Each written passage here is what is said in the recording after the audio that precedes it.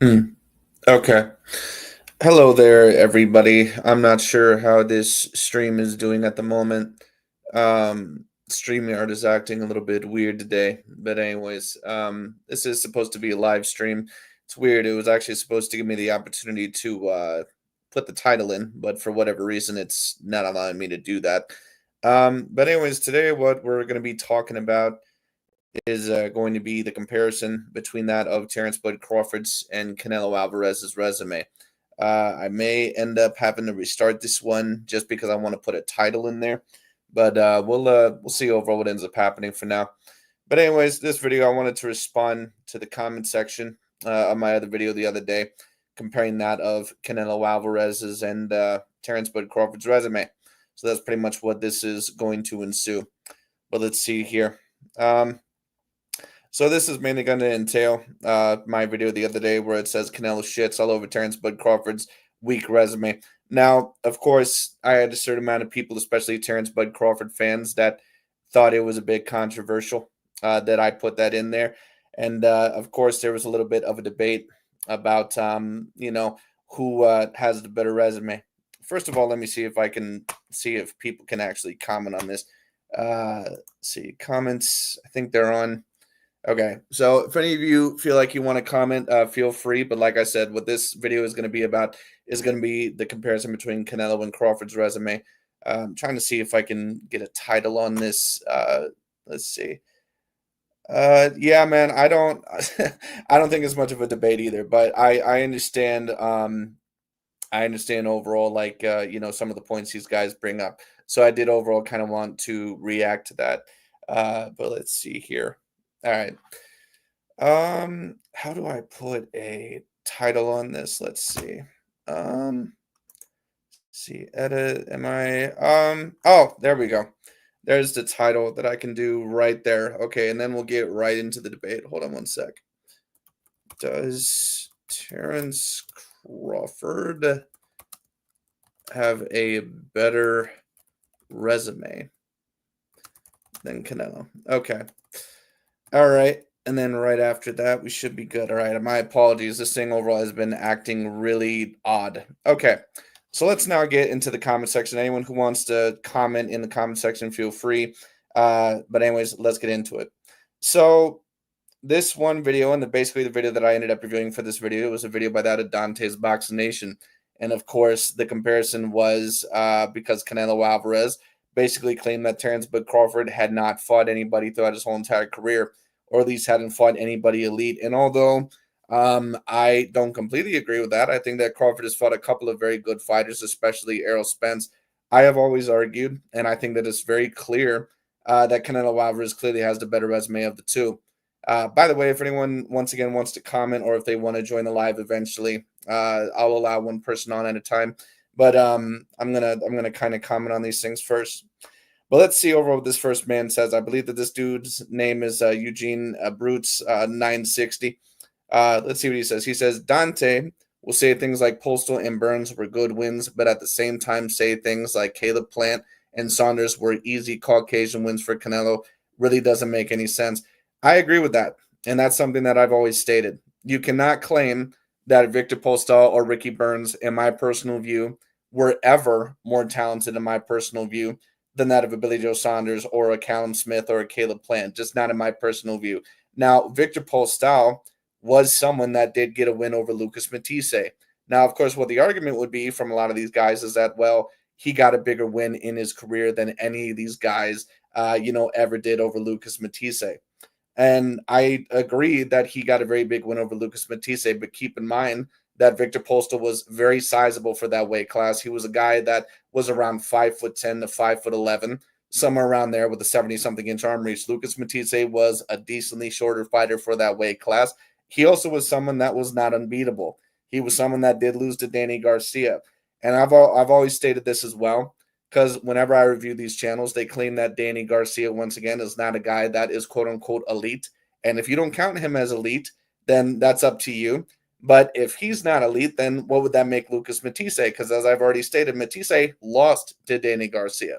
So although that was a very good win, Caleb Plant was a guy that ended up beating a couple of champions. Victor Postol has only ever beaten one champion in his career. And then the rest of the wins in his career, or excuse me, the rest of the big fights in his career, he ended up losing. And I've been telling people this, for a very, very long time. But is what it is. But I agree with that point 100%. Let's see if there's anything that I can respond to in this.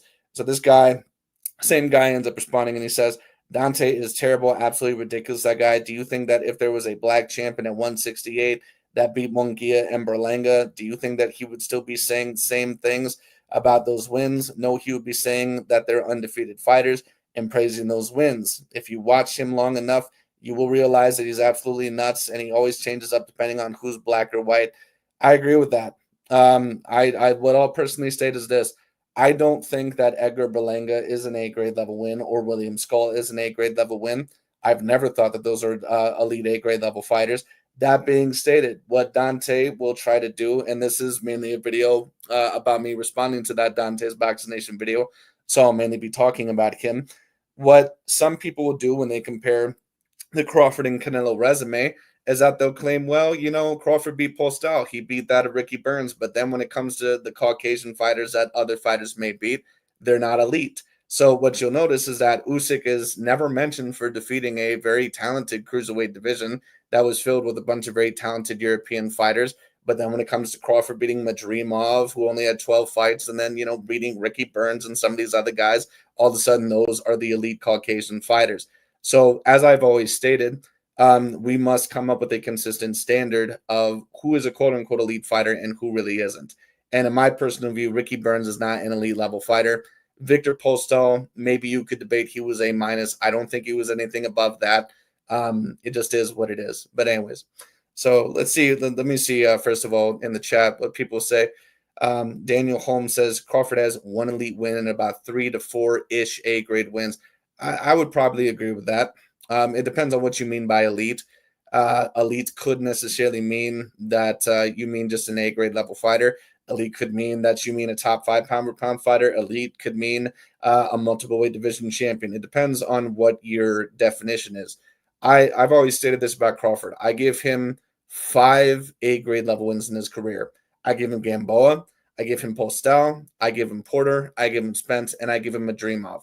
The problem is that even those A-grade level wins, when you take a look at them, a lot of those fighters are kind of questionable as to how great they ever were in the first place. Because when you take a look at Yuriorkis Gamboa, he's someone that, although very good at the time, and he was avoided somewhat, like the regular Cuban fighters, but he was someone that when you take a look at it, the best win of his career was over Orlando Salido. And that was at a time when Orlando Salido was pretty much losing to a lot of the bigger fighters. And on top of that, it's very obvious that he didn't belong at 135 in the first place. So, I mean, that's something that does have to be brought up. But once again, I give Crawford credit for those wins. It's just we have to be consistent with the standards. Let's not do this thing to where we claim that all the Caucasian fighters that Canelo beats are bums or C-grade level fighters, and then all the Caucasians that Crawford beats or Jaron Boots Ennis beats, that they're the best or they're the elite of the elites, because they always, certain people try to pull that narrative. But anyways, and I'll read some of your guys' comments a little bit more, or actually I'll read a little bit more in the chat, and then I'll go back to the comments anyway, because there was actually a comment about David Benavidez by Mike Rodriguez 7570 that I wanted to review. But let's see. All right, let's see what Chris Williams had to say. He says Terence Crawford has been fortunate to be in the right place at the right time, in the right division. No one Crawford has beat has been elite outside of Errol Spence. Crawford has great untested skill. Once again, man, it depends on what you mean by elite, but I understand what you're saying. When you talk about pound for pound like type of skills, the only fighter that Crawford really has ever beat that ever would have been probably top 10 pound for pound level, even if they would have had the right opportunities, would have been Spence. I do agree with you. Whereas with Canelo's resume, you can debate that there's more pound for pound level fighters on his resume. There for sure is. Now, of course, he did lose to Mayweather in Bivol, but he also did beat Gennady Golovkin. He did beat Jermell Charlo, someone that I always thought was a bit overrated in terms of skill, Jermell Charlo, but he still was on there. And Erislandy Lara, let's not forget him either. Erislandy Lara was someone that at one point in time was getting certain top 10 pound for pound acclaim by certain lists out there. I'm not going to claim that, he was ever officially top 10 pound for pound. But when we do take a look at certain fighters that could be looked at as potential, fighters that maybe could have had pound for pound claim, Canelo does have more wins on that. He just does. That being stated, once again, I give Crawford credit. He has basically fought almost everyone that he's needed to fight. I do criticize his move to sign with Top Rank at that time, because I think it could have been easier to possibly resign or to sign with the PBC. But that being stated, he fought everyone he needed to at 135 and at 140. There just wasn't as great a competition there. Now, we're going to talk about that as it goes into a little bit later because I want to address some of these other comments. But anyway, let's see what Hype 2 Beast has to say. He says, I don't think resume will matter for this fight. Both fighters are not in their peaks, but Canelo has fallen off more. I agree with that. I've already stated this, and many people have debated me on this. They say, how can you claim that Canelo has more wear and tear because Crawford is 3 years older? And I kind of explain it in this sense. It's not always about who's older because everyone ages differently. Like I've also compared it like this. Like you take a look at two cars. You might have one car that's from, say, 2015. You might have one car that's from 2018. One's older, and it may have, overall, it may have the older model, but it may have less wear and tear on it. It may have less damage. Canelo's been boxing professionally for 3 more years.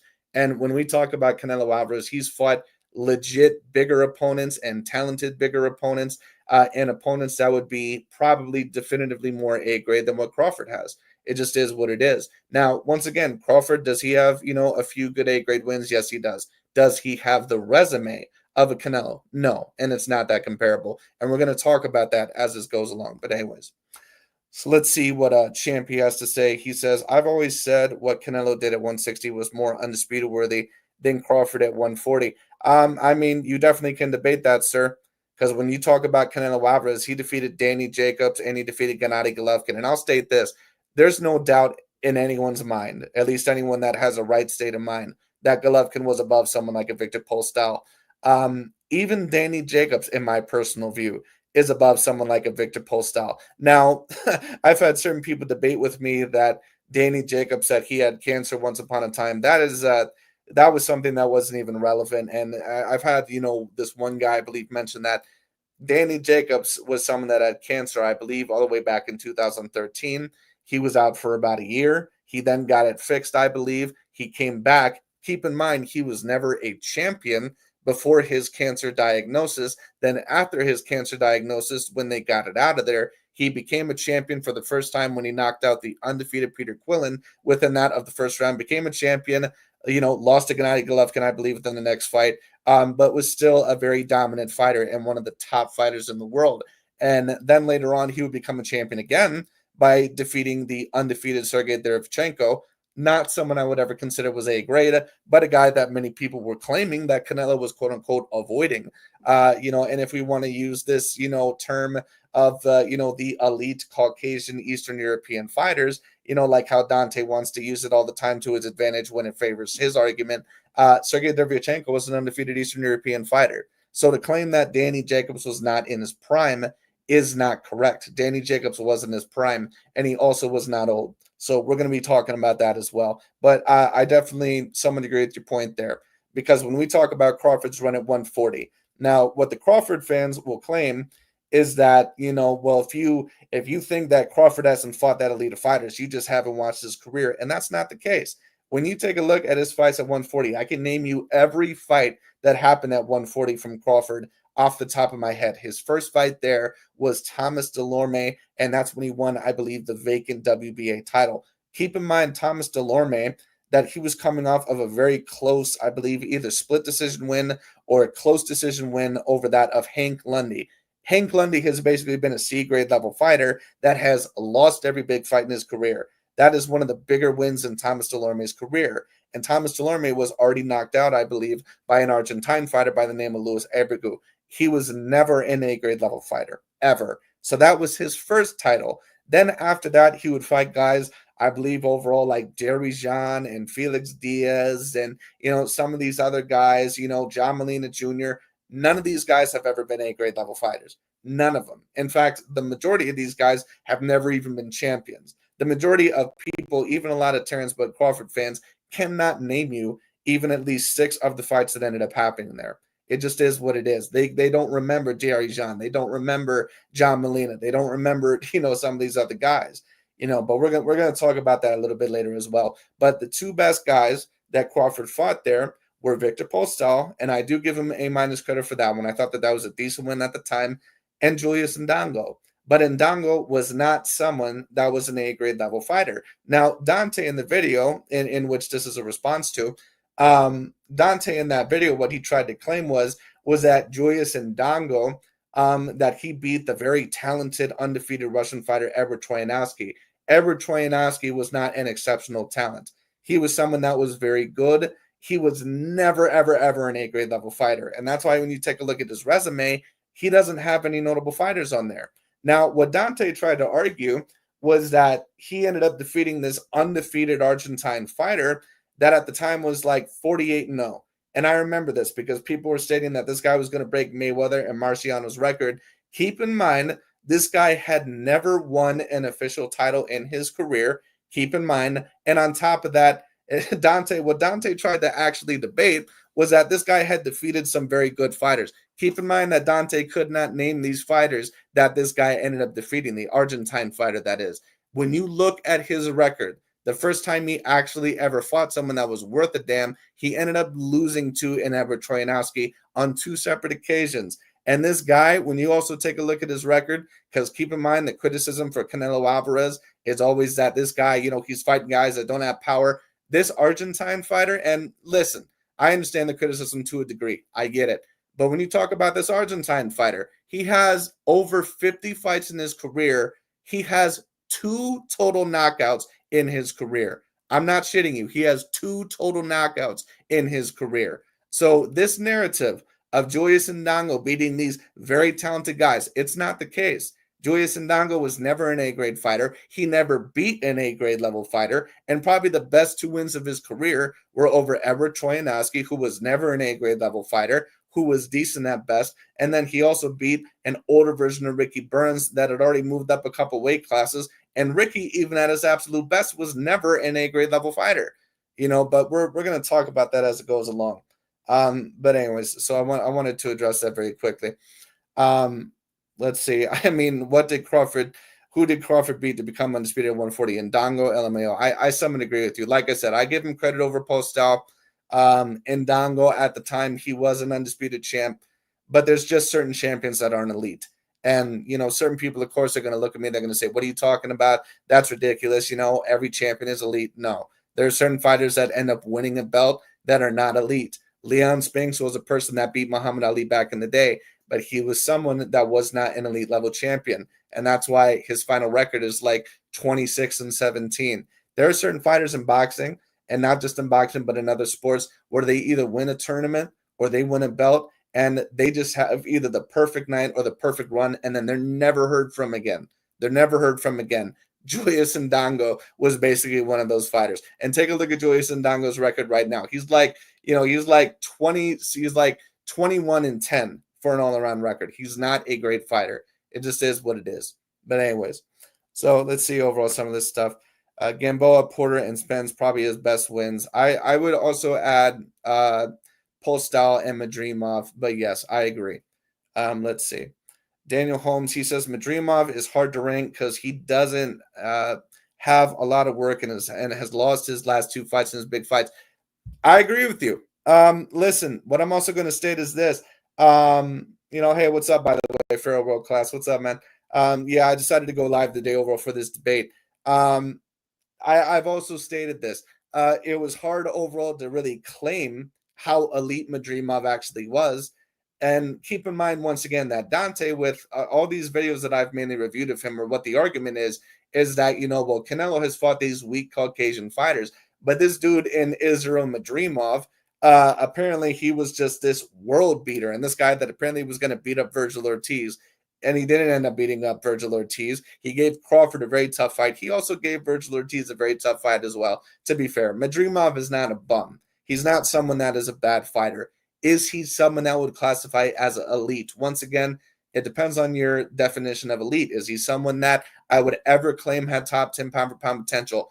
Absolutely not. He's not someone that's ever going to beat the A+ level fighters. And he proved that not only against an older version of Crawford, he proved that against Virgil Ortiz as well. No one would be favoring Israel Madrimov in fights against Terence Crawford or a peak version of Spence or a peak version of Jaron Butsenis or a peak version of Virgil Ortiz. No one would be favoring them over him. But what Dante will try to tell you is that the Caucasian champions at 154, that they're comparable to Artur Beterbiev and Dmitry Bivol. They're not. Madrimov had 12 total fights. He had never fought a fighter on the level of Terence Bud Crawford before, and he was a guy overall that was very good. He was never great. Never great. He was never, in my personal view, on the level of some of the other European fighters that Canelo Alvarez had fought. Now, maybe if you wanted to debate that, maybe he's on the same level as a Saunders or say, I don't know, a Caleb Plant. Maybe you can debate that at their absolute best, but it's hard to judge that because Madrimov has never really beaten an official champion before. He doesn't have one champion on his resume. So remember, he got the belt because Jermell Charlo ended up vacating the majority of the belts there. That's how Madrimov got the belt. To this day, he still has never beaten a champion in his career. So that's why we don't know how good he actually is. But anyway, but let's see. Let's see. Okay, so yeah, we got that.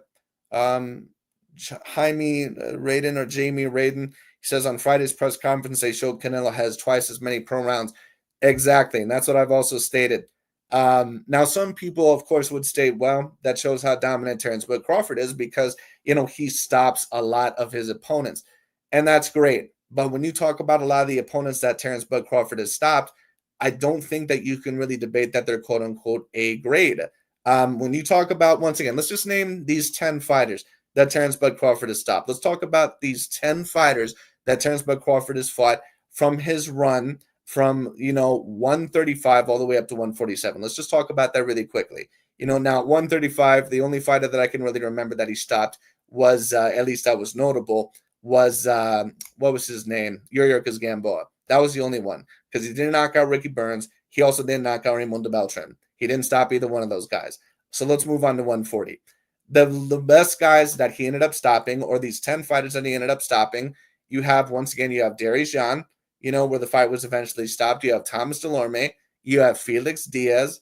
All right. You have Julius Ndango. You have Jose Benavidez, Jeff Horn, Aegis Kavalaskas, an older version of Kell Brook.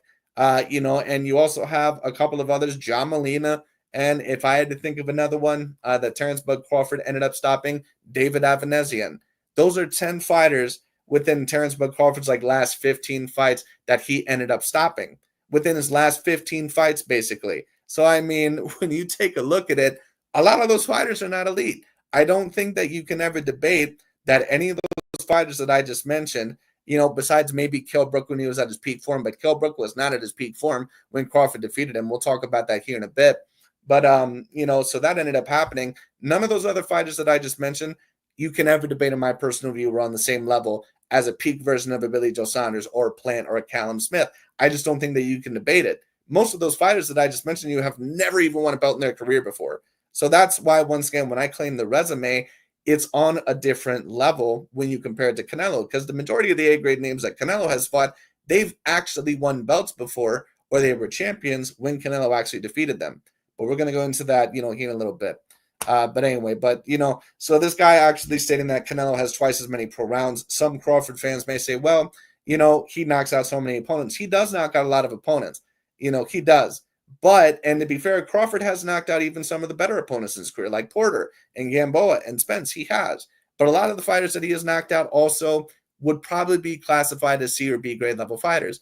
It's different when you're Canelo and you're 5'7", and you're fighting Gennady Golovkin, Danny Jacobs, you're fighting Callum Smith, Caleb Plant, Sergey the Crusher Kovalev, and some of these guys are legitimately bigger than you.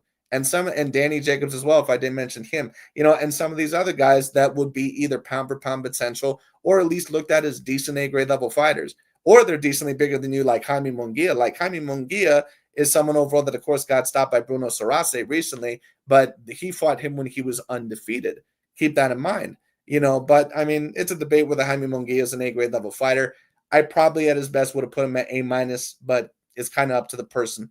But anyway, so this person mentioned in Cotto. Yes, Cotto was, in my personal view, Cotto was actually A- at the time when Canelo had fought him, or at least A grade. We'll talk about that here in a bit. But what the narrative always is, because I always state that Crawford did not fight Kilbrook or Amir Khan at a great point in their career. They state, well, why do you claim that, but you won't say that Canelo fought Golovkin at 36 and that he fought Cotto at 35? Canelo did fight those guys at a little bit of an older age. But once again, there's a difference between an older fighter that's still a great champion and someone that's completely washed up. When you take a look at Cotto was coming off of a 3 or 4 fight win streak. He was looked at as a little bit more refreshed and refurbished because of his training with Freddie Roach.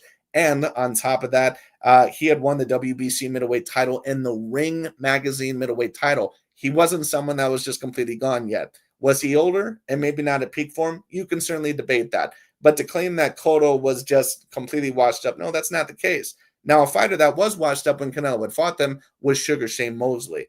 That was someone overall that was washed up because he was getting nowhere near a belt. He was on like a 3-fight losing streak. That was something that was a bit different. But we'll talk about that, as it goes along. But anyways, let's see what Marcus here has to say. He says Crawford's resume is decent, but comparing it to Canelo's laughable 16 world champs, I agree with that. Just in my view. This guy says, what is something Bud will have to do against Canelo to win? Well, in order for Crawford to win that fight, in my view, he's going to have someone of a speed advantage. He's definitely going to have to stick to his jab. He's going to have to try to move around Canelo quite a bit and, kind of try to confuse him, throw him off with his feet, and just make sure, that he's always kind of outside the range and not stay up on the ropes for too long. I don't think that he can afford to do that. Now, Crawford stated that he's going to try to come forward against Canelo. And although I think that can work to a degree, and I can understand where he's coming from, he has to be sure that he's not too open. Because what I will state is this: if he does get hit with Canelo flush, especially with a good right hand, but even a good left hook, Crawford's going to feel it. And out of the two fighters, Canelo Alvarez is definitely more durable between the two. That being stated, Canelo, what he'll have to do is that he's going to have to try to make this very uncomfortable for Crawford. If Crawford does end up pushing Canelo Alvarez back, I don't know if Canelo will end up winning the fight in that way. Not necessarily because Canelo can't fight someone on the back foot, but one of his weaknesses is that he is at times a little bit more flat-footed. He's gotten better at that, at the latter part of his career, but he is still someone that doesn't have as good a feet as Terence Bud Crawford. And he's also someone that doesn't have the reach or the height advantage. So Canelo's going to have to make this a very ugly fight for Crawford. He wants to try to keep this up against the ropes or in the inside as much as he can, in my personal view. What Crawford is going to have to do to win is going to have to really try and outwork Canelo Alvarez, from the mid-range to a distance. He does not want this fight up against the ropes the whole entire time. If Canelo looks within the first few rounds like how he did against Jermell Charlo, it's going to be a very long night for Crawford. But question is that will Canelo Alvarez be able to do that? Excuse me, because he is older and he does have more wear and tear. Now, Crawford is not young either. He's 38 years old this year. But, I mean, or he's going to turn 38 years old this year. But Crawford is someone that I do believe has less wear and tear in him. But anyway, so we'll talk about that. But let's see. So Mark T ended up saying Crawford will be 20 pounds heavier than his best fighting weight and 3 years older than Canelo. I can't see him lasting 12 rounds there without gassing out. I wouldn't be shocked. That being stated, Canelo Alvarez is definitely not a spring chicken. Canelo Alvarez is just, I think he's clearly shown more wear and tear. And if this fight, I'm going to say this. Oh, crap, the PC battery is running low. So hold on 1 second. Let me find the charger here, ladies and gentlemen. Sorry about that. Because if I don't plug it in, then I'm going to shut off on you guys. But that was my original prediction as well. But what I will personally state is that Canelo Alvarez, like I stated, he has shown more wear and tear over the years than Terence Bud Crawford. That being stated, what I did state is that if Crawford gains too much weight, it is going to affect him. It is going to affect his speed. It's going to affect his stamina. It's going to affect his footwork. It'll affect everything. Even fighters that end up moving just one weight class when they even may belong more in that weight class. Even Andre Ward, like for those of you that remember Andre Ward, when he moved up one weight class, just from 168 to 175, there was a clear difference in his speed and his footwork. There just was. And that's what people don't understand. You have these guys that claim overall that, well, Crawford, he did this dispensing, he did this to that. Yes, but this is different. If Crawford would try to stay around the 160 to 165 mark, I think that would be the best weight for him. But if he tries to really be 185 or 180 in the ring, and if Canelo comes in great form, that's going to be a problem because he's not going to be used to that level of power that Canelo is going to hit him with. He's not going to be used to I would say the skill of Canelo. Canelo obviously is extraordinarily skilled at his best, but I just don't know how skilled he's going to appear in that fight because he's just been clearly on the downside for the past few years. But I mean, when you take a look at it, Crawford's got to watch out in this fight because I don't care what anybody says. When you do move up a couple weight classes, and Canelo's not really a super middleweight, he's really more of a middleweight, but he still is going to have the size advantage in terms of the weight. So Crawford is going to feel those punches. If he does end up, whether he gains weight or whether he doesn't. I don't care what Crawford says. He can claim that he's beating all these bigger guys in sparring. Those guys are not going full out on him. Not if they're really natural super middleweights. Now, Canelo, once again, not really natural super middleweight. He's really more of a middleweight. So, I mean, maybe. But like I stated, I believe that Crawford is training very hard for this. But we also got to keep in mind Crawford is 38 years old, or at least going to be about 38 years old, this September. He's also trying to gain weight, so that might be an issue. Certain fighters try to gain weight. It works for them. It works against them. But honestly, oftentimes more than not, when you try to gain that much weight, especially around the 20-pound mark, it really can work against you because, it messes up your timing. It messes up your speed. It messes up your counters, messes up your footwork, messes up your foot speed, messes up all that stuff, or at least brings it down a couple of notches. And Canelo's not a guy to where he's a one-dimensional fighter. There are certain people that, of course, try to say that Canelo is this one-dimensional fighter. He's not. He's someone that is an extraordinarily level fighter that can fight in a multitude of ways. But Canelo style has become a bit more one-dimensional recently because of his slowing down. So it's going to be an interesting fight. But I kind of agree with what Mark T is stating there. It depends on what version of Canelo that I see, though. But anyway, let's see. No matter what happens September 13th or how Usyk is still pound for pound number one, then in a way, then Bivol. Well, if Crawford ends up winning over Canelo Alvarez, he definitely will have a great debate in my personal view as the number one pound for pound fighter because he still is moving up weight. So I don't have a problem with Crawford being debated number one if that happens. But what I will state is this. Do I think that this is the best version of Canelo or the best version of Crawford? No. This is kind of comparable to like how a lot of people compared Sugar Ray Leonard versus Marvin Hagler because a lot of people didn't believe that either of those guys were really in their prime anymore. That's kind of what this fight is like in my personal view. And that's why, in my view, at the moment, the fight is kind of up for grabs. If this would be the same Canelo that I seen from the Jermell Charlo fight, although Canelo looked even a bit aged in that fight, if Canelo was able to perform the way that he did in the Jermell Charlo fight against Crawford, I would favor Canelo Alvarez 80-20. But just in his most recent fights, he just looks too hittable. He looks too slow. I would give Crawford a chance in this fight, at least a better chance than when I gave him before. So we'll see. But Usyk is, at the moment, in my view, definitely the number one pound for pound. I think that he's just done too much, and he's done it over bigger opponents and, guys that are good, great. They're not even just, good fighters. They're decently great fighters. They've all been champions. AJ Anthony Joshua, Tyson Fury, he did something that was not supposed to happen. So Usyk right now does have to be my number one. But just to talk about the pound for pound rankings, depending on who wins this particular fight, if Crawford ends up winning, I would definitely state that he deserves to be number one pound for pound, or at least in the conversation. But if Canelo wins, might boost him up a little bit, but it's not going to be something that, puts him immediately number one pound for pound because he is expected to win this fight, even with his aging. So, but, just thought I would claim that. But anyways, this guy, Nerd, he says Crawford has a shit resume, but he still is a great fighter based on accolades and skill set. I'm not going to claim exactly that Crawford has a shit resume, but what I will claim is this. His resume is not as good as what a lot of his fans try to claim it to be. His resume is very similar to that of a Joe Calzaghe's. To where if you take a look at a Joe Calzaghe oftentimes doesn't get, the credit that he deserves, in my personal view, a lot of the times. Probably because he's not American, and on top of that, he's a Caucasian fighter. Sometimes those fighters are just, they don't always, sometimes they get over credit, sometimes they get a little bit less credit. But Joe Calzaghe, in my view, actually was someone that was a great fighter, all-time great level fighter, someone that I would put debatably within my top 30 fighters of all time. right there with Bernard Hopkins, right there with some of those guys.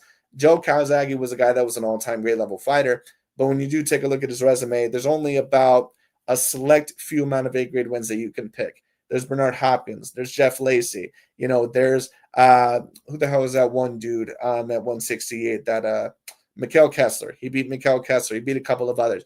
That's what I would compare Crawford's resume to. It's not a resume to where I take a look at it and I say, wow, I don't recognize any names on here. It's a good resume. It's just not on the Canelo, Mayweather, or Pacquiao level. Now, I would say that Pacquiao, Mayweather's resume are probably about a level above Canelo's, but Canelo is right below their resumes. He has a great, great resume. Crawford has a very good resume, but it's not as good as what his fans try to claim that it is. It just, it is what it is. But we'll get into that as it goes along. Let's see. This dude says Crawford would need Bo Max help. Bo Max sits on Canelo and the fight's over. Yo, that's wild. Bo Max definitely a big dude, man. I'll give you that. That dude looks like he's been 400 pounds overweight for years. Anyway, let's see. Daniel Holmes said Crawford has suspect defense. I don't see it holding up against Canelo, even an old faded Canelo. I mean, that's something that is not the worst prediction. Crawford is someone that can be hurt, definitely more than Canelo. He's someone that, in my view, he was very elite defensively in the Errol Spence fight, but a lot of his other fights, he's not really shown a whole lot of elite defensive statistics. He just hasn't. And this is something that I've also brought up. A lot of people don't understand this.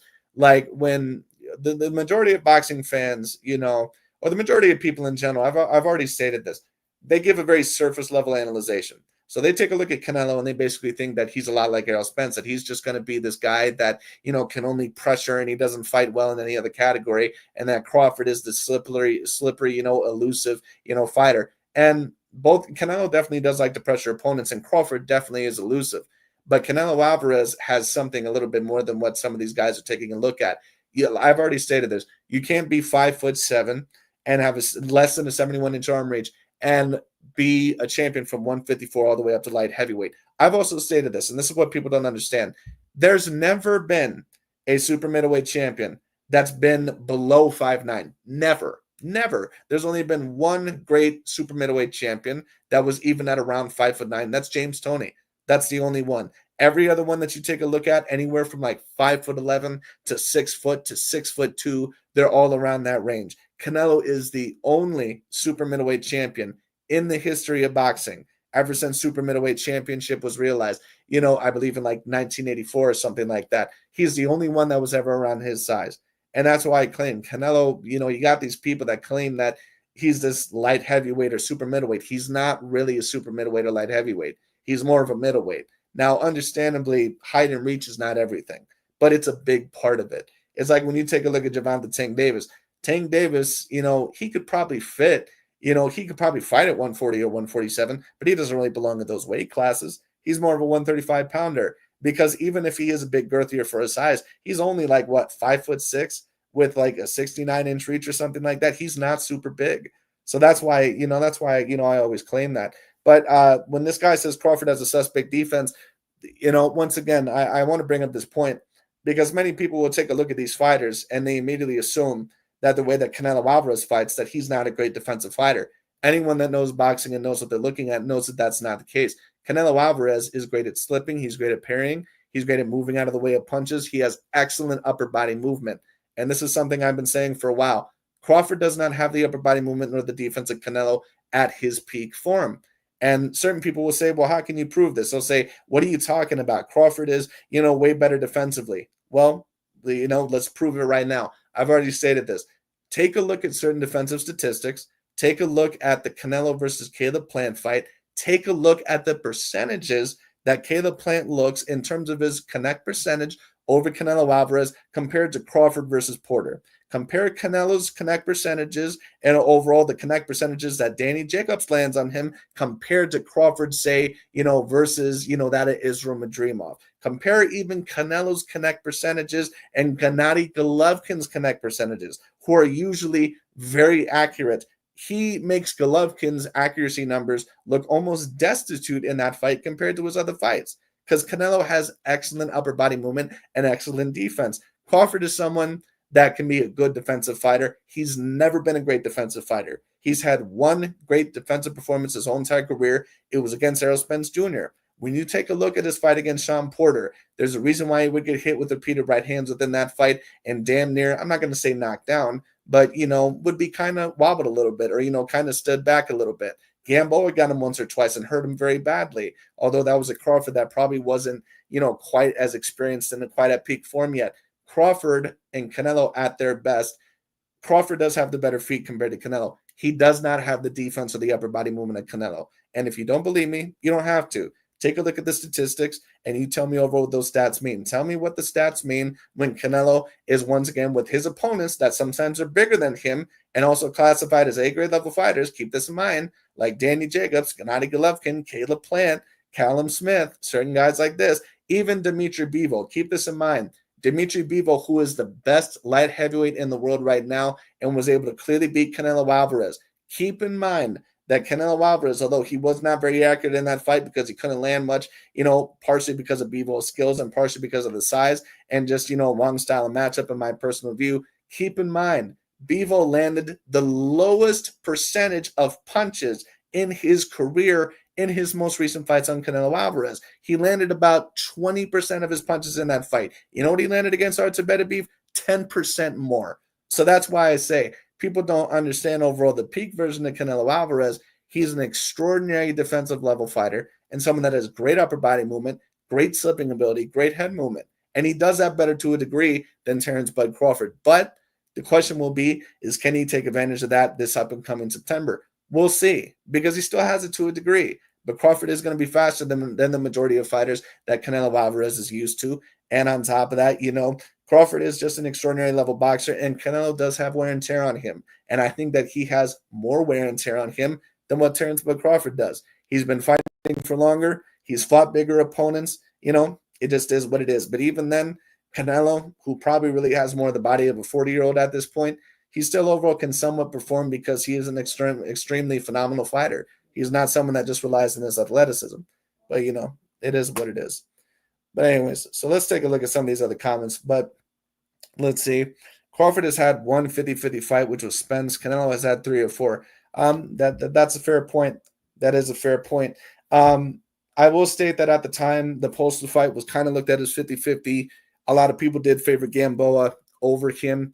I'm not going to say the Porter fight was 50-50, but it was looked at as a big fight. The Madrimov fight was not looked at as a 50-50 fight. So that's not the worst point in the world. Canelo versus Golovkin, he actually was not the favorite in either one of those fights. Canelo Alvarez was not the favorite against Golovkin. He had a 50-50 fight over Lara at the time, which was kind of looked at as a fight that could have went either way. He also had a fight against Cotto. That was looked at as a fight that could have went either way, although he was a slight favorite. He also had a fight against Austin Trout at the time, which was also looked at as 50-50. But, I don't want to completely tear down Crawford's resume there, because that can that's the reason why I only classify by usually A-grade level fighters. That's why I claim that Crawford has 5 A-grade level wins, but Canelo, in my view, has about 11. So that's why I say that the resume is just not comparable. But let's see here. But this guy Nerd says, they served Gamboa up to Crawford after being inactive and signing to Rock Nation. Gamboa had no choice but to take that fight. Gamboa has a losing record at 135. That's not the worst point in the world that he has a losing record at 135, but what I actually will state is this. I believe Gamboa actually may have been favored to win that fight. Gamboa was looked at as a Cuban prodigy. He definitely was undersized for that weight class. There's no doubt about it. And Crawford was a bit big for that weight class, but Gamboa was looked to be a force to be reckoned with. Now, that being stated, do I believe that Yuriorkis Gamboa was ever really quite as talented or as skilled as Araceli Lara or Guillermo Rigondeaux? No, he just had too many defensive issues. He would get knocked down several times in his career. People looked at him as a bit chinny, but in all honesty, I thought that he had a decent chin. He could be knocked down, but the problem with Gamboa is that he was not a great defensive fighter. He was someone that was a lot of offense. He would use his feet for his defense, but in terms of keeping his hands up and upper body movement, he had good head movement, but he wasn't someone that, like a Canelo Alvarez, could slip punches to an elite degree. He didn't keep his hands up well. He was always someone that was a flawed fighter. And compared with Crawford's size advantage in that fight, I mean, 2020 hindsight, it was only going to be a matter of time. So I understand what this guy's saying, but it was an A-grade level win at the time. So I'll give Crawford that. It is, I'll give him that. But anyway, Gamboa was a featherweight brought up. I agree with that. I've always stated that. Now, of course, Canelo, it's not like Canelo hasn't fought any smaller fighters in his career, but we're going to get to that, eventually as well. God, man, I keep reading all you guys' comments, and I'm not, I'm not even having time to read the comments of the video, but thank you all for commenting so much. Anyway, but let's see. He has only won a vacant belt as well, never beat a champion. Perhaps he's talking about Israel Madrimov there. I think he was talking about Israel Madrimov. Yeah, Israel Madrimov is someone that he's never beat a champion. He only won a vacant belt. I explained that earlier. I agree with you. Let's see, Canelo KO Super Bud in 8 rounds max. We'll see about that, man. I wouldn't be surprised if neither of them get a knockout. I wouldn't be surprised if either of them won by decision. If Crawford wins, I just don't see it by stoppage. If Crawford wins, I think it's going to be by unanimous decision or split decision. If Canelo wins, could be by knockout, but I think more than likely also going to be by decision. We'll see, though.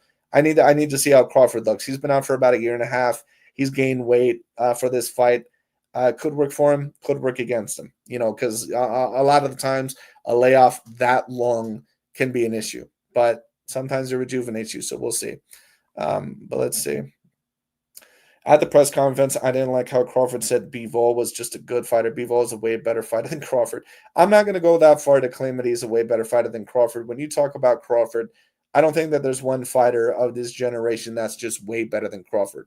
Even guys like Bivol or Canelo or Usyk there's not one fighter in my view in this generation that is way better than Crawford, and that's why I don't want to go to that extreme either.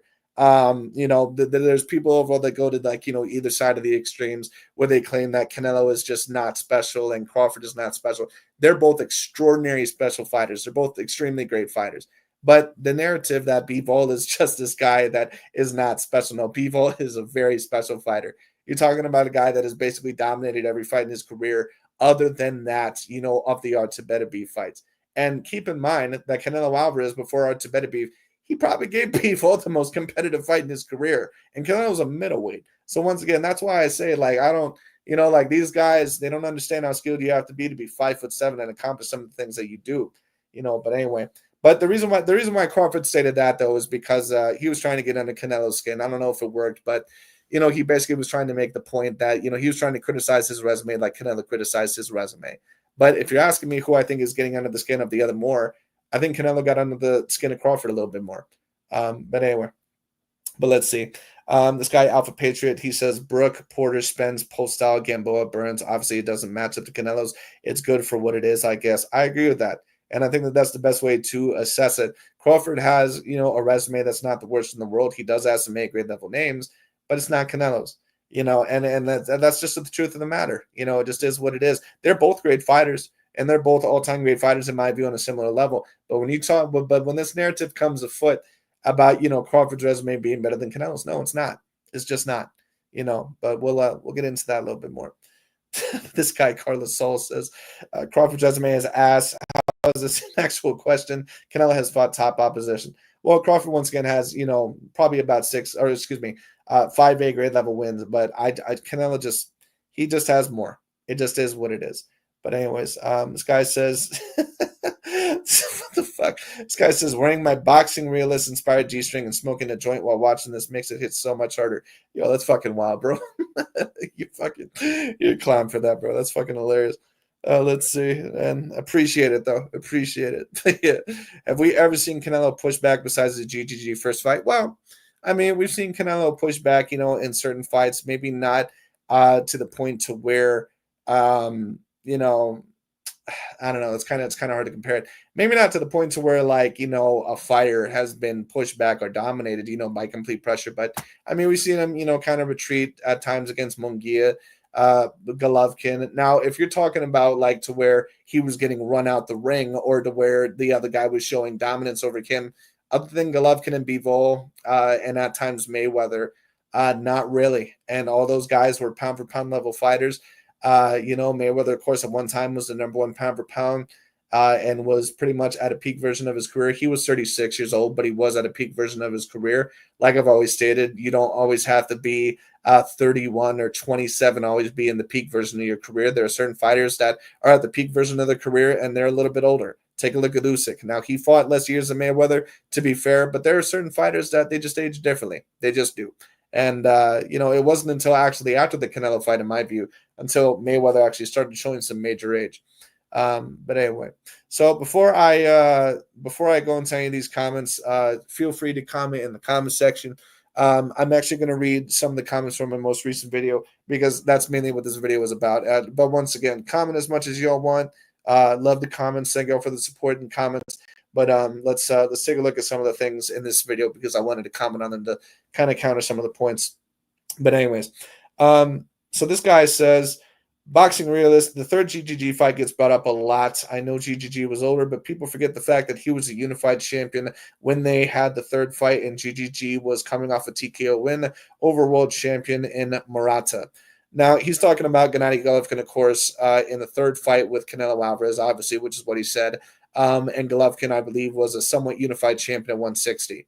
That, in my view, is about an A- level win. I don't think that Golovkin was quite himself at that point in time, but it still was a decent win. I'm not going to claim that it was the same level when he beat him the first time, but, it is what it is. That being stated, I don't think Golovkin was beating probably the most elite champions at 160 at that moment. But I mean, it is what it is. But Golovkin, of course, we all know what he brings to the table when he's at his most dangerous. But that, of course, was Golovkin probably at his weakest point. But but let me also address this though, because I remember I reviewed a few videos by Dante, and I've always addressed this. Dante will use the excuse for either Golovkin or Canelo, depending on who he wants to tear down for that day.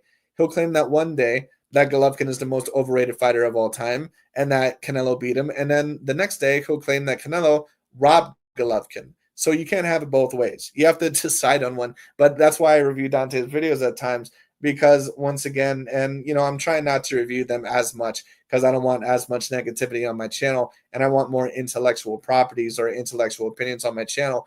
But it is important to review these narratives because narratives, of course, spread like a wildfire. So that's why, I kind of wanted to commentate on these still, at least at certain times. Goddamn, I gotta drink some water real quick, guys. Hold on one sec. I've been talking straight for an hour. Hold on one sec. Whew. Sorry. All right. But anyway, but yeah, no. So point being though is that I remember the narrative of when Gennady Golovkin possibly should have lost to Sergey Derevyanchenko, which was a very close fight. They were claiming, see, Gennady Golovkin was never that good in the first place. He lost to Sergey Derevyanchenko.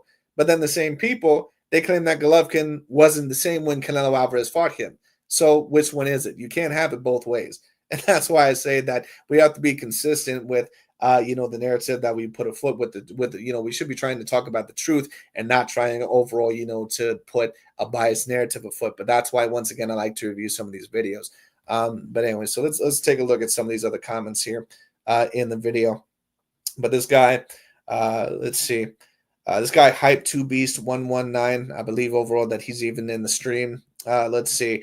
He says the Canelo that fought Caleb Plant and Billy Joe Saunders will probably stop Terence Crawford, but Canelo is not the same fighter anymore. Crawford has a good chance of winning. I agree with that. I think that that's a good assessment. I think it's a 50-50 fight in my view. If Canelo shows up in really good form, like he did against Jermell Charlo, I think he wins. But if Crawford is able to take advantage of a slow Canelo, a Canelo that does not have fight the right game plan, he could easily win a decision as well. He could. I don't see Crawford getting a stoppage over Canelo. I don't. I think Canelo is too durable, too skilled. But if Crawford ends up winning, it's more than likely going to be because he keeps Canelo either in the middle of the ring or backs him up, or because Canelo just can't catch him and he just doesn't quite have the same speed or ability anymore. Now, it could also just be that Crawford is, better than Canelo Alvarez. It could be. But that being stated, it's a little bit hard to judge because Canelo, I don't think, has really been in great form really for the past 3 years. I mean, he's been somewhat great, but not himself great. So that's kind of the issue with this fight. I don't think either fighter is really in their prime form anymore. But anyway, let's see. Okay, this is actually a comment that I wanted to address earlier. So this person, I believe, he says real fish stories. So he says, but fighting nothing but old men and lighter fighters is better. And of course, I believe that he's talking about Canelo Alvarez here. So this has been a narrative for a while that Canelo Alvarez only fights older fighters or he only fights fighters that are lighter.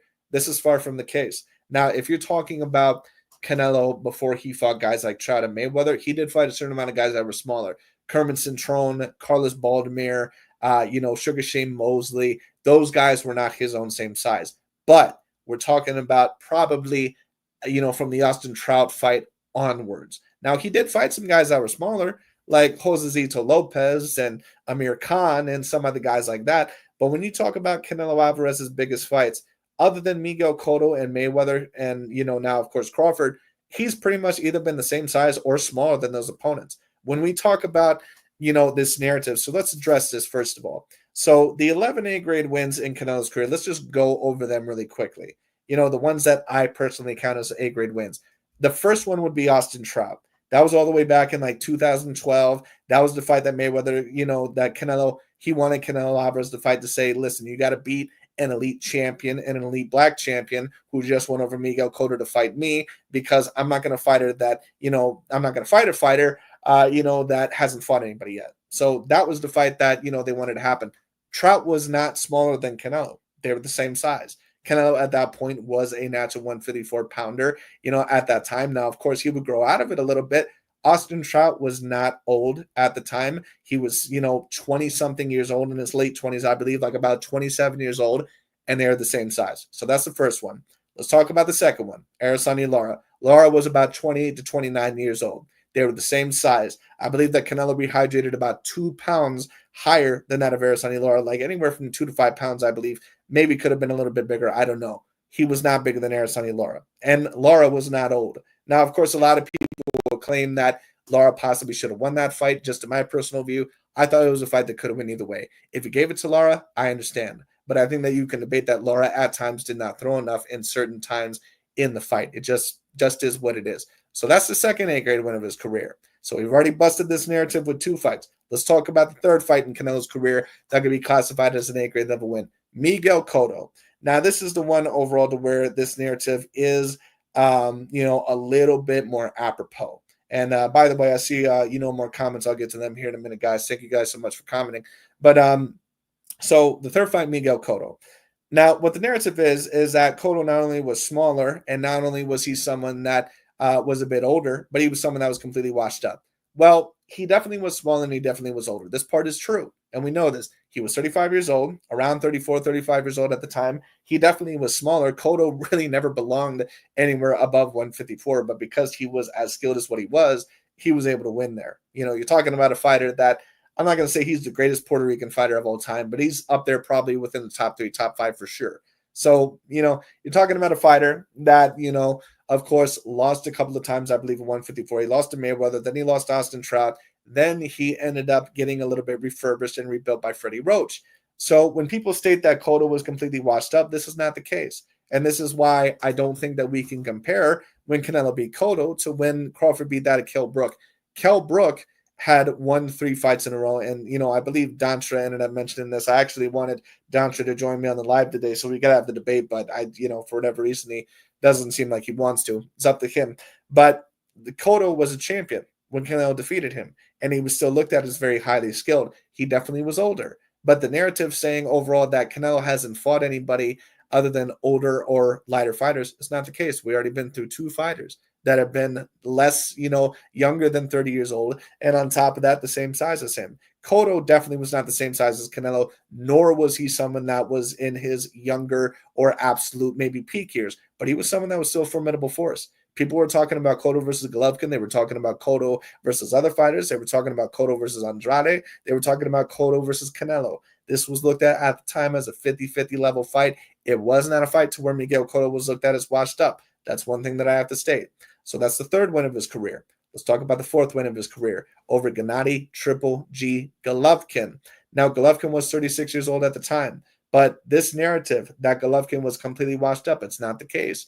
Keep in mind that Golovkin was debated as some people, even as the number 1 pound for pound fighter on the list, on a lot of lists. Keep in mind that he fought Canelo Alvarez. They fought to a draw in a very close fight, a fight that I probably thought Golovkin probably should have just edged out, but you could debate maybe that it could have been either way, and I'll also state this. I thought Golovkin had more of an argument to win over Canelo than what Lara did, by the way, but, just wanted to state that very quickly because people like to use both of those fights, to kind of, tear down Canelo Alvarez's resume, and you could debate that he lost those fights, but you could also debate that he deserved the draw or the win as well. So wanted to talk about that as well. So he faces Golovkin in that. Of course, we know that Canelo gets caught on PEDs. We know that. But, then afterwards, Canelo Alvarez suspended for about 6 months or something like that. They fight in the rematch. But before then, Golovkin fights Vanes Martirosyan. And Vanes Martirosyan is a fighter that I wouldn't ever really classify as elite, but he was someone that was a tough customer at 154. And keep in mind, never been knocked down prior to this fight, never knocked out prior to this fight, fought the Charlo brothers, or at least Jamel Charlo, fought Demetrius Andrade, and fought Arislani Lara. Never knocked down against any of them, I believe. Never knocked out. Fights Gennady Golovkin, and what's happened? Knocked out and dominated in round two. Knocked out and dominated in round two. So this narrative that Gennady Golovkin was washed up, that's not the case. He was a bit older. Was he 36 years old? Yes, he was. He was not washed up. He was not someone overall that, wasn't anywhere near to what he was. That is not the case. Gennady Golovkin overall, and keep in mind, just a couple of fights ago, by the way, before he fought Canelo, he had won over Danny Jacobs. So this narrative overall, and a young, great, American black fighter in Danny Jacobs, who had just knocked out Peter Quillin and got some other decent wins in the division. So this narrative that Golovkin was washed up, no, he wasn't.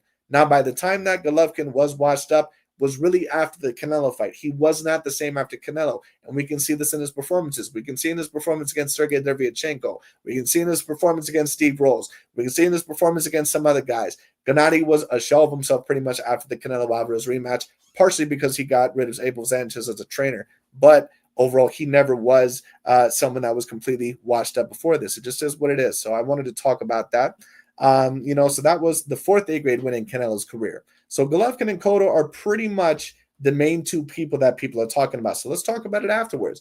Who did he beat after Gennady Golovkin? Danny Jacobs. Danny Jacobs was about 32 to 33 years old, so he wasn't old. And keep in mind that he was a champion at the time. All right, so let's continue afterwards. Who did he defeat after that? Callum Smith. Callum Smith, I believe, was in his 20s, or in his early 30s at least, or something like that. He also was a Ring Magazine champion and, had beat George Groves, who at the time defeated Chris Eubank Jr. George Groves, maybe not completely debatably an A-grade level fighter, kind of up to you, but, that's kind of how the circumstances went. Callum Smith was not this bum. And he's actually won some very decent fights afterwards. People keep trying to say that Callum Smith was this bum. No, Liam Smith was the fighter of the two brothers that was not that good. Callum Smith was the very decent fighter. He was very talented. And if you've seen him in his most recent fight against Joshua Buatsi, that one African fighter, I believe, who's very talented, he ended up just dominating him. 9 rounds to 3. And that was after Callum Smith suffered 2 dominant losses to Canelo Alvarez and a dominant loss to Artur Beterbiev. All right, and keep in mind that Callum Smith gave Artur Beterbiev probably just as tough of a fight as Anthony Yarde and some of these other light heavyweights. Keep that in mind, other than Dimitri Bivol, of course. So keep that in mind. So he beats Callum Smith. He beats Caleb Plant, who is in his late 20s, I believe, or maybe early 30s, something like that. All right, then, of course, he beats Billy Joe Saunders, early 30s, not old. All right, a champion. He beats Jamel Charlo in his early 30s, I believe, not old. Beats Jaime Munguia in his late 20s, or however old Jaime Munguia is, not old. So this narrative, and of course, Sergey Kovalev. Kovalev was a bit older. That is something that is true. But let me also state this. Sergey Kovalev was coming off of 2 decent wins in the light heavyweight division. All right? He had defeated Eleider Alvarez, who was undefeated, and knocked him out in the previous fight. Sergey the Crusher Kovalev got in the rematch, dominated him, embarrassed him, won back the WBA title. All right? That's what ended up happening. Then, in the second fight, right after that, he ended up facing Anthony Yarde, who is a very talented, athletic, young, up-and-coming British guy that had a lot of potential. Sergey Kovalev mainly outboxed him, other than one round where they had a lot of problems with him, and he knocked him out, I believe, in like round 9 or round 10. That's what ended up happening. Now, what the narrative is that Sergey Kovalev almost got knocked out by Anthony Yarde, blah, blah, blah. He had one round to where it was very troubling, but it was one round of the whole entire fight. Kovalev was mainly dominating him throughout that whole entire fight. That's the Kovalev that Canelo fought. Now, was it the Crusher Kovalev that beat Andre Ward? No, it wasn't. But to state that Sergey the Crusher Kovalev was washed up, absolutely not. And keep in mind that Dante's Boxing Nation had always stated that Anthony Yarde was going to be this great challenge, and I want to see Canelo face Anthony Yarde, and Anthony Yarde is going to give Artur Beterbiev problems. The same Anthony Yarde that was his first loss was the Sergey the Crusher Kovalev. So like I said, it doesn't add up. So this narrative of Canelo Alvarez only fighting lighter fighters or older fighters is not the case. When we talk about older fighters, there's only 3 fighters that you really can mention in terms of from the Austin Child point onwards. There's Gennady Golovkin, Miguel Cotto, and Sergey Kovalev. Those are the only ones that are older. When you talk about lighter fighters, there's only a couple that you can talk about. There's Miguel Cotto, Jermell Charlo, and that's really about it. None of the other A-grade fighters that he fought were really lighter. Mayweather, I guess, if you want to count that one, but of course he ended up losing that one. And keep in mind, Mayweather, of course, was the number one pound-for-pound fighter at the time. All right, so I mean, it just is what it is. So this narrative of Canelo Alvarez that the majority of his wins in his career are over, these weak Caucasian fighters or these older or smaller guys, it's just not the case. And Jermell Charlo, also keep in mind, although a lot of people will claim that he was smaller and he definitely was coming up and weighed a couple of weight classes, Jermell is a guy that really should be fighting in middleweight. And he rehydrated heavier than Canelo Alvarez in that fight. Now, I'm not always going to use that for the standards, because, to be fair, Canelo rehydrated heavier than Bivol in that fight, and I've always stated that I never thought Canelo was Bivol's size. Bivol is a little bit lighter for a light heavyweight, but he still fought there for the whole entire career of his career, for the entirety of his career. Canelo is not a natural light heavyweight. So that's, been my point for a while. Hold on one sec. Let me take another drink of water here. Anyway. All right. All right, so let me take a look and see if there's another comment that I can address on the video. Then I'll get to some of your guys' comments, in that of the chat. But anyways, so let's see here.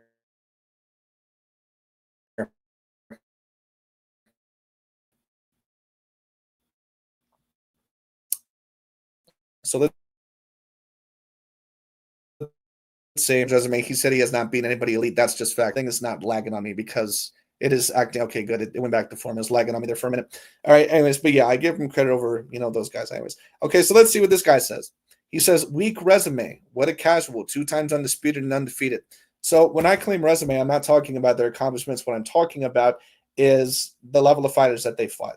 Now, there are certain fighters that have become undisputed, but it doesn't always mean that they have fought the greatest level of competition. Once again, when you talk about Crawford's level of competition with the undisputed reign that he has had, his undisputed reign at 140 was not something that was, this unbelievable, I can't believe he did it. His undisputed run at 140, really, to be quite honest with you, wasn't even as strong as Josh Taylor's. Because when Josh Taylor ended up unifying that weight class, people really thought that those were legit 50-50 fights. I don't think that people ever really thought that Julius Ndongo was ever really going to defeat Terence Bud Crawford. No one ever thought that Thomas Lorme was going to defeat Terence Bud Crawford. When Crawford won the belts, he won them off of 3 people. He won the vacant WBA title over that of a Thomas Lorme. He won the WBC title, I believe, over that of a Victor Postol. That was the biggest fight he had there, hands down, not even a debate. And then after that, Julius Ndongo, who I believe had the other 2 titles, or whatever other 2 titles that he had. But no one took a look at Julius Ndongo and said, wow, a guy that probably can really defeat Terence Bud Crawford. No one was saying that. I mean, it just is what it is. So Crawford definitely has great accomplishments, but when you talk about the resume, it's not always about, being undisputed. You have certain fighters out there that, believe it or not, are 3 4-weight division champions. They're not elite fighters. When you talk about Ricky Burns, he's a 3-weight division champion. He's not an A-grade level fighter. When you talk about Adrian Broner, he's a 4-weight division champion. Name me one elite A-grade level fighter that Adrian Broner was ever able to beat. And he's a legit 4-weight division champion. I've been stating this for a very long time. So this narrative that if a fighter is a 4 or 3-weight division champion, that they're just automatically elite, what proof do you have of that if they have no wins over an A-grade level fighter? Is Ricky Burns really someone that we would classify as an A-grade level fighter? I don't think that we can classify him as an A-grade level fighter. It just is what it is. And the narrative always was with Canelo when he fought these British European fighters that, they were too slow or they didn't have movement, that they were C-grade level fighters. Callum Smith, Billy Joe Saunders, those 2 fighters were a decent amount more talented, especially athletically, than what Ricky Burns ever were. They just were. And keep in mind that Ricky Burns has never had A-grade level power. He's not someone that even has a 50% knockout ratio, from what I believe. I believe if I'm correct about that, overall, someone correct me. Oh, someone says drop the link, brother. I'm sorry, man. I didn't notice that earlier, but I'll drop it down and some people overall can talk about it. But anyways, but yeah, so I kind of wanted to state that overall the first. But yeah, so just because someone has been undisputed in a particular weight division, it doesn't always mean that that they always have the best caliber of competition on their resume.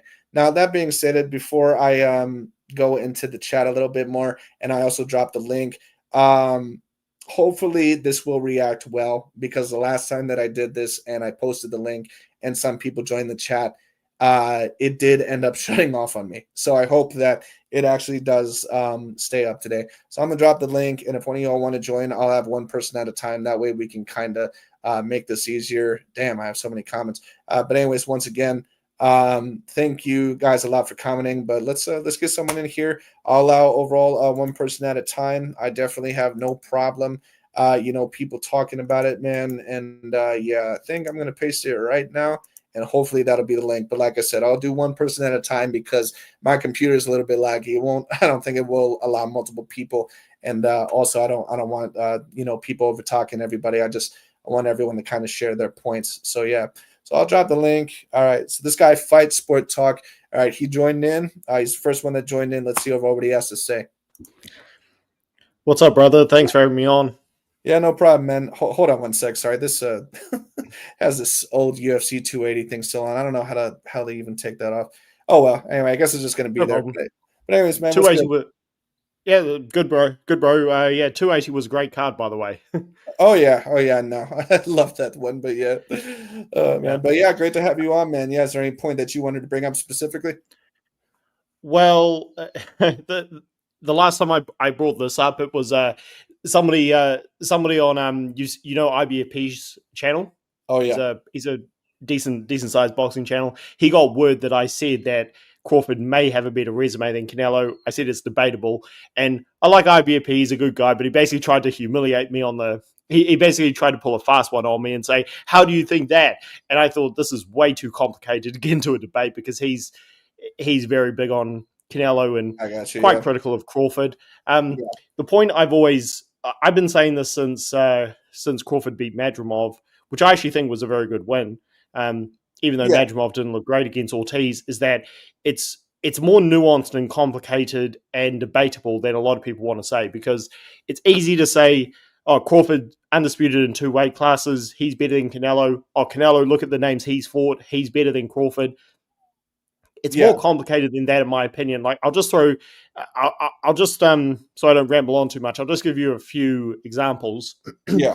Crawford's never used any catch weight or rehydration clause.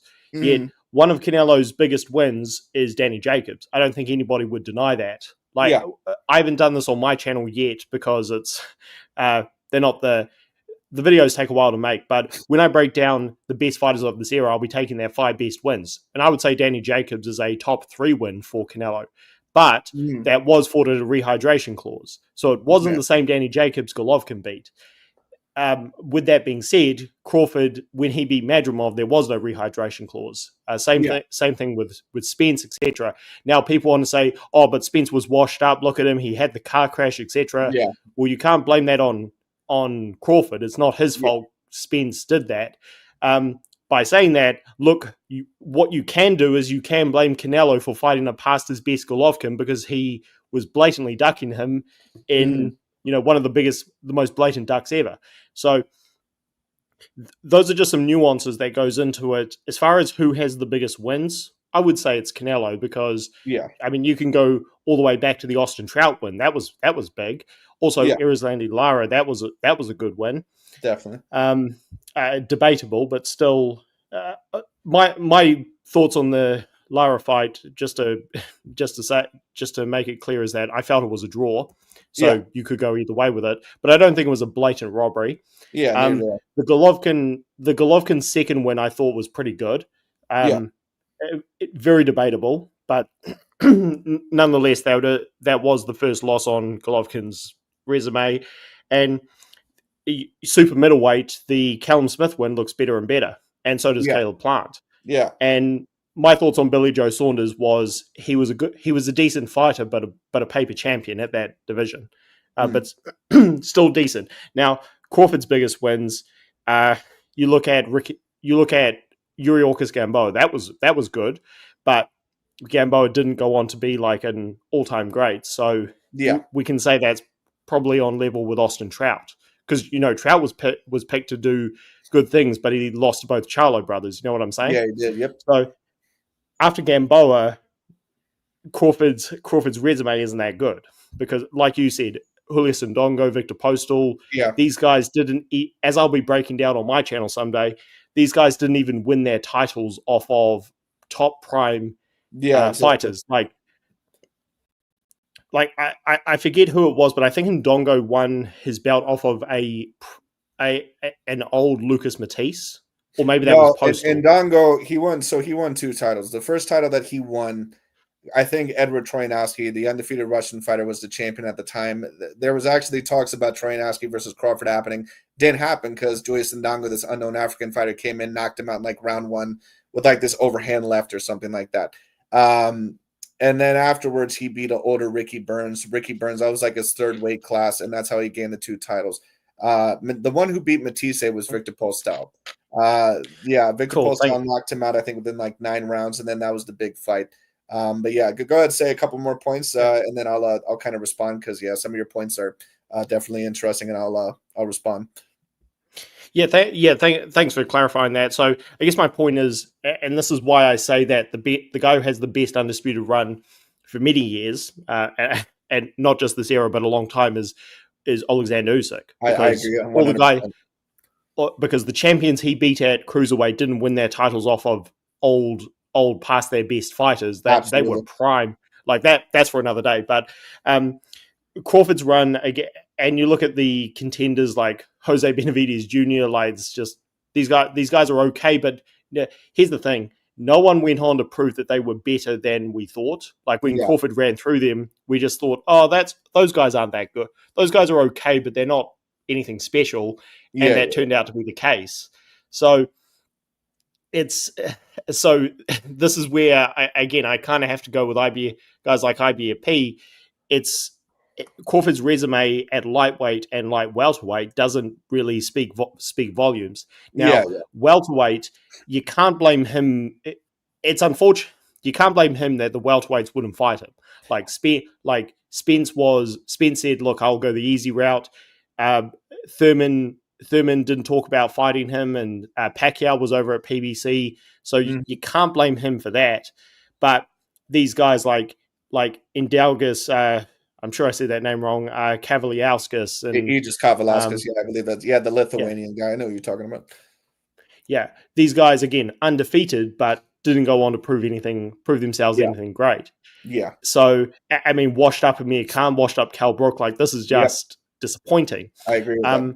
Then you get to Porter. Now, Porter's a good win. Porter, I put that almost on the level of Alexander Usyk's win over Maris Briedis, because Porter was not just a multiple-time champion, but he fought everyone. So that was a good win for Crawford. And it was conclusive, whereas Canelo's win, again, if we're comparing Crawford... Also, I just want to say this. This is one thing I completely disagree with people on. They say, oh, but Porter was pretty much retired. That to me is absolute BS. Like, I didn't see any difference in Porter, the Porter who fought Crawford to the Porter who went life and death with Errol Spence. I know. Like, I think, So I don't think just because he retired afterwards, to me, that doesn't mean anything. So in fact, I think Crawford's victory is what made him retire. Like, no offense to Porter. So that win for me is comparable-ish to Canelo's win over Danny Jacobs or Canelo's win over Callum Smith, which has aged pretty well. But it was a lot more conclusive. He had a lot more conclusive victory. And then you had the big win over Spence. Now, this is where people like IBFP really disagree with me. I think you can compare Spence to Golovkin. Yeah. And there are people, I mean... you'll know this being on YouTube. There are people who will come for your neck if you say that. They'll say, "How can you compare Spence to the great Golovkin?" They'll say, "How can you compare little G to or triple bum, whatever they call Golovkin, to the great Errol Spence?" You know, I think they're pretty similar. And who had the more conclusive win? It's no question. So this is why I think it. So. Sorry if I've been too long-winded, brother. No, but you're all good. I guess I'll say Madrimov was a good win, but that was very debatable. So I would say Madrimov is on the level of Callum Smith and Caleb Plant for Crawford. So I guess to sum it up, I'm sorry, Canelo, you said which fighter was on the same level as Plant and Israel Madrimov. okay. I think Okay. I think I put Madrimov on the same level as those guys. Very, decently skilled. Not he's proven to not be super elite, but Gotcha. good fighter, competitive. Good in all areas, good stamina, all of that. So Mhm. Canelo has more high level wins, but Crawford has the more conclusive high level wins. So this is why I say Mhm. it's debatable. Yeah. I got what you mean. Okay, so I'll kind of chime in with some of my points. I think one of the points that you made that I can somewhat agree with when you talked about the Canelo versus Jacobs fight, I kind of understand that point to a degree because Golovkin, I don't think he had a rehydration clause necessarily, but actually, after just looking up recently, like right now, because that was one of the few pieces of information I had to do a little bit more research on. Danny Jacobs, I believe, was supposed to weigh no more than 170 pounds, I think, under the IBF rules for that. However, he didn't follow them, and I think they don't know his rehydrated weight. It could have been anywhere from 175 to 180. But So for if the I could just Canelo, so if I could just jump in, he actually the HBO did weigh him in, and he weighed in at 185. 185. All right. So for Canelo in that fight, then yeah, he wasn't supposed to go anywhere over 170. I think he rehydrated to 173 or something like that. So Jacobs, I think you can definitely debate that. Perhaps not as heavy as what he was, but I'm not going to claim overall that Danny Jacobs was completely, say, like limited within that fight. Maybe perhaps a little bit more limited than what he was with Golovkin, but I still think Jacobs was, somewhat within peak form within that fight. Now, that being claimed overall with some of the other fights that you mentioned, um, I think that Canelo overall, I think it's really non-debatable. I think that he very clearly overall has the way better resume. That being stated, when you did compare Golovkin and Spence, I don't think that is completely insane to compare those two fighters. And the reason why I state that is because they were both looked at as top five pound for pound. Now the question would be from there on is that who has the better resume, who has the higher skill set. I would state that Spence has the better resume of the two. He does have more A grade level names. I don't think there's a doubt about that. Now, that being stated, if you were to ask me who I think is the more skilled of the two, I would probably have to say Golovkin just by a little bit. But I understand definitely with what you're stating.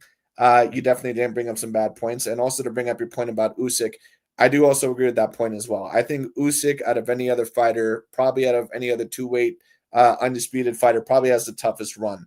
And the reason why I say that is because when you look at Crawford's undisputed run and Canelo's like undisputed run, Canelo, in my view, actually had a decent undisputed run at 168. Billy Joe Saunders, in my view, was not a natural 168 pounder. He's really more of a middleweight. But the reason why I still give Canelo a great credit for that win is because I don't think Canelo Alvarez is a super middleweight. Neither of them really are. Canelo is 5'7". He's not really a guy he's only recently kind of rehydrated up more to 185. In some other fights, he's been more around, 170, 169, something like that. So Canelo and Billy Joe Saunders, they're not really super middleweights. But like I said, Canelo's not a super middleweight either. He's really more of a middleweight. So that's why, in my view, Canelo still deserves a lot of great credit for that win. Now, when we take a look at Crawford's undisputed run at 140, it's not the worst that I've seen, but it's certainly not the strongest. Because, and I've already mentioned this, the three fighters that he got the titles over, he won the first title over Thomas Delorme. A lot of people don't even know the hell that even is today. Thomas Delorme was a guy that, once again, his biggest wins would include Hank Lundy and maybe somebody else, but he's never been looked at as an A-grade level fighter. The next fight after that, of course, was Victor Postol. Very decent fighter. I would claim that he's maybe about on the same level as, say, someone like a Saunders, but probably even not then, because I believe that Saunders is someone that has clearly more talent than that of Victor Postol.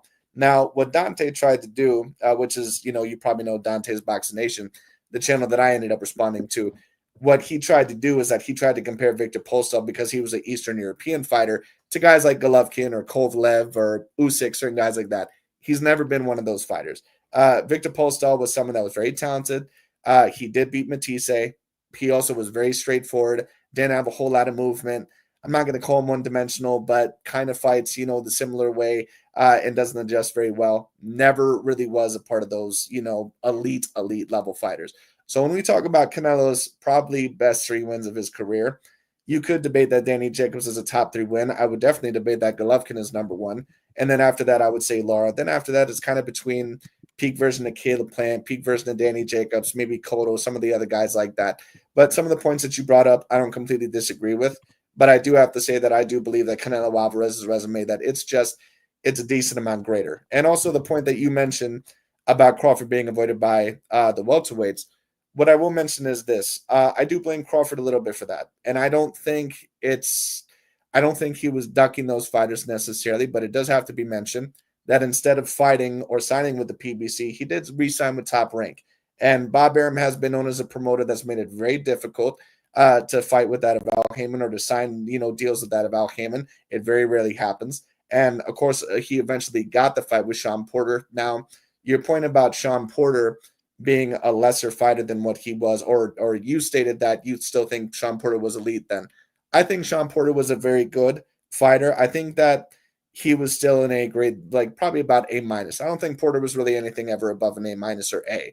But I do get some people's points saying why Porter maybe wasn't quite the same. I'm not going to go as far to state that he was washed, but to maybe state that he was the same in the Spence fight, or as good as what he was in the Spence fight or some of the other ones, it's kind of up to the eye of the beholder, but I understand. Because taking a look at Porter, he did look a little bit less motivated. There were certain things overall that, he just looked a little bit less of himself. That being stated, I still think that that's an A-grade level win. As for Madrimov, it's hard for me to compare him to guys like Caleb Plant and Billy Joe Saunders and Callum Smith because he's never really beat anybody before. So as much as I would like to put Madrimov on that level because I think he's a very good talent, it's hard for me to know how good Madrimov actually is. And I'm claiming that it's an A-grade level win, but I can only have so much evidence off of that because he's never defeated a champion before ever in his career.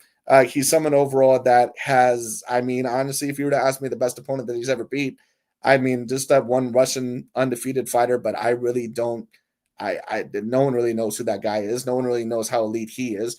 Madrimov is very good, but honestly, I don't even know if I can put him on the same level as Plant or Billy Joe Saunders. It's a debate, but one thing I will say about Plant and Saunders is that at least they have proven that they've beaten some very, at least former champions. Maybe not great, but they've beaten some former champions. Madrimov never has. So that's why it's a little bit difficult. I do think there's someone on a relatively similar level. But the difficult thing is that Crawford is just, I don't think that he has very many definitive A-grade wins. But you stated that as well. Like I said, I give him Postal. I gave him Gamboa. I think you may have mentioned something about Gamboa earlier, but I can't remember. Then, of course, you have Porter, you have Spence. That's another point I'll mention, Spence, about the car accidents. Spence, in my personal view, was still at a very great point in his career. I don't know if the car accidents had an effect on him to that degree, but I'm not going to use that excuse because Errol Spence had a very dominant performance over Yordenis Ugas right before that fight. Now, he was off for about a year and a half, but I do think that that was an elite level win. So some of the points that you bring up, I definitely agree with. There was a couple of things that perhaps I disagree with a little bit more, but I think I would have to agree with, a lot of your points. But in terms of the resume being debatable, I would have to claim that Canelo, in my view, I don't think is that debatable at all. I think that Canelo just has way more A-grade level wins, clear A-grade level wins, or debatable A-grade level wins, and that's just the way that I would put it. But if there's any more points that, of course, that you have to bring up, certainly feel free to bring them up, and we can converse over those as well. Yeah, I would agree with you. I would say based on the amount of high level wins ranging from Austin Trout, here is Landy Lara to well, first Golovkin fight was a draw. I thought Canelo lost it. I'll go with the second one, Danny Jacobs. Then the run at super middleweight, and the run at super middleweight. I forgot about the Kovalev fight. That's the one I was thinking of. Oh yeah, and you say that, yeah. Crawford's wins over Gamboa, his welterweight run, Porter, Spence, and Madrimov, they don't really compare. So I do agree with that. The reason I say it's debatable is just because there's different ways to look at these kind of things. But I do agree with you. The guy who, just to put things into perspective, and I don't know, maybe I'll be on your show in the future to talk about these guys, but I think the guys who are very clearly number 1 and 2 of this era would be Usyk number 1. For me, he's the greatest fighter since the days of Floyd, Cotto, Pacquiao, Hopkins. Yeah. I think is the best of this era, and I do think Inoue is clearly above, is clearly number two. So I put him above Canelo and Bud without any real Mm. question. That's interesting. Yeah. Yeah, but again, by saying that, I can see how people would have it the other way. I Yeah. just feel very strongly about that. So Mhm. again, with Canelo and Bud, I do agree with you. Some people, and this is this is one of the reasons why the greatest of all time discussion is so complex. Some people take in the manner of your victory over the amount of victories you have. Yeah. So again, Crawford starching Errol Spence in like the beatdown of the century. That some people use that and they say, "Oh, he's clearly better." Well, Yeah. not quite, but because Canelo beat more big names. So Mhm. yeah, the reason. Well, again, I said it was debatable because of because do you take Crawford's overall talent into the picture or do you just count the amount of wins? If you're just going off resumes, yes, Canelo has the better resume. Yeah. So, um, so yeah, I guess that's really it. I mean, I think this this is related. So I'll just say it. I think Crawford has done a massive disservice to himself since he beat Spence. I only started my channel last year Oh, after nice. the Spence fight. So sorry. Oh, no, I said nice, man. Yeah, best of luck to you on that. Oh, thanks, brother. So yeah, I I was waiting for Crawford to announce fights with Boots here. With Boots, with Yeah. Virgil Ortiz, and when none of those happened, and the Madrimov fight happened out of nowhere, which going into it was a high risk, low reward fight because nobody Yeah. knew who Madrimov was. I think Crawford has done a massive disservice to himself because he was the superstar of the sport after Spence and he did nothing with it. So, Yeah.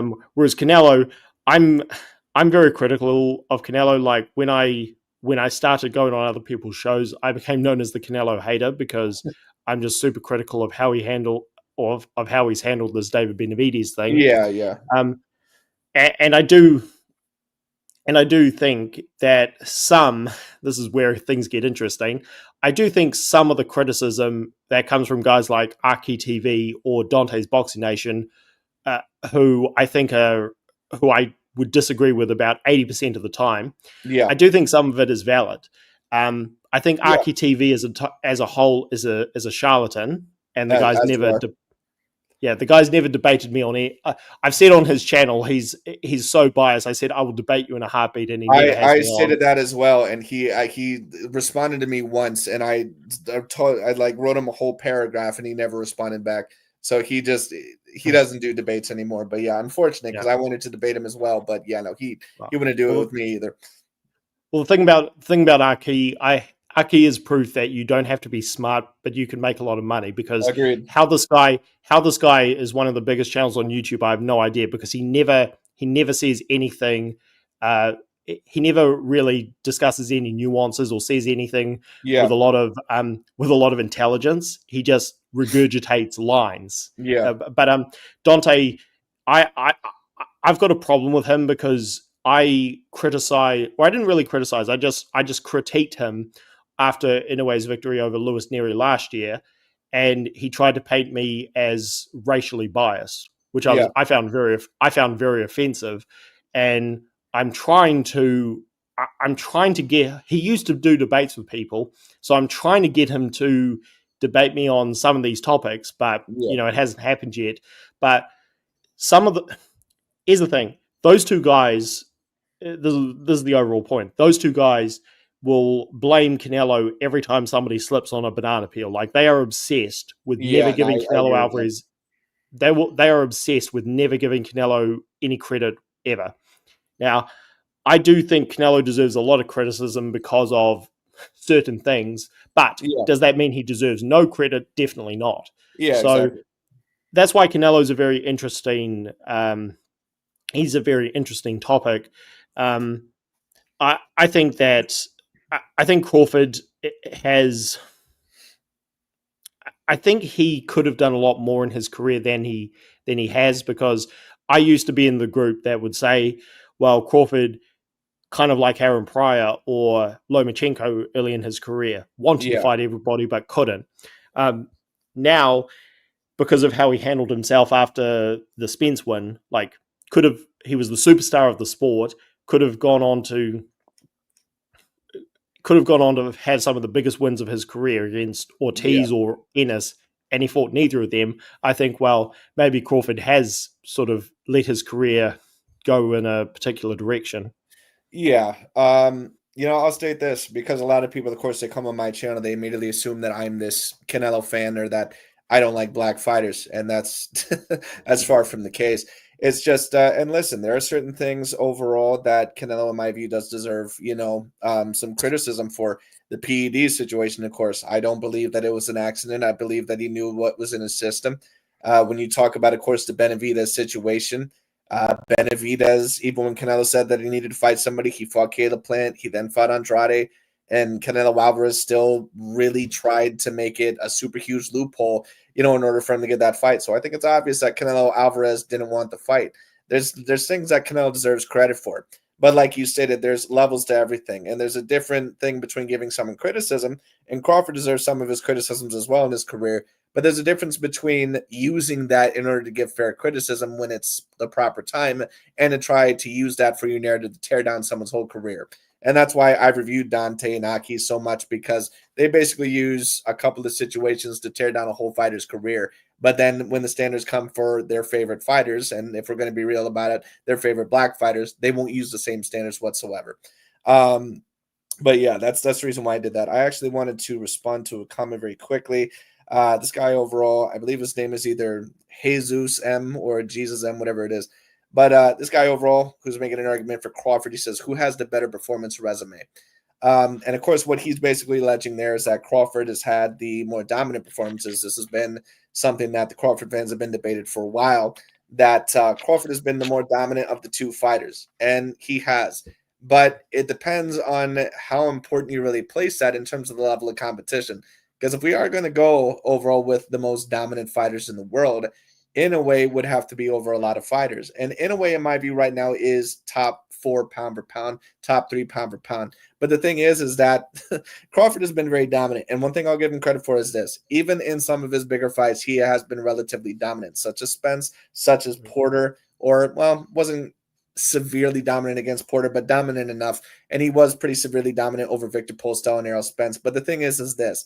The majority of Crawford's fights in his career have not been over clear A-grade level competition. He's also not been fighting a whole bunch of fighters that would be looked at as bigger than him. When you talk about the Errol Spence win, that's something that can be relevant. But when you talk about wins over Jose Benavidez and Jeff Horn and Aegis Kavalasquez and David Avanesian and Joyous Ndongo and certain guys like these aren't guys that are A-grade. So although people will say that people that, they'll say, well, he's been very dominant. You can be very dominant against B and C grade level competition, but how dominant are you against repeated A grade level competition? And Crawford has fought his share of A grade level fighters, but it's not on the same consistency level of Canelo. And what I'll also state is this. Many of the Crawford fans have also debated that, well, Crawford started off his career at 135. He fought a lot of bigger fighters in his career. He has not fought a lot of bigger fighters in his career.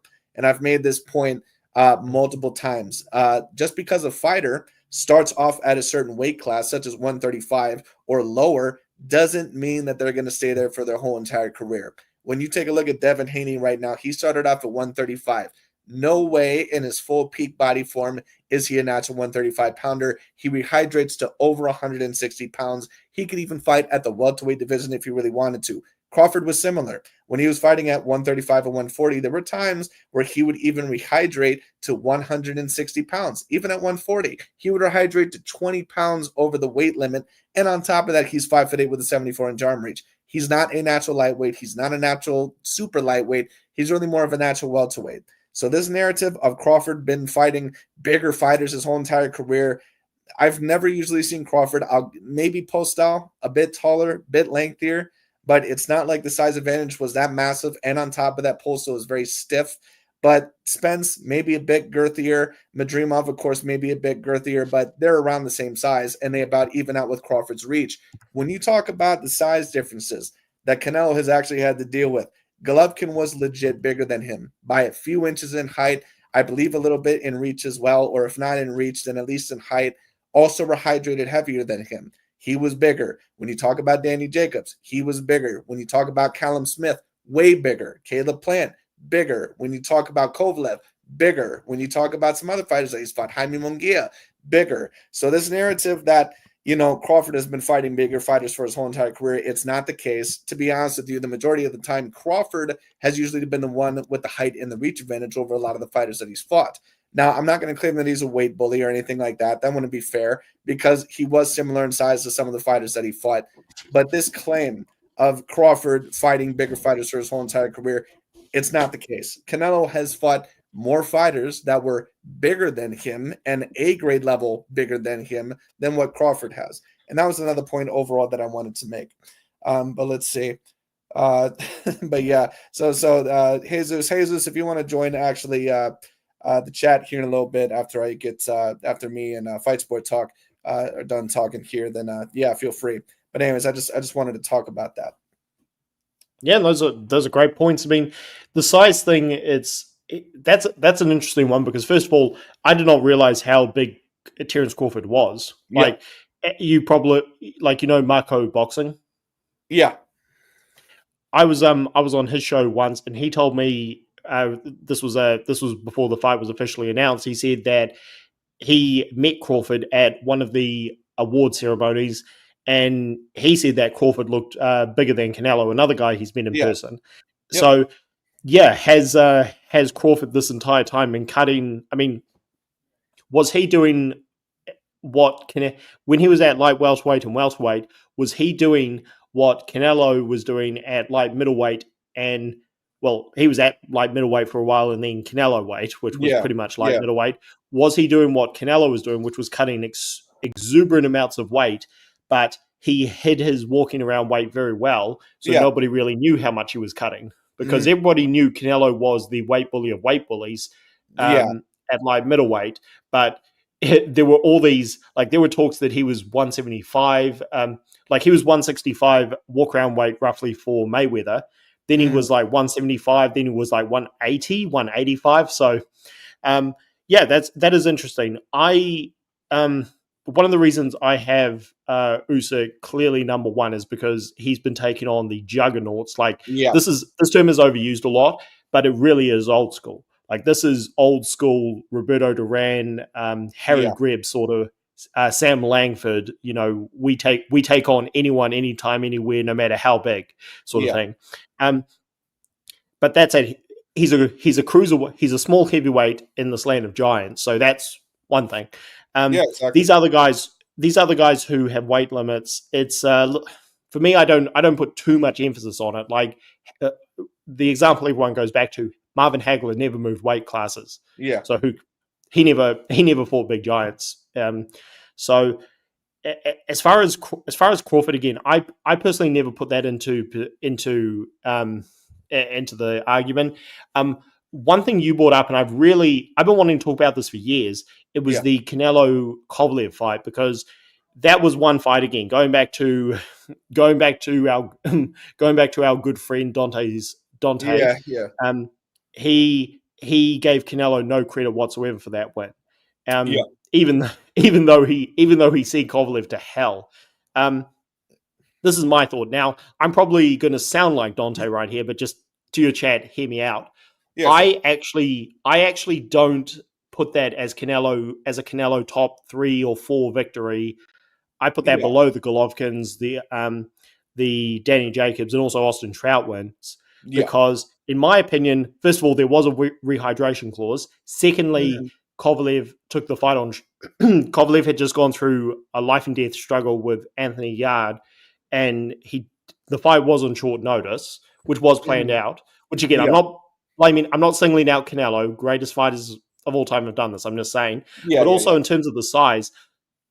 So because of the rehydration clause, because of Kovalev was old, because of the short notice nature of the fight, he didn't actually look that he actually looked skinny, kind of skinny at the weigh-in, whereas Canelo was bricked up.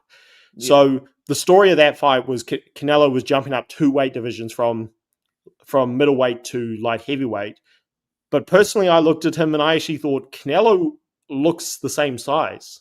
Now, that may sound crazy, but again, I've been while we've been talking, I've been looking at a weigh-in photo, and Kovalev again, he looks kind of on the skinny side, whereas Canelo looks bricked up. Also, you mentioned clenbuterol. What does clenbuterol do? It gives you extra size, Yeah. and I don't think so. I don't think this was actually. I actually felt at the time, and I felt ever since, which had happened back in 2019. This fight was a big smokescreen where the story was Canelo jumping up 2 weight divisions to fight this monster, whereas actually it looked like he had been weight bullying fighters for years. He suddenly didn't have to cut any weight. He was bricked up because he had just failed 2 tests for clenbuterol a year before, and I don't think the size difference was very big in that fight. So I still say that's a good win for Canelo. Yeah.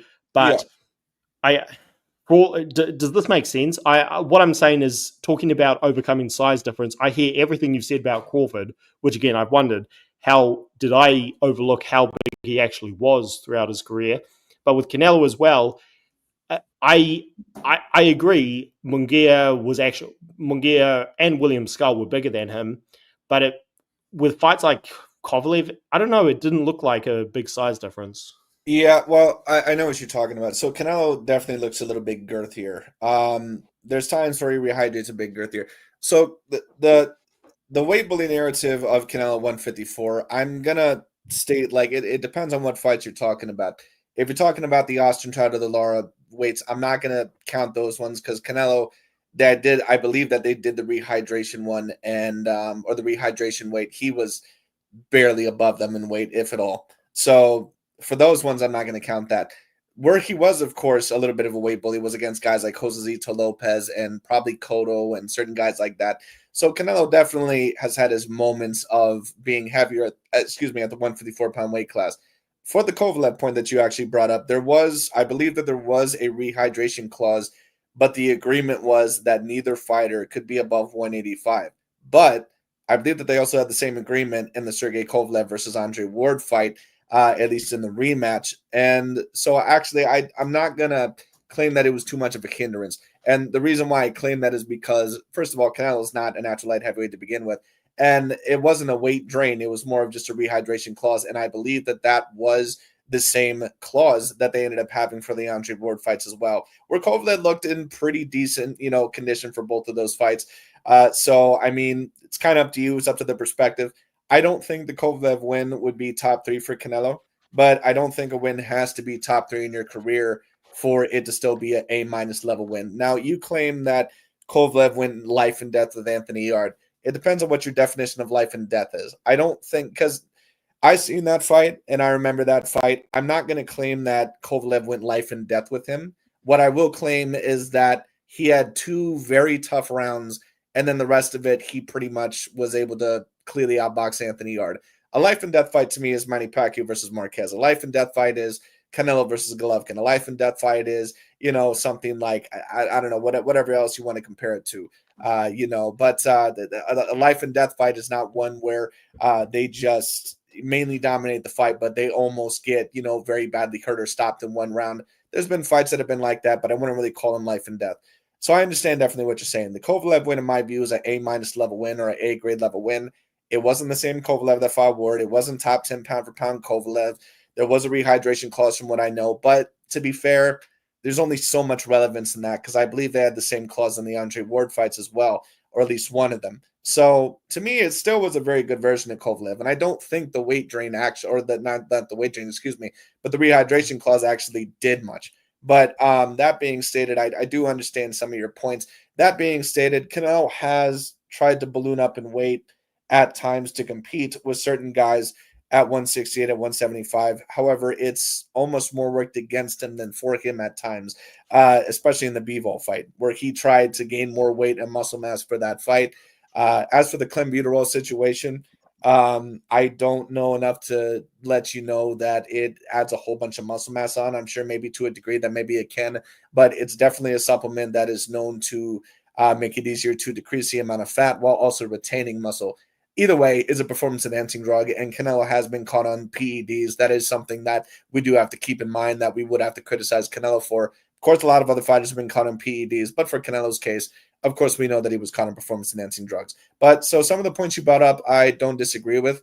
I don't think the Kovalev win was something that was top 3 in his career, but I would state overall that it maybe would be, say, around top 6, somewhere around there. Kind of like Mayweather. When we take a look at Mayweather, I don't think the fight against, say, Oscar De La Hoya was one of the top 3 wins in his career. I would claim that it would probably be Pacquiao and Canelo and Cotto, just in my view, because Oscar was not at a peak form anymore. But you could still claim that it was an A-grade level win. So, the reason why I call that is because, this guy says that video confirms no weight clause.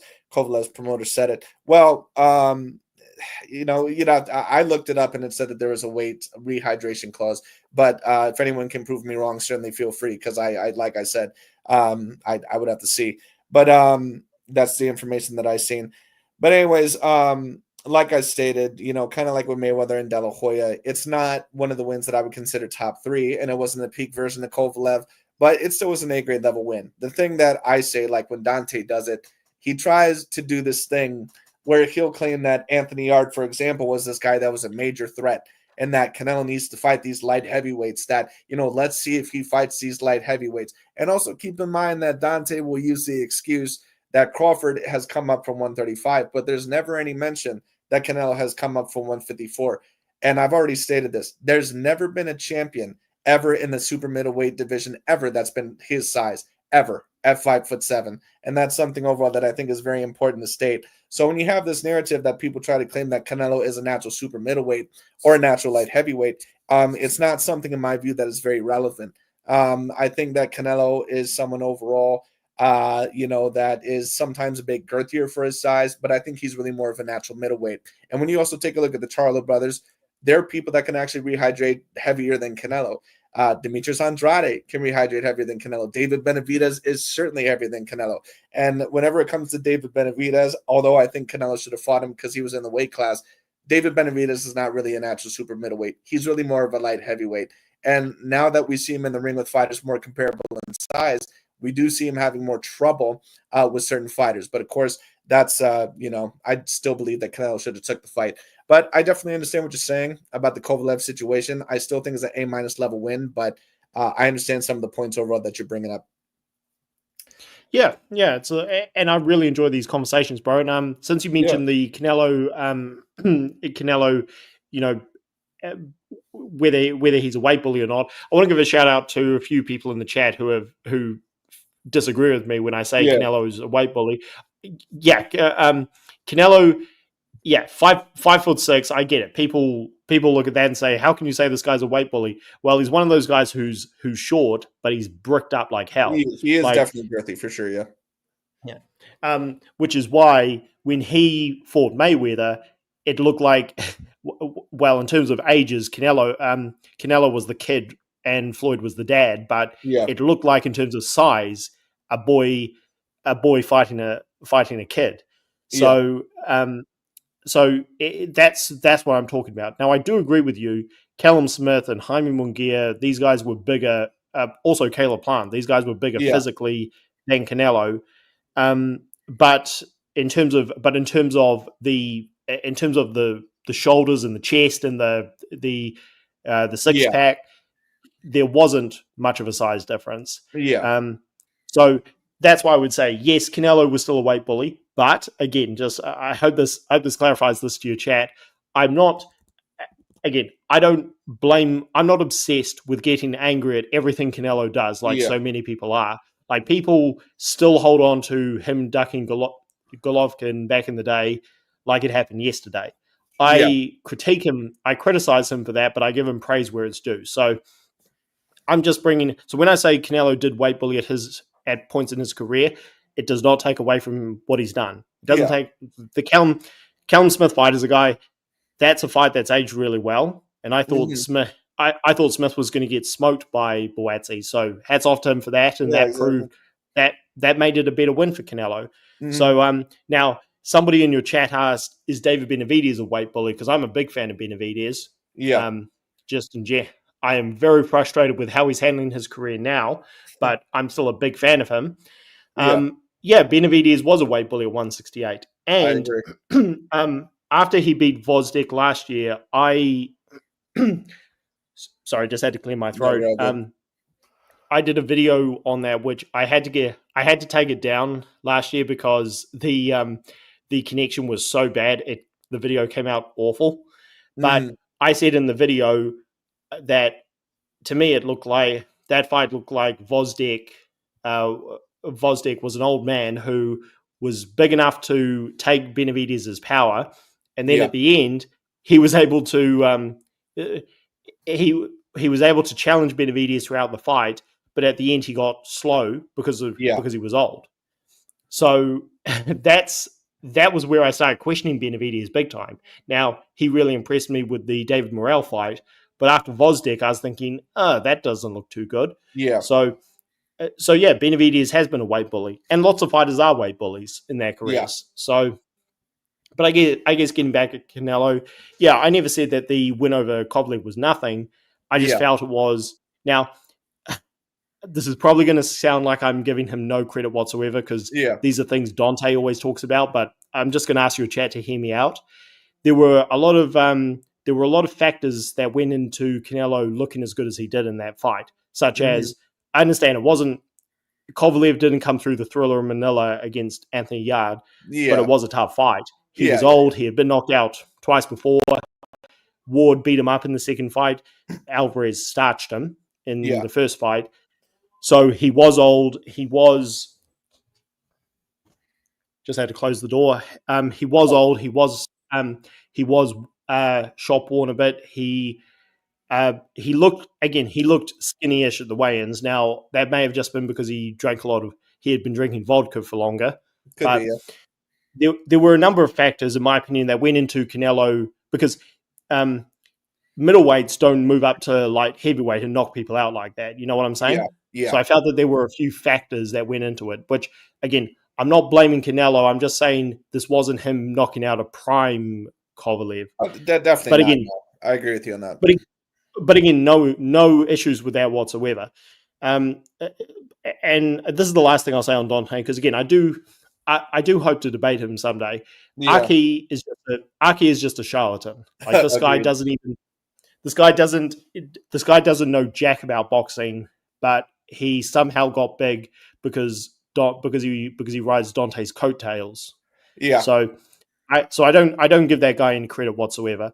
Dante, I'll say this: I disagree with about 90% of what he says. Yeah. He is an expert at performing the mental gymnastics of criticizing everything certain fighters do, and finding excuses for his favorite fighters doing the same thing. So he is a master of that. So I do think the guy's intelligent. I just think he might be the most biased person on YouTube. Yeah. But that's okay. Hopefully, Dante, if you're listening to this, I hope to debate you on your show. I will do that anytime if that's possible. But yeah, I agree with you. Overall, coming back to the topic of this live, I do think Canelo has a pretty clear-cut case that his resume is better. If people want to get really technical and say who and ask the question who is the better pound for pound fighter because of size or whatever, and also conclusive victories, I think that's somewhat debatable. But yeah, I do think Canelo Canelo wins in those categories. And I'll also say this: the things I criticize Canelo for, it's not unusual for fighters to be very picky early on in their careers, and then when they get to their prime years, they fight an entire division. Like Canelo was picky as a light middleweight and early on as a middleweight. Mhm. Then After that, he fought Jacobs, and then he ran through super middleweight. And Yeah. that's what Canelo's known for. Um, this actually helped blow my channel. Well, not it didn't quite blow my channel up, but I got a lot of support from it. Yeah. I had a debate with a member of the LDBC about Naoya Inoue, and because I hold Naoya Inoue, I rate Naoya Inoue very highly. Yeah. And I don't rate Devin Haney, and I'm not so sure about Devin Haney, which is, Devin Haney is very close to the LDBC, so that was Yeah, of course. But I've had some. Those guys do respect me. I've had some pretty good debates with them, and one of these guys, he pointed out that Naoya Inoue didn't fight any. He didn't fight Chocolatito Gonzalez. He didn't fight Estrada. He didn't fight Rungvisai when he was at super flyweight. Yeah. And I wanted to, so therefore they were saying this shows his resume he's not on Floyd's level yet. Now, I wanted to, as a huge Inoue fan, I wanted to say, well, actually, no, he is. But then I realized actually that he was right. He did. Naoya Inoue was a bit picky during those early years. Now, he's in his prime years now, and he's becoming undisputed. He's fighting everybody. He's about to fight Ahmed Aliev. They're looking at him fighting Nakatani later. So in terms of forming a career which could be on level of Floyd or the Four Kings, I think Inoue is getting there. He just was a little bit picky during his early years. Yeah. So I hope that all makes sense. I don't just because I'm critical of Canelo. I don't. He does deserve a lot of credit for things that he doesn't get credit for. The Benavidez fight is what it is, but he's not the. Here's the thing, and this is maybe one of the last things I'll say. Plenty of great fighters avoid the newcomers later on in their careers. Like everybody picks on Floyd, and I do plenty of it. Sorry, I just had lunch, and you're all good, man. Okay, yeah, sorry about that. Everybody picks on Floyd for not fighting guys like a Prime Cotto or Margarito or Thurman or Sean Porter, and I do plenty of it. The Floyd fans hate me for what I say about the fights he avoided. And these are things Aki and Dante would never talk about. But Sugar Ray Leonard actually did it just as bad as Floyd. He didn't fight Michael Nunn. He didn't fight. He didn't fight Aaron Pryor. We all remember that. There were lots of fights he didn't fight. Yeah. And not just when he was an old man, but when he was in his prime. Yep. Like when he was in his prime, there were lots of guys he didn't fight. Also, one of my top 5 favorite fighters ever, and I think a top 10 GOAT, period, Roberto Duran, he didn't fight Michael Nunn. He fought Iran Barkley at middleweight. Nunn was the guy.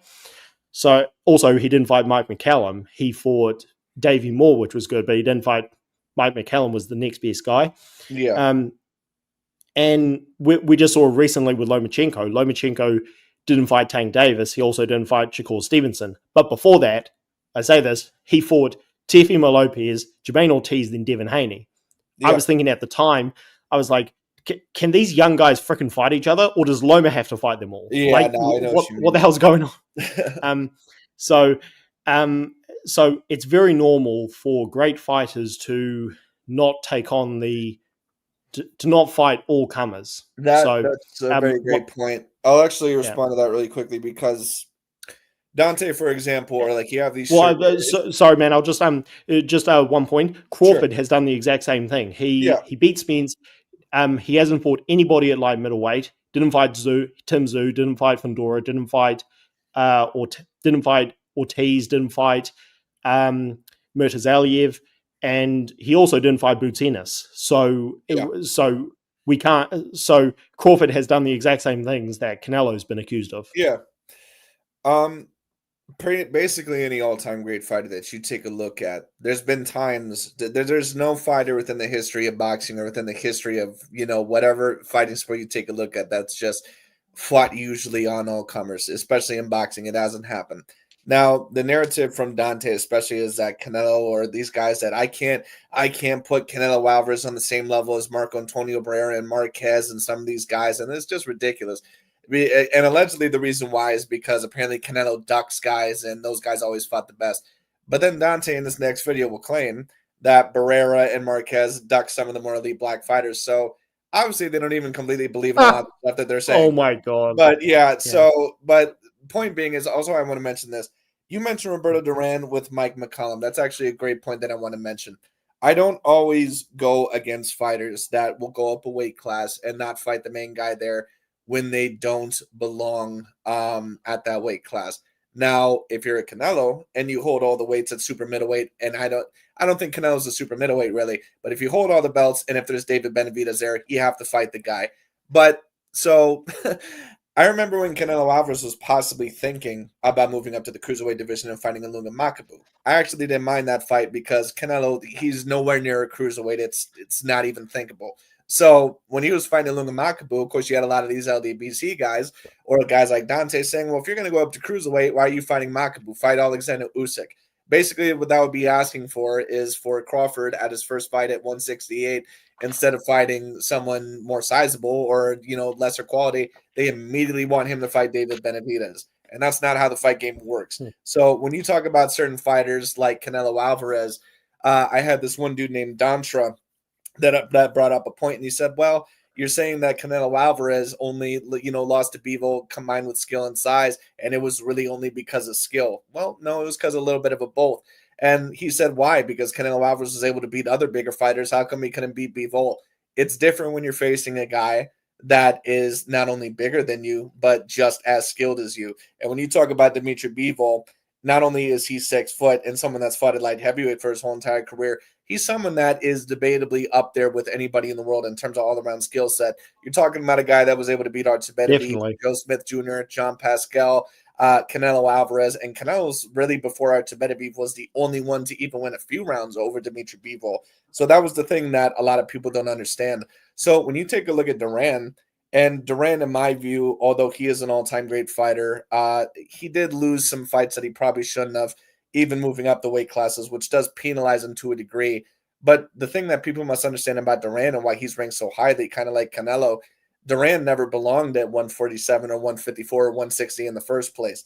You're talking about a guy that could have fought at 135 for the rest of his career and instead moved up 2 weight classes, beat Sugar Ray Leonard, probably the greatest fighter of that era, debatably. And then of course was actually able to give Marvin Hagler a tough as nails fight at 160, which should have been impossible. And then of course was able to beat Iran Barkley. So I actually don't penalize fighters for not just immediately going for the toughest challenge at a weight class if they don't belong there. And I think that's the case with Roberto Duran and Mike McCollum, and also some other fighters that did that. But I actually wanted to address one more thing because there's this person in the comment section. He's actually talking about Usyk. I believe this guy named Joe Melmas or something like that. He said Usyk was a weight bully at cruiserweight. Well, what I'll personally state is this: I'm not ever going to classify Usyk as a weight bully because I don't think he was ever a heavyweight. Now, you don't always have to be a super heavyweight like a Fury or an AJ in order to be a weight bully at cruiserweight, but Usyk is someone that in my view was a natural cruiserweight. Now, if you do take a look at some of his fights, he does look a bit girthier and he definitely is taller than a lot of those guys. So to state that Usyk had a slight size advantage isn't out of the realm of possibility. That's not something that is completely delusional. But to claim that he was a complete weight bully, I'm not going to go there. And the reason why I'm not going to go there is because a weight bully to me is someone that definitely does not belong in that weight class. David Benavidez in 168, at least for the latter part of his tenure. Someone overall like Sebastian Fundora at 154. Paul Williams at 147 when he fought there back in the day. Those are opinions of weight bullies in my view. And Usyk at his heaviest weight, and this is when he actually gained poundage, was 230. He usually is rehydrating at cruiserweight at around like 207, 210, at most. So I'm not going to claim that he was a weight bully. He's a bit girthier than some of the guys there, but he's not a natural heavyweight. He's really more of a natural cruiserweight. And as for Canelo, I think it's similar. Now, you brought up earlier that Canelo, of course, was a little bit of a weight bully. And we'll talk more about Usyk, here in a minute. But anyways, Canelo, I would state that he was more of a weight bully in the beginning of his career when he was fighting guys like Kermit Cintrone and, Carlos Baldomir, guys like that. A little bit of a weight bully at 154 in that one fight against Cotto, I think, but I don't think that he was a weight bully against Golovkin because Golovkin was bigger. He even weighed in heavier on fight night, both occasions, I believe. And on top of that, Austin Trout and Canelo were comparable in size and rehydration weight. Same with Lara and Canelo as well. That was proven on fight night. So although Canelo has been a weight bully at certain moments in his career, from the Austin Trout point onwards, it's been more of a rare occurrence. Now, it has happened against fighters like Amir Khan, of course, and Josesito Lopez and certain guys like that, but against most of his A-grade level wins, other than Cotto and maybe like one other guy, he's been fighting guys that are A-grade and usually guys that, either are about the same size or slightly bigger than him. But yeah, I wanted to talk about that, but let's also talk about a couple of these other comments. This guy said, let's see. If that's the case, then Usyk gets no credit for Joshua and Fury. And let's see his next. He said, Usyk beat a damaged, good Joshua, and Fury was coming off from getting his ass whooped by an MMA fighter. Well, let me address that really quickly. Usyk beat an AJ Anthony Joshua that still, I believe, was a unified champion. Keep that in mind. AJ Anthony Joshua, of course, lost to Ruiz. He wasn't ever quite the same after that, but one could debate overall that he had even improved a little bit because he had learned a little bit more about his boxing ability. And he still was beating decent guys after that. He beat Andrew Ruiz. He beat Kubrat Pulev. He still was a unified champion. Now, after the two Usyk fights, because AJ had to change his coaches and his style up, he was never the same after that first Usyk loss because he had to change trainers. And I believe that he went either to Derek, he either went to that one trainer of Errol Spence. I can't remember the dude's name. Derek Henry, Derek Lewis. Derek James. Derek James. There you go. Derek James. He either went to him or Robert Garcia. I can't remember. But he went to him in the rematch. AJ fought differently in the rematch, but he had to pressure Usyk, and Usyk was still able to beat him. Keep in mind that Usyk was 3 inches shorter than AJ, had a reach disadvantage over AJ, and on top of that was over 20 pounds less than that of AJ Anthony Joshua. So to claim that AJ was, damaged goods, you can claim that he wasn't undefeated anymore. But to claim that AJ was not at an A-grade point in his career, that would not be correct.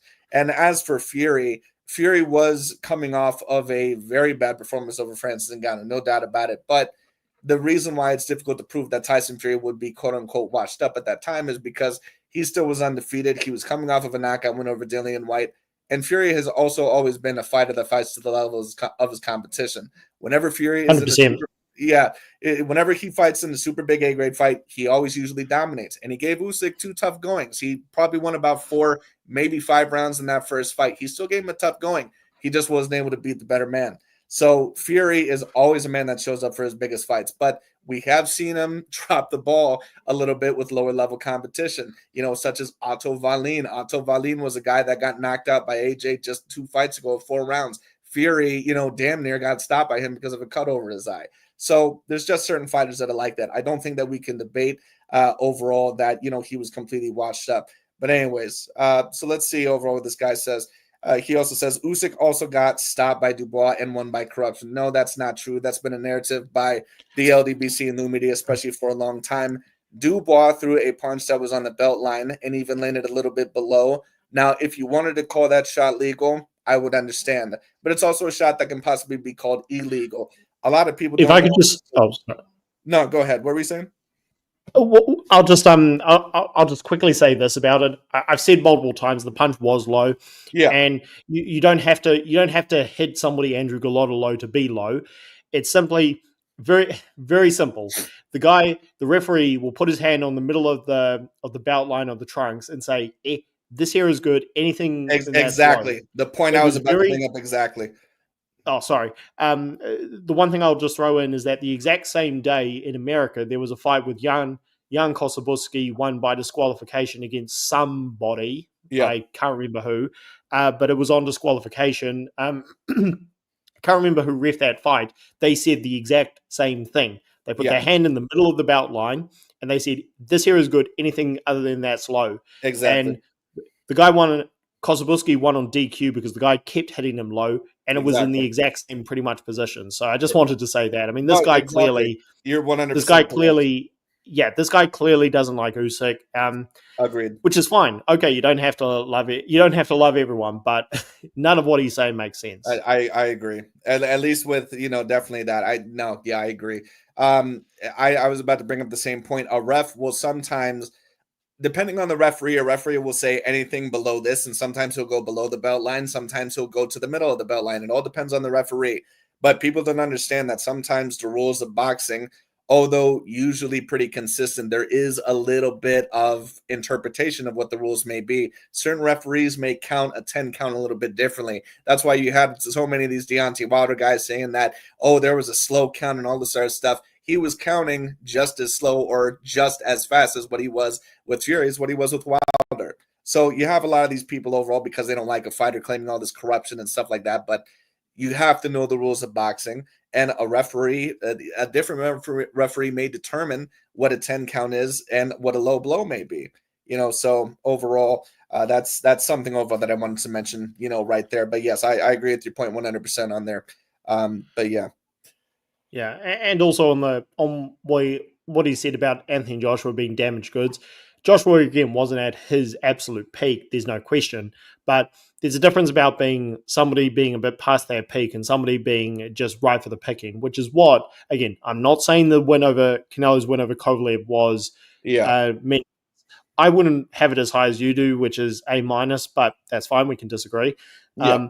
I would just say because he had been knocked out multiple times, and against Alvarez the first time he got starched, it was again just not the.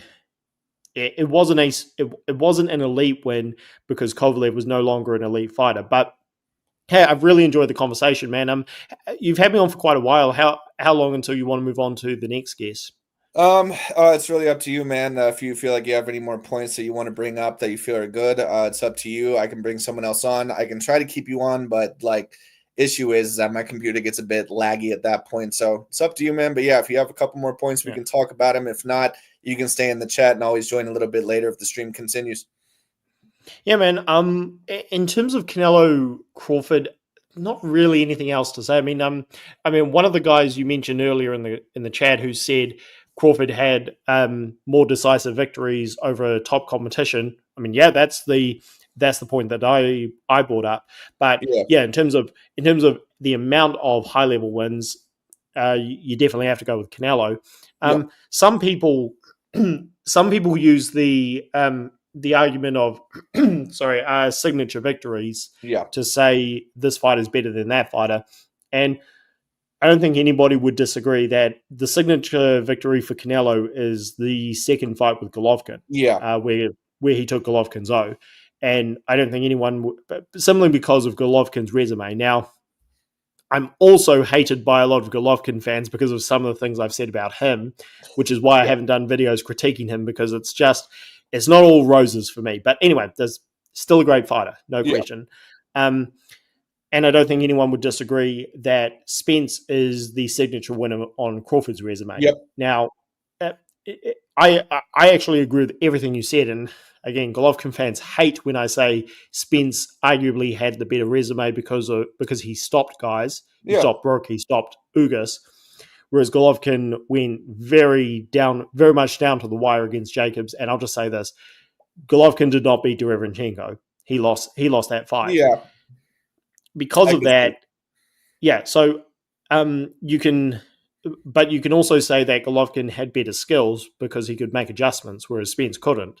So sometimes people will just look at the signature win and say, well, Crawford had the dominant stoppage win, so he's automatically better. But again, it's not everybody can knock everyone out. So not everybody can be Roy Jones and exactly. stop guys with one hand. You know what I'm saying? So I personally, I do think stoppage victories do matter, which is why Lomachenko was ranked so high. Yeah, because in terms of talent, he's one of the greatest we've ever seen. And I'll just say this, man, I've really enjoyed this chat. If someday you do a live in the future about Lomachenko, I'd love to be able to jump on, because I find Lomachenko's legacy, incredibly fascinating to talk about. Yeah. And you will know this being on YouTube for a few years. It is so difficult to not find somebody who's not emotional about it, who say, Yeah. "Oh, Lomachenko was a wash, was an overhyped." I mean, yeah, Well, I absolutely a lot of the sorry. LDBC and new media, especially, you can tell they have a certain amount of racial motivation, and I get the what's the word that I'm looking for? I get the frustration because they believe that some of these Caucasian fighters, especially, or Caucasoid fighters, are pushed, or even just other different races of fighters are pushed above black fighters to try to put black fighters at a lower level. And I get it. That happens at times. The problem is that so many of these channels or so many of these people don't see a difference when there's a fighter that is a non-black fighter that actually deserves to be in that spot when they don't deserve to be in that spot.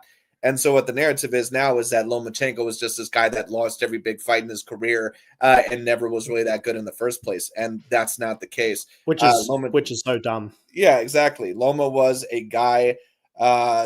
This fucking guy. He says Loma was a hype job. Why won't white women date me? This dude. Anyway, Oh my but god. anyway, Loma was a guy that, yes, he did lose to T1 Devin Haney, and a lot of people thought that he could have potentially won the Devin Haney fight. But he also beat Nicholas Walters. People forget Nicholas Walters was looked at as a top guy at the time. He beat Jorge Linares, who was looked at as a top guy at the time. He beat, George Kambosos was probably A minus at best, and he was more in the downturn of his career, but still. And of course, he also beat Guillermo Rigondeaux. Also, keep in mind this: Dante and these guys like Aki TV, they were claiming that Lomachenko was avoiding Rigondeaux for years and that he didn't want the fight. And that if anyone was going to beat Lomachenko, that it was going to be Guillermo Rigondeaux. As soon as Rigondeaux fought Lomachenko and Lomachenko embarrassed him, all they just stated overall was how Rigondeaux was completely undersized. So the point being is that these channels, or you can tell when a person is not going to give credit to a fighter anyway. Lomachenko is a guy that I think definitely is a great fighter, all-time great. Kind of a debate, depends on your perspective. I don't think he's quite on the level of, say, a Crawford or, say, a Canelo or a Usyk. In a way, I have yet to see, and Inoue is a phenomenal fighter. Inoue is a tough case. The only thing about Inoue is that I don't think he has enough A-grade level names yet. I need to see him to be put on the Canelo Crawford level and Usyk level. I need to see him against guys. I'm not going to say Rafael Espinoza because Espinoza is a weight bully if I've ever seen one. But if you talk about Nick Ball, Junto Nakatani, Jesse Bam Bam Rodriguez, those, and what was the one Black American fighter who fights at Bruce Shushu Carrington.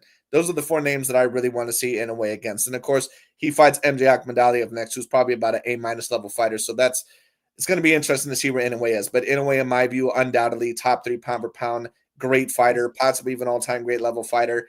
Not quite on the Canelo, Crawford, Usyk level as of yet, but he's getting there in my view. But it's just interesting because a lot of these channels like Dante, they'll debate that Crawford deserved to be number 1 pound per pound because of his dominance. But then when it comes to Inoue, being a 4-weight division champion isn't enough. He has to prove himself over guys who are way bigger than him, like Rafael Espinoza. So it's just an interesting conversation. But yeah, the conversation about Lomachenko is interesting. You can actually watch one of my videos on it if you want. I posted it, I think, a few weeks ago, where it was a conversation about, is Lomachenko a hype job? You can take a look at that. But Yeah, we have no, to have a I saw conversation. that. Oh, thank you very much. But we can have a conversation over this very soon, actually, in another live stream, because I do want to talk about that conversation because there's so many mixed opponents or mixed opinions about that, and it's a very touchy subject for a lot of people because so many people, especially from the LDBC side, they believe that Loma was unfairly ranked number 1, and I think he deserved that crown for a time. But many people, they don't see the different shades of gray. They go from one extreme to the other. So that's why I created my channel in the first place. But yeah, I agree with you on the Lomachenko point. Yeah, and it's fascinating. It's a fascinating topic, and it's so difficult to avoid. I mean, the world's emotional now, but especially on the internet gets the most emotional people and gives them a mic that cannot be switched off. So Yeah. it's yeah. I'm just gonna bullet point a few things like with Loma. Linares, unified long reigning champion, made him quit. Walters was pound for pound picked to be a guy who had a great future. Loma dominated him, made him quit. Rigondeaux made him quit. Also, Floyd fought Marquez pulled him up 2 weight divisions like Loma did, and Yep. and also missed weight at the catch weight. Yep. So there's, and also Gary Russell Jr., the way he beat him and dominated him, that is pretty much equal, in my opinion, to what Floyd did to Corrales, which some Yeah. people say that's still Floyd's signature win. So I, Loma, because he had so few fights, etc. Great. He is overhyped, no question. Now, Mhm. what you mentioned about where a lot of these Americans sometimes come from, of course, it does happen. It does happen. There are fighters who are built up to be something that they're not, and there is Yeah. bias in the sport, no question. There's bias in all aspects of life, and these are things which I don't know when I'll make videos about it because it's very, very touchy. But the guy, people hated that Loma was picked to be one of the most talented fighters ever when he wasn't even unified champion. He Yeah. had moved up to lightweight. Yep. Now that is very fair, but Floyd was saying that he was going to be greater than Sugar Ray Robinson when after he beat, I forget who it was exactly. I think it was actually before he moved up to welterweight. So he hadn't even had the win over De La Hoya yet. Yeah. Or Shane Mosley. So Yeah. so that's just one example. And I mean, Ali was calling himself the greatest after he beat Sonny Liston, I believe. yeah, Yeah. Sonny Liston first fight. Now he went on to prove it, but at the time he hadn't. So it's very normal for guys to set their standards very high, Yeah. and people got behind him. Okay, but Devin Haney has been touted as the possible next Mayweather when he was 21. He hadn't even won a title. He hadn't even fought for a world title at that point. Yeah. I agree with. So Yep. I don't now. Again, I've had some good conversations with the LDBC, so they respect me, so I have respect for them. Yeah. Some of them. I haven't talked to all of them, but so I'll just say this: I don't blame people for pointing out the double standards and hypocrisy. The only problem I have is when people act like it's one-sided, because it's Agreed. not. Yeah. like Deontay Wilder was saying he would knock out Joe Louis and Mike Tyson when he hadn't even beat Luis Ortiz the first Agreed. time. So, and again, Floyd was the loudest fighter in the room for years, which again, no problems there, perfectly fine. But if people want to act like it's one sided, that only a certain demographic of fighters get hyped that they don't deserve, you are kidding yourself. Yeah. So, that's my thing with the Loma thing. And again, fantastic, because he's such a fantastic talent. And I thought he beat Haney fair and square.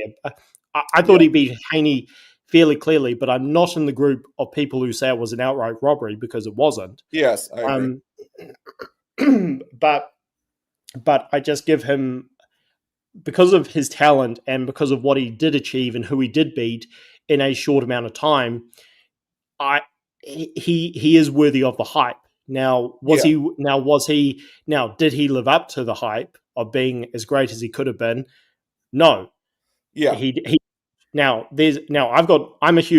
is one of my favorite fighters, not just now, but of all time. Yeah. I've got no shame in saying that he didn't live up to the hype, but Aaron Pryor didn't live up to the hype either. This guy was in the days of the Four Kings, and he called them all out, and he didn't fight either of them. He fought Cervantes, he fought Arguello twice, and that was it.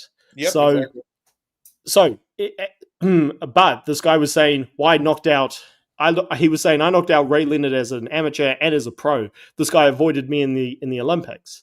Yeah. Now, does he have the resume to back that up? No. Yeah. So exactly. Again, is this all one?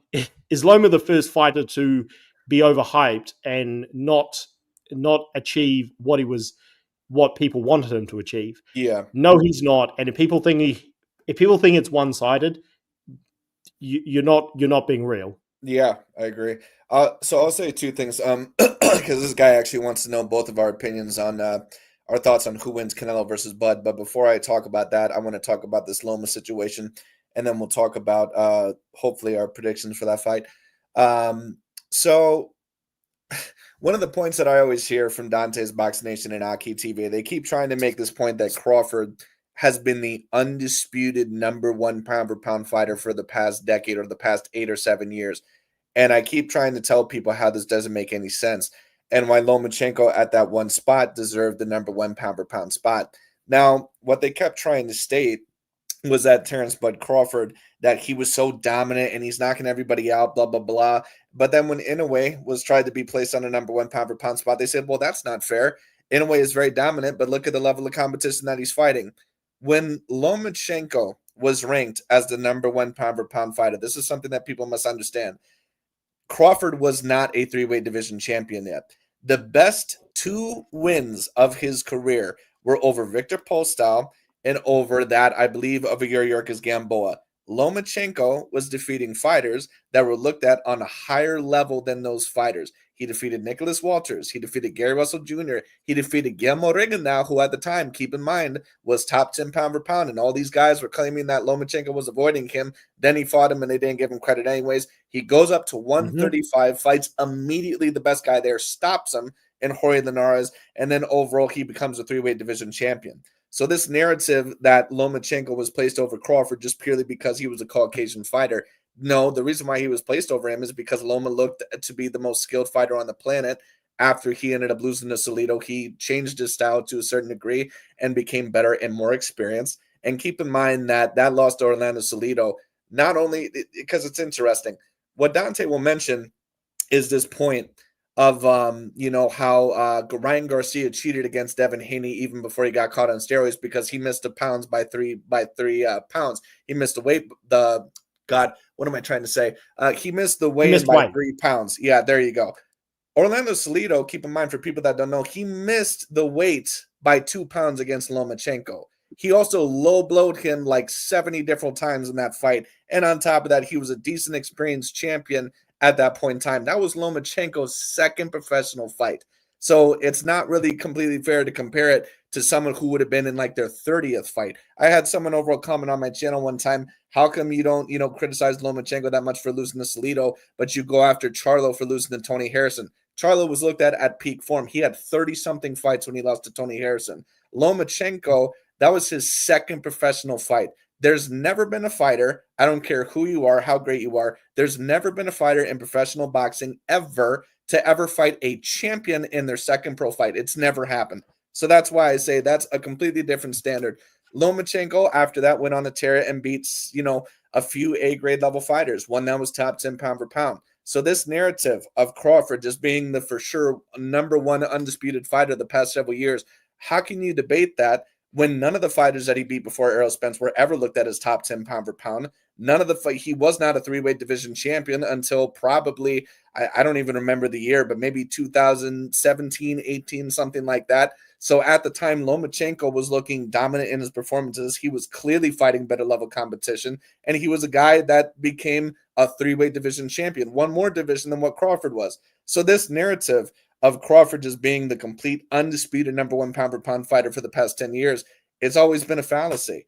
I mean, or it's always been, it's fraudulent, basically. Now, he did eventually become the number one pound for pound fighter, in my view, once he beat Spence. He was never, ever, ever the confirmed number one pound for pound fighter before that. And of course, people complain and say, well, Canelo, he eventually surpassed Crawford. Why was that? Because Canelo was also fighting better level competition and he became a four-weight division champion. Canelo wasn't really ranked as the number one pound for pound fighter until he became a four-weight division champion. So this narrative that Crawford was, always, unranked or not ranked the number one pound for pound on many lists because he was a black fighter and they were just trying to tear him down, all that was nonsense. The reason why Crawford was not ranked number one was because A, he was not fighting elite level fighters the majority of the time, and B, he wasn't a four-weight division champion or a three-weight division champion when Lomachenko and Canelo were. So that's also another point that I have to bring up because this has been a point for a long time, especially from the LDBC channels, and it's something that if you really know the history of it within the past several years, it doesn't add up and it has way too many holes in the argument. But anyway. No, 100%. Sorry, Sorry to jump in. I thought you had finished. No, I am. You're all good. Yep. Yeah, again, Dante's Boxing Nation, he's very impressive on how he performs mental gymnastics to credit of how he finds ways to give backhanded. He will either not give some fighters any credit whatsoever, or if he does, they will be backhanded compliments, and Yeah, he'll find ways to praise his favorite fighters as a for the exact same things, and find ways to excuse them for doing the same things he accuses other fighters for. So yeah, very impressive on how he does that. I still want to debate the guy because he at least believes in what he says, whereas Arca TV is just a charlatan. yeah, Um, yeah, yeah. one thing I've got to say again, this is this is one thing that it's so obvious, but people miss it. People went nuts that Lomachenko had been in the game for such a short amount of time, and yet, by the way, I completely agree with you. When he stopped Linares, Crawford had been fighting in a weak division at light welterweight, and Yep, welterweight, he hadn't beaten anybody there. And then when he did move up, he beat Jeff Horn. So for that short period of time, which may, pound for pound changes a lot, for that short period of time, Loma was definitely pound for pound the best fighter in the sport, no question. yeah, But again, one thing people lose their minds over is that Loma hadn't been in the sport very long, and it may have been after the Walters or the Sosa win, so he wasn't even unified champion at that point. yep, That people were comparing him to Muhammad Ali, and This is what so many people call blasphemy on. yeah, yeah, Meanwhile, like people need to remember this. Just remember this, okay? It's not difficult, guys. Sorry, I'm just saying this to the biased fans. Like, there's yeah, this yeah, one yeah, guy in the chat who's driving me crazy. Go back and watch Floyd versus Diego Corrales. Jim Lampley was commentating like he was watching a masterclass, because it was. Floyd put on yeah, a masterclass that night. Harold Letterman said, "I haven't seen an exhibition like this since Willie Pep." He compared Floyd Mayweather, who wasn't even in his mid-20s, to Willie Pep. yeah, Larry Merchant, the biggest Floyd hater of all time in some yep, ways, and not a very nice man, I yeah, think. But Larry Merchant is still a legend.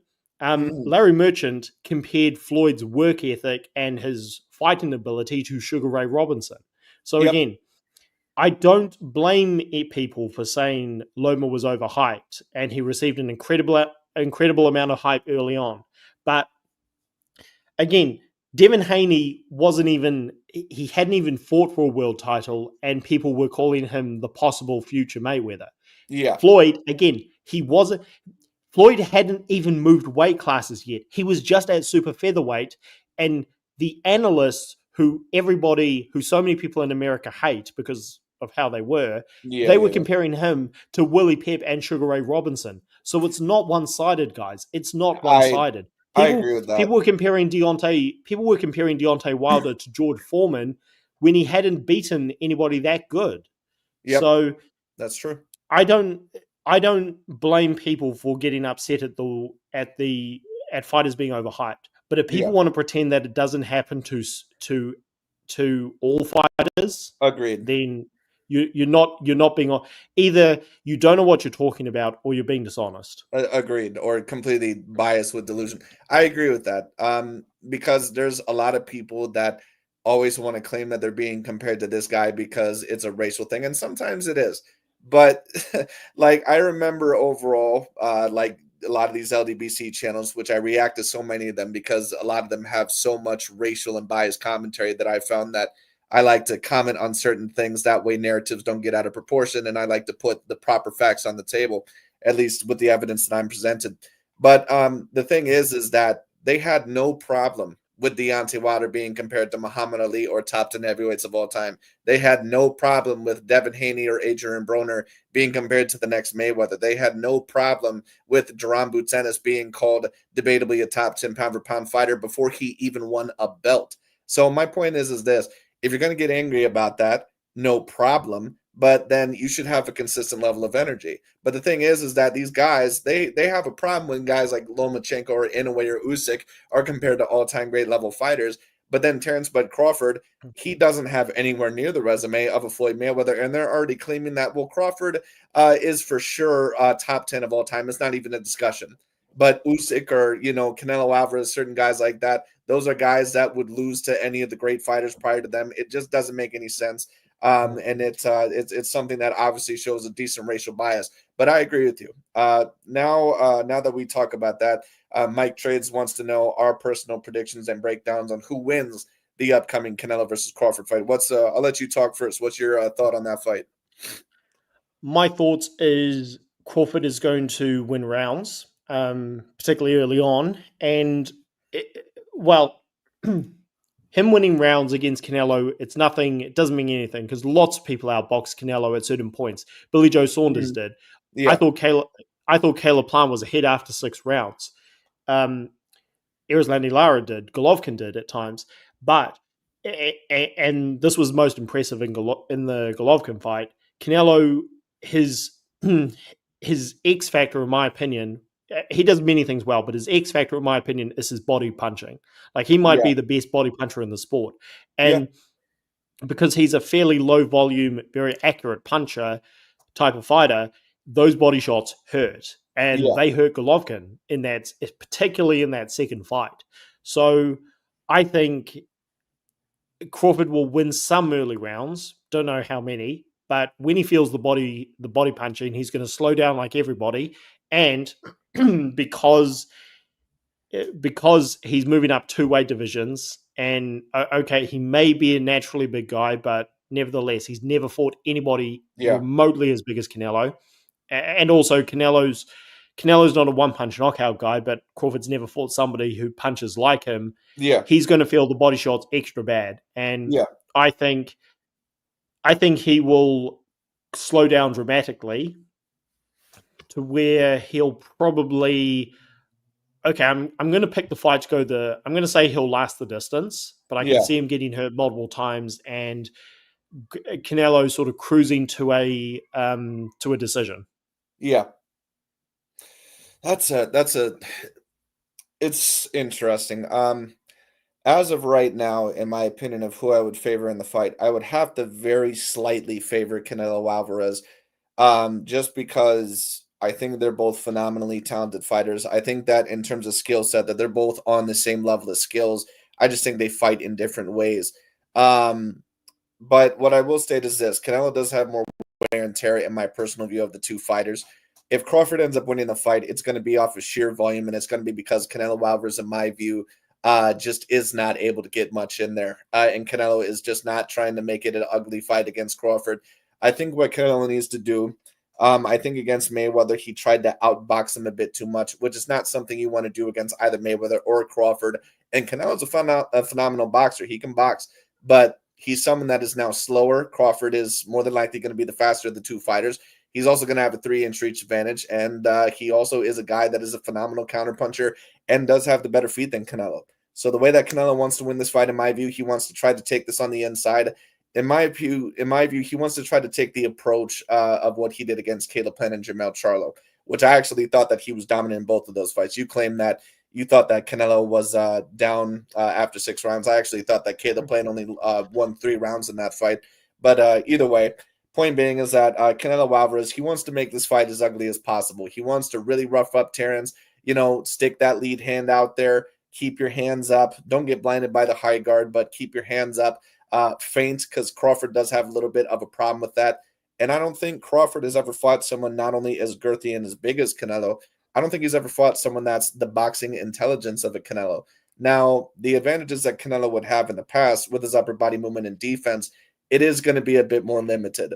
But if Crawford is trying to gain the weight that he says that he is, and it appears that he is because he looks bigger, it may be in Canelo's advantage, even with his slower ability now, because whatever anybody says, whenever you gain weight, especially if you're trying to gain 20 pounds, I don't care what anybody says. I don't care how great a boxer or athlete you are. It slows you down. You have these Crawford fans claiming that, well, Crawford was able to do the suspense and move up from 135 and all this other stuff. Crawford was not going to be a guy that was going to fight at 135 his whole career. He's not that small.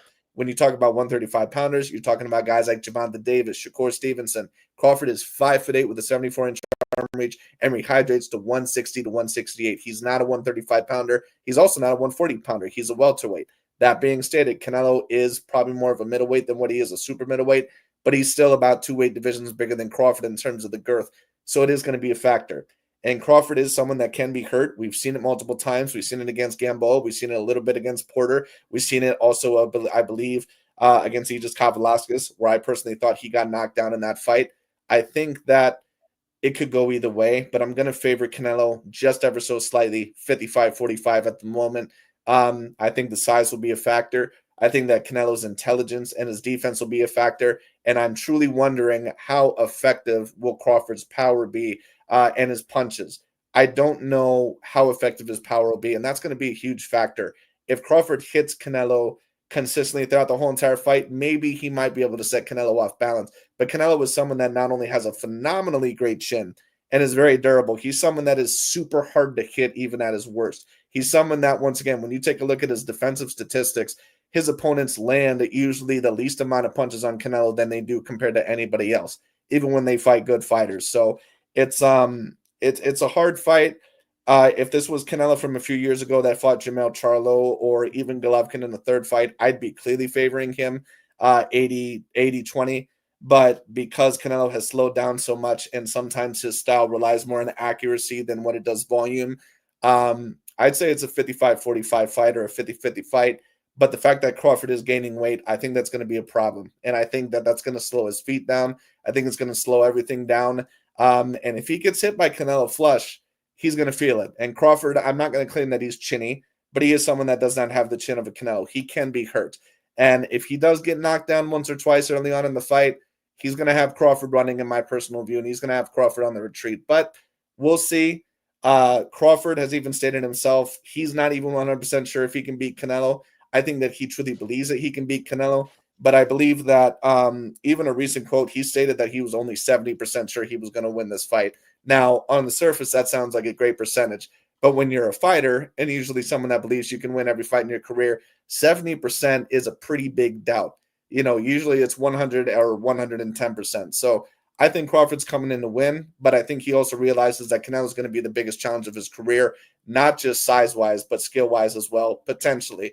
But we'll see, because Canelo definitely has been more on the downturn. But I'm going to favor Canelo by a little bit. But it depends on how fast he starts and also what type of style Canelo implements. He needs to fight Crawford, in my personal view. Very ugly in this fight, make it very difficult on the inside. I don't think Canelo can afford to lose many rounds early. I think that he really needs to try to pressure Crawford and not try to just always outbox him in the mid-range, someone who has a reach advantage and possibly a speed advantage and also the better feet. Now, Canelo does have, like I said, the better upper body movement and defense, in my personal view, but it's only going to do so much if you don't throw enough volume. So Canelo needs to be active in this fight. Crawford needs to be active as well, but it's more important, in my view, for Canelo to be active and put the pressure on early. I'm going to go with Canelo, but I think the fight could go either way. But that's my breakdown of the fight personally. Interesting. You've got this fight a lot closer than I do. I agree. It's a lot closer than it should be because Canelo has aged, which is normal. Like people, again, IBP after the Skull fight kind of took issue when I said that he's past his best. Of course he is, but he's been fighting a long time, so it's normal. So exactly. nothing surprising there. I've got a lot of different views on this fight. Realistically, you shouldn't be moving up 3 weight divisions and be that competitive, especially when, like you said, Crawford kind of has this reputation after the Spence fight of being this defensive wizard, but that Spence is actually proved to be one-dimensional. So when you find if you pressure him in the right way, or if you don't give him the openings that Spence did, like Madrimov did, because he was all over the place, or if you again pressure him in the right way, which Kavalauskas did of all people, you can catch him. So, and Crawford, Canelo doesn't have the intricacies or the speed as those guys, but what he does have is a lot of size, and again, if Canelo wasn't the body puncher he is, I think he would have lost several, like at least 3 more fights in his career. Like, Yeah, I exactly. agree with you. Caleb Plant didn't hurt him in their fight, but I did feel just in terms of a point scoring system, Caleb Plant was ahead at some points, but Caleb Plant was also ahead after 6 rounds against Benavides. Yeah, I'm not even saying this as a knock on Canelo. I'm just saying that the guy can be outboxed at times, which is why when Crawford starts winning rounds, I'm not going to be that surprised. But yeah, there's a lot of different ways to look at it. I mean, I agree with you. Canelo's body, upper body work, because he's not as fast as he used to be. yeah, He might actually be in a more open target for Crawford. In fact, he will be a more open target for Crawford because back in the day when Crawford was when Canelo was faster, he yeah, would people would throw at him and he would counter pretty much instantly. So yeah, no, it is an interesting fight. I mean, I I wanted the Benavides fight, but because of how predictable and for lack of better words, boring Canelo's previous fights have been against Munguia, particularly Belanga and Scalping the yeah, worst. I'm I wish Crawford had I wish Crawford had stayed at light middleweight or welterweight and fought all comers, hmm, because what he's trying to do is cash out. And also, I just want to make this clear to your viewers. What I said earlier about Canelo being very careful about the Kovalev fight, yeah, which is why he took it when he did, all of that goes for Crawford big time. He's fighting a guy who's a big name, cash cow, doesn't have any good opponents really at his yeah, division, and is past his best big time. And he's even in his even in his prime, Canelo was a pretty stationary, flat-footed fighter, which is typically what Crawford does very well at. So he's definitely been a very, very strategic in this. So yeah. yeah, I will say this. I think Canelo has gotten better with his feet as time has went along. He definitely has had some problems with that quote unquote boxing style, but I think he's gotten better at it with age.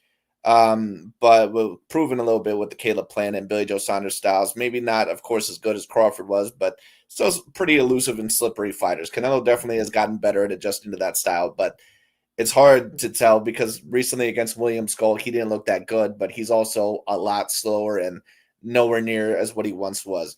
But so I've also stated this. This fight is going to be used for Crawford. I don't think he's just coming out to cash out or sell out. I think he is coming to try actually win this fight. I think the money is a perk, but I think that he knows that Canelo Alvarez, first of all, I mean, people are stating that Crawford's moving up 3 weight classes, and he somewhat is, but Canelo's not really a natural super middleweight. I've already told people this. If this was, Crawford, you have to fight Caleb Plant. If you have to fight Jaime Munguia, there's no way he'd take those fights because those guys are legit 168 pounders and they're just way too big. Canelo's a bit girthier, but he's not really a natural super middleweight. So this is almost somewhat similar to kind of like Sugar Ray Leonard versus Hagler in my view. Now, Crawford may be a little bit more of a disadvantage than what Leonard was back then. But the thing is that Canelo, in my view, he has gotten a little bit better at that style. But Canelo, if he does win this fight, I believe that he is going to try to make this into the narrative that, see, I would have beat Mayweather back then had he fought me at this point now. And I think that that has been, kind of why he stated why Crawford is better than Mayweather. I don't personally believe that whatsoever, but that's the reason why Canelo was stating that. As for Crawford, he realizes that his resume is a little bit light in the ass, and that's why he's been insecure about it. That's why he's always responded to certain criticisms about his resume, and he's always gotten a bit sensitive about it. So for Crawford, basically, this is, if I beat Canelo Alvarez, no one's ever going to question my resume again, and I'm going to be up there with Mayweather and any other great fighter of all time. So that's what's in it for both of them. But it is going to be interesting. I think that Canelo has adapted better to that style over time, but it's kind of hard to judge because I don't think that he's fought someone on the level of Crawford, at least ever since a Golovkin or Mayweather or Bivol. So it's a little bit hard to judge. And against Bivol, I don't think he ever belonged to that weight class in the first place. So I kind of give him somewhat of a valid excuse for that, but it's going to be hard. I don't know. I would favor Canelo slightly in this fight, but it's just it's a hard one to predict. But yeah. yeah. I agree. I agree with that. And yeah, what Crawford, what you just said about Crawford not fighting the other contenders. Yeah, he's going straight for the big name, high risk, high reward. And uh, and another thing, like what Crawford said about how he deserves to be ranked in the top 5 Yeah. along with Mayweather if he wins this. I mean, again, one of the first video, in fact, it was actually the first video on my channel. It's still up. Was it was what it was when um, Crawford and his team Bomac started to talk. They started to look for ways to not fight Boots Ennis, Yeah. and they may not have officially come out with the line Boots Ennis doesn't do anything for our careers, but I was talking about just how backwards that is, and it's one of those things where Crawford, if he loses, his legacy, not only will he lose the fight that he's put all of his eggs into, Yeah. but his legacy will take a massive hit for the same reason I think Canelo's has taken a massive hit with the Benavides thing, because Yeah. as we've talked about, ducking essentially is a part of the sport. Yeah. Everybody does it too. Yeah. There are very few fighters who I think don't have never ducked anybody. I put Ali in that category, and I also put Usyk in that category. But I'm waiting for Usyk to retire before I talk about it in depth. Um, in terms of Crawford, there's and the Canelo Benavides thing, there's levels to ducking. And Yeah. Canelo, again, this is all in the past, so I'm not even harping on about it. I'm just stating Yeah. facts, or what I believe to be the facts. The ducking was just so blatant, it's what he'll be remembered for. And he kept the belts while Yeah. waiting for Benavides to move up. So, but by saying that, Crawford has done the same thing. Yeah. He beat Errol Spence. He became not just the pound for pound best fighter in the world, but the biggest star, superstar, pay per view star, and he did nothing with it. He didn't Yeah. fight anybody. Looked for excuses to not fight anybody. So, Mhm. like it's one of those things where I thought, how do I make a video on this without coming across as a hater? I'm not a hater. I'm a Crawford fan, but Yeah. yeah, his rhetoric about criticizing other people in the GOAT conversation, saying that Errol Spence isn't a Hall of Famer. I mean, I can't blame the Errol Spence fans for getting upset with him, because it's Yeah. ridiculous from Crawford. So, and as a Crawford fan, that's disappointing. But also, one thing I wanted to mention, because I actually do need to go because I've got I've got some work to do. Yeah, no And problem. sorry, I've had to keep clearing my throat, but You're all good, man. Me too. I think it's the change of weather here in New Zealand. Yeah. Um, Oh, you're but from New another Zealand. All right. I see. That's awesome. Yeah, man. The country that nobody knows about, because we're just known as the small country next to Australia. Well, you guys got Joseph Parker, I guess. I'm pretty sure he's from New Zealand, but yeah, no, but Yeah, that's nice. and I talked about this on my channel once. I had a personal interaction with Joseph Parker back when he was a prospect. Huge fan. Super Wow. disappointed with how the sport's treating him now, but huge fan of him. But anyway, what I wanted to say was another fighter who is in everybody's GOAT conversation, where that's debatable, but still he's you have a conversation about all-time greats, he's always going to be there, is Roy Jones. Yeah. Roy Jones was criticized many times in his career for not taking on top competition. Like after he beat Bernard Hopkins for the middleweight title, he didn't defend against anybody that good. There was an opportunity for him to unify with Gerald McClellan, Oh, okay.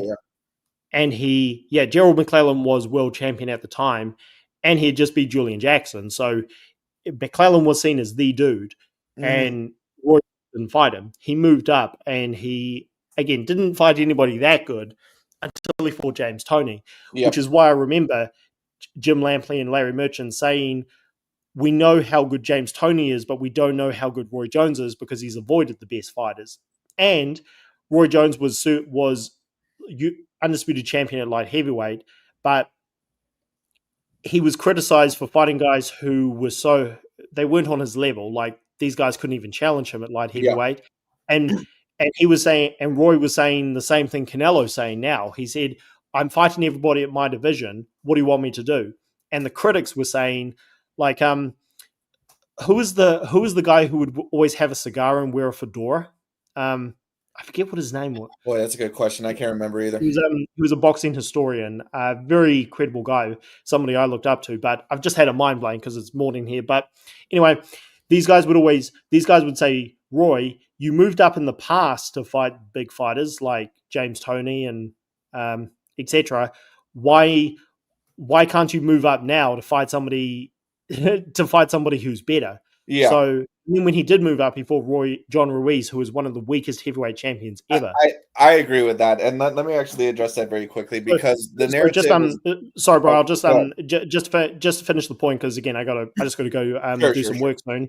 Is that it's if you know the sport, which I know you do, just for other people who may not have seen this, Yeah, is that it's very normal for great fighters to be criticized when they're fighting guys who aren't on their level, because people want them to change weight classes. They say, okay, now is the time for you to change a weight class to fight somebody who can actually compete with you. yeah. So Canelo is not the first, and he won't be the last. Yeah, I know what you mean. All right, man. Well, yeah, man, you brought up some great points. I'll let you go for now because you got some work, and I'm going to have a couple other people on the chat. But I'll probably do a stream on the Lomachenko thing probably within the next week. So just keep an eye out, man, or I'll just comment down, and then I'll let you know when we do it, man. But yeah, great conversations. Great to have you on here. Thanks for having me on, man. This was one of the best conversations I've had because even though we disagree, it was just a really good conversation. And it's so rare on these channels because everybody has an extreme opinion. Yeah, but yeah, really enjoyed. Yeah, really enjoyed it. I'll be dropping videos soon, and yeah, all the best. And thanks for having me on. And peace out to everyone. No problem, man. See you later. All right. So before I bring on the next person, I'll post the link down below. But it's a great conversation overall by that gentleman there. Great to see him back in there. I'll paste this and then I'll allow a listener in the conversation for any of you guys that want to do it. But let me actually talk about this because I see a few people talking about how it'll affect the legacy of both fighters. And Channel 3, I believe, he recently stated that all right, so I have Jab like Shakur. All right, I'm gonna let him talk in a few minutes, but let me actually address this first. So Crawford, people will say that if he runs around the ring, it'll really affect his legacy. It'll affect his legacy to a degree, but I think that it's going to be more. I think he'll still be remembered as an all-time great fighter. I just think that he won't be in the GOAT conversation. But if Canelo loses this fight, it will affect his legacy. It will, and I think it's definitely going to affect him more because he's not supposed to lose this fight. And although a lot of people, of course, they may realize that Canelo slipped a little bit, I don't think they realize how far he slipped. So I actually think that this is way more important for Canelo to win this fight than what it is for Crawford. It's both important. It's important for both of them to win this fight, but I think it's more important for Canelo. If Canelo loses this fight, especially to a fighter that has never even fought at 160 before, it's definitely going to be a little bit damaging for his legacy. But we'll talk about that, a little bit later on. But anyways, was there another comment that I wanted to address? Anyways, all right. So let's get this guy Jab like Shakur in here. Let's see what this gentleman has to say, and then we'll have a few other people on as well. Maybe a little bit later. Hi there, Mr. Jab like Shakur. Are you there? Hey, God bless you all, and yeah, I'm here. Yeah, man, that's awesome, man. I got to turn up my volume a little bit for that reason. I can't hear you very well, but all right, man. Yeah, was there any points that you wanted to bring up, either about the fight or the resume or anything like that? Yeah. So the question of the video, the question title within the video is called does Canelo have a greater resume than Terence Crawford? And the answer is yes. Bivol and Floyd Mayweather Jr. alone are greater than any of the fighters that Terence Crawford has fought combined. Nevertheless, fighting abilities. I mean, you could have better fighting abilities and not the better resume. I will say that. Yeah. And I believe that. Yeah, and I believe that Terence Crawford does have greater fighting abilities than Canelo Alvarez. In fact, I believe that Gervonta Tank Davis and Shakur Stevenson also have greater fight abilities than Canelo Alvarez. Probably not in their prime. Don't get me wrong. Probably not in their prime. Probably not in Canelo's prime. They wouldn't have a greater fighting abilities than him. Nevertheless, Yeah. I believe right now, Shakur and Gervonta alone have greater fighting abilities than Canelo, let alone Terence Crawford. I think that to address your point, I think both Canelo and Crawford at their peak, I think they actually are very similarly skilled in the same realm. I think that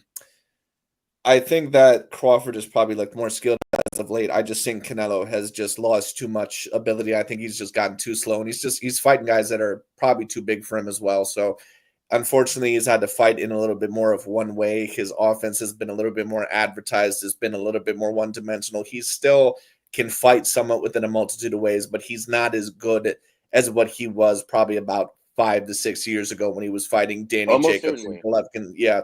So I actually personally believe that they're on a similar level. I think that Crawford looks better to some people at times because he has the quicker feet and it'll look better than a fighter that's sometimes a little bit slow of foot.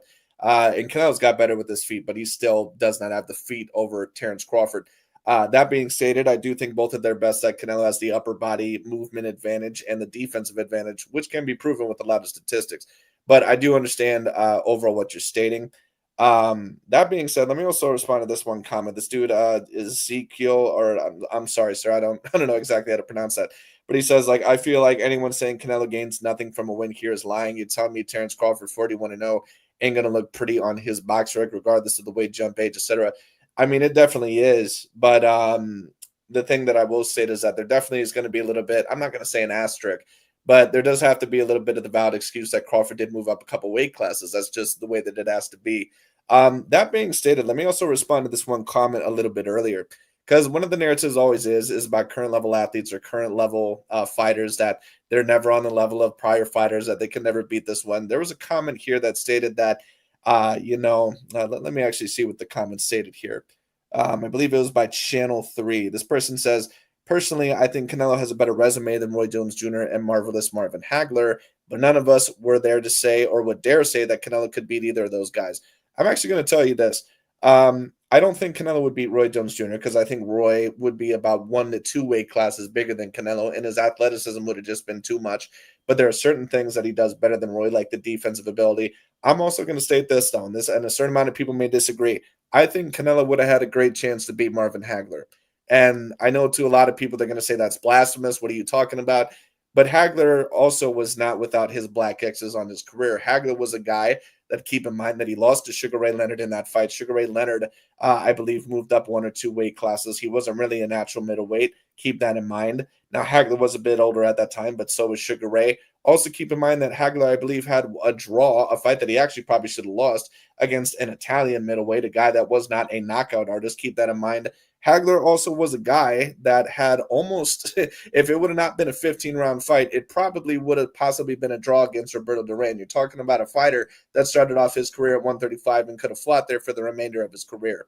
So point being is that a lot of people always like to come up with this narrative of, well, this guy can't compete with that guy. But oftentimes that's a lot more narrative than what it is actual reality. Canelo, not only can you debate that he could have possibly beat Marvin Hagler in a fight, you can debate that he's greater than Marvin Hagler, because not only overall has he beaten a lot of A-grade level fighters, he also has beaten guys overall that have been legitimately bigger than him. Marvin Hagler remained at 1 weight class for his whole entire career. Debatably the greatest middleweight of all time, no doubt. But Canelo versus Marvin Hagler, in terms of a quote-unquote GOAT discussion or who's greater, it's certainly a debate in my view, and one could certainly debate Canelo over him. But anyways, I wanted to mention that very quickly. But anyways, Mr. Shakur, if you have any more points, certainly feel free to talk about it. You can talk whatever you'd like. Okay, yeah. So in regard to the defensive attribute of both Canelo and Crawford, they showed on the tail of the tape in the last press conference that Terence Crawford has a lower plus minus, a lower like opponent hit connect percentage than Canelo. So what do you mean like he has better defensive statistics? Because Canelo. it depends on the level of competition you're talking about. It's hard to compare the statistics. See, I'm going to compare it like this. It's like when you take a look at NBA basketball. People will take a look at LeBron James and they'll take a look at him and say, wow, he must be greater than Jordan because, he averages more assists and more rebounds and more this, but Jordan couldn't do that. Well, Jordan wasn't asked to do that. Jordan was a guy that played a shooting guard, and because they were supposed to win championships and not just be ball dominant or based around one player, he had to play a specific role. Now, to a lot of people, that comparison isn't going to make sense, but let me talk about this. Stats are important, but you can't always just take a look at them for face value.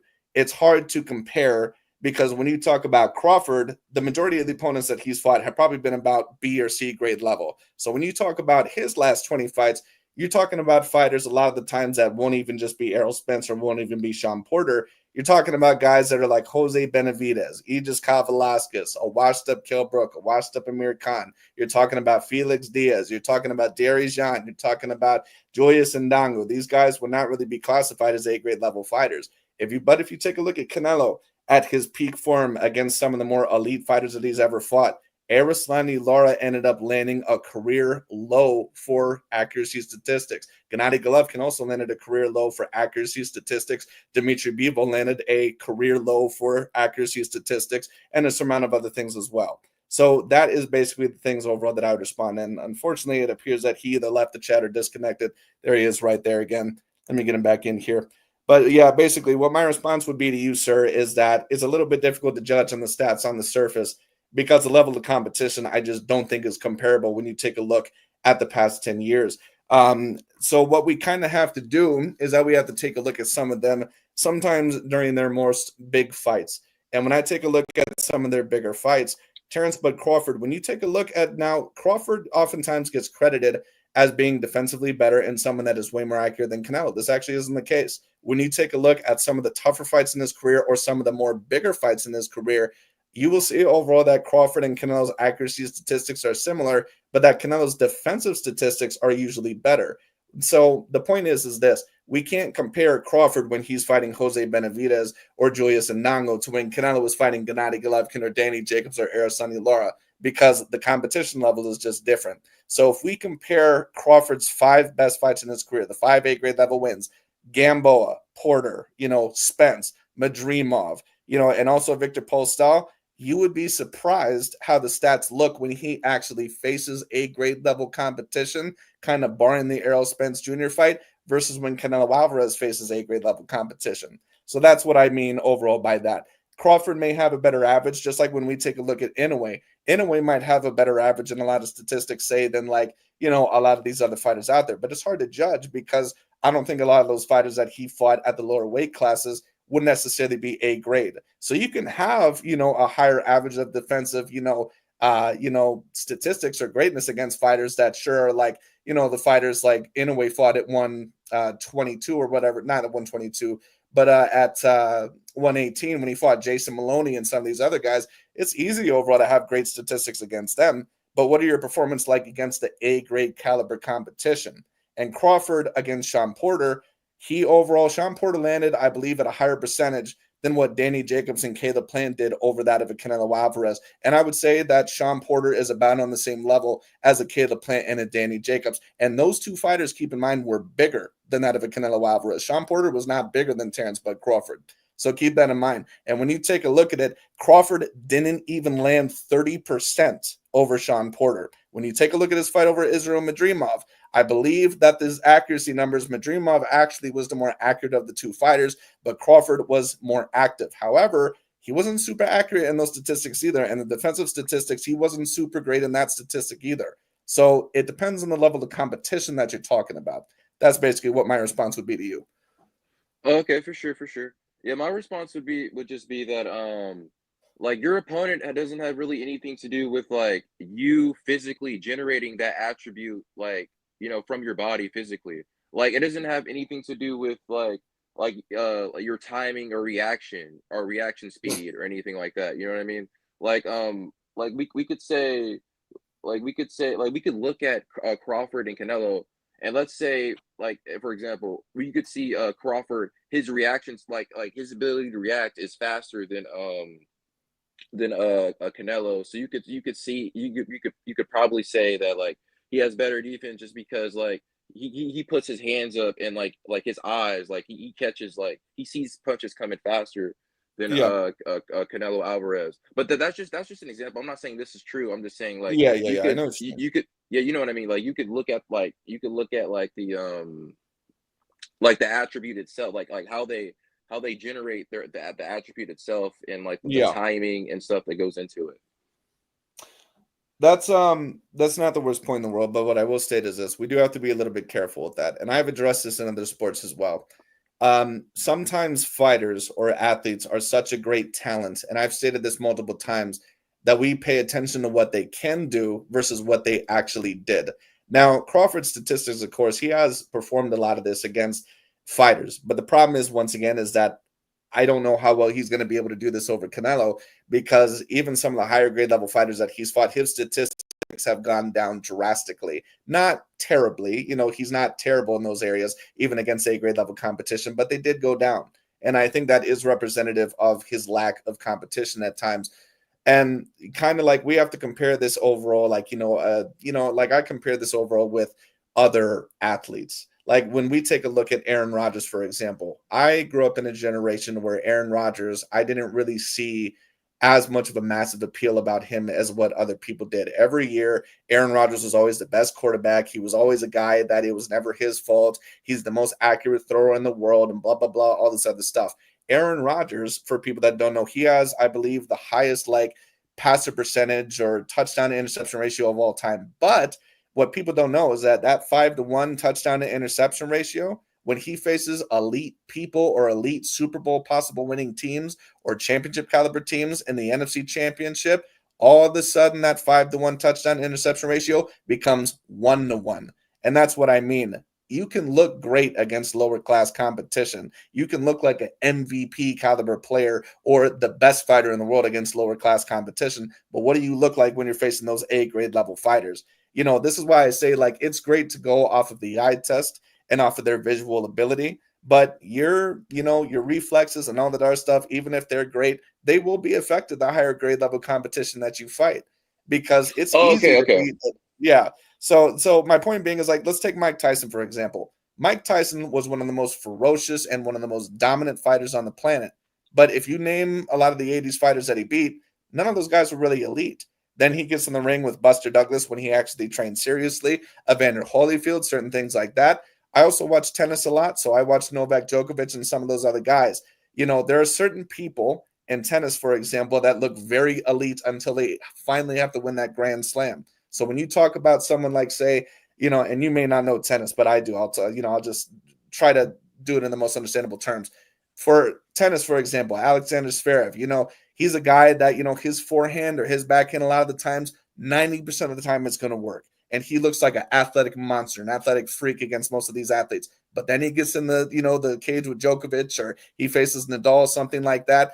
Those great fighters usually take one or two things away that are going to make it that much harder. They're possibly just as fast as you, just as strong as you, just as smart as you, if not smarter than you. So the more complete fighter of a fighter that you're going to fight, in Terence Crawford's situation, the harder time you're going to have to, that you're going to have. That's why, even though a fighter may look very, significantly talented, we always have to wait until they fight that A grade level fighter, because you never know. They may turn out to be the next Adrian Broner. They may turn out to be the next Terence Crawford.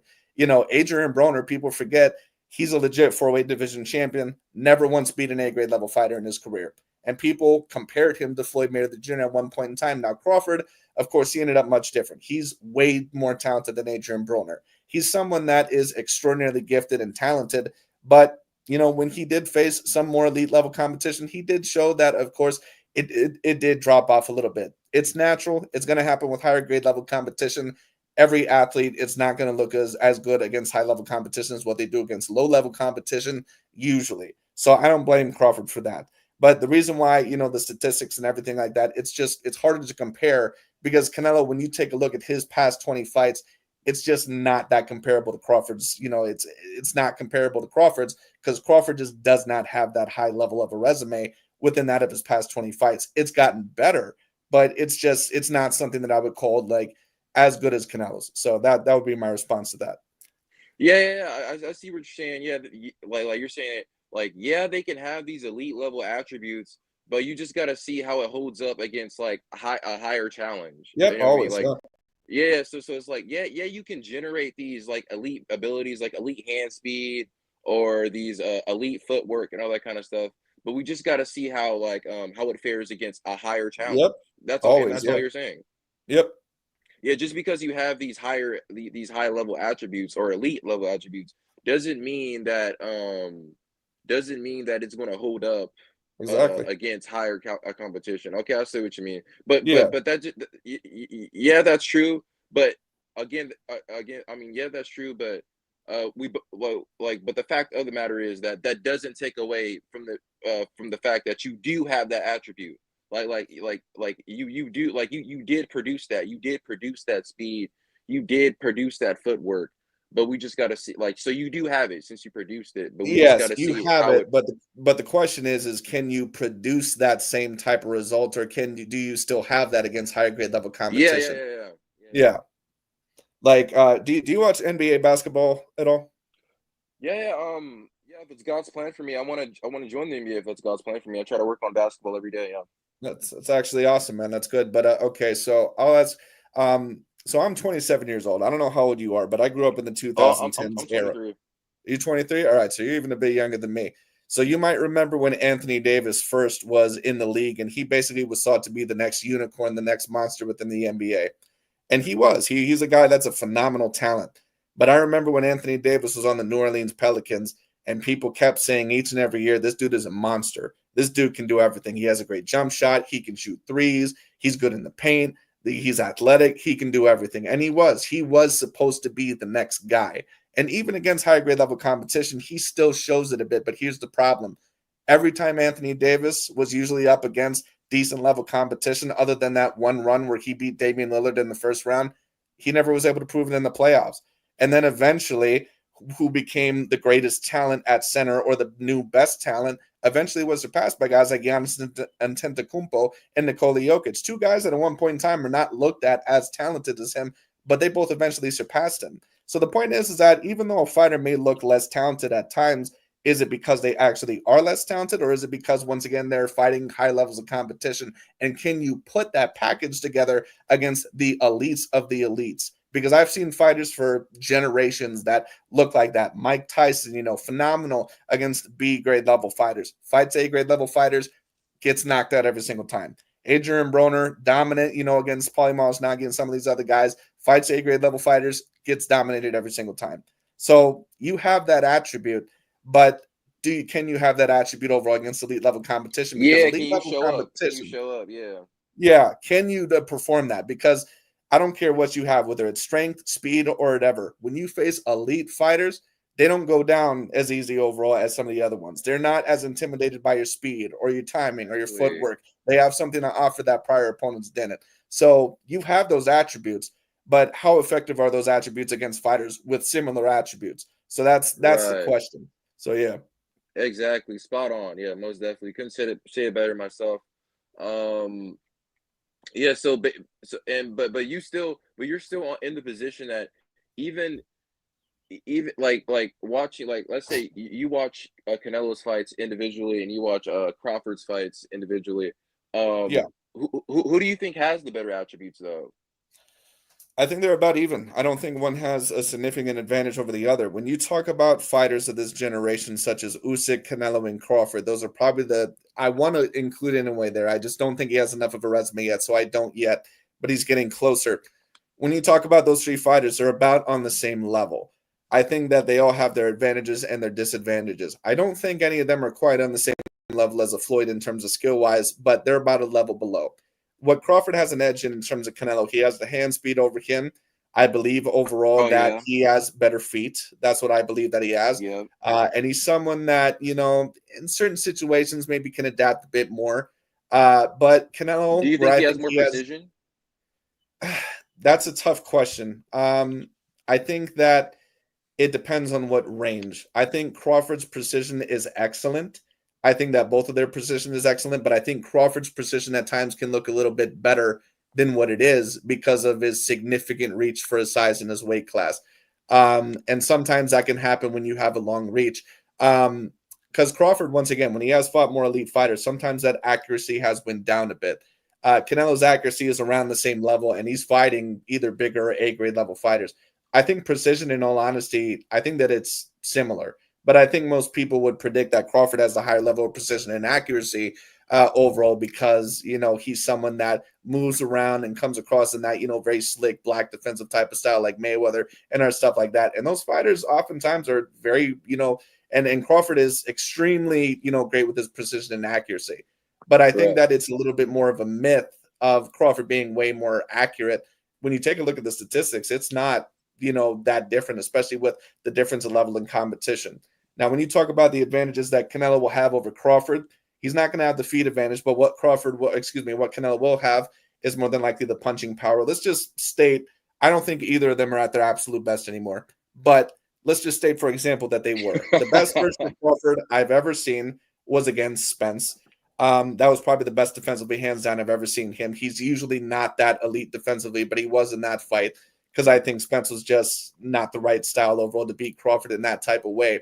But Canelo, I think what he would have the advantage in is head movement.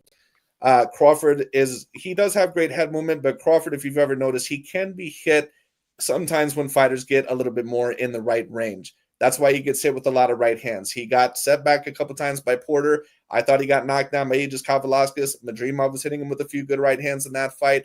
Also, I believe that Jose Benavidez hit him with a few, and also Gamboa hurt him very badly once or twice in that fight with the right hand.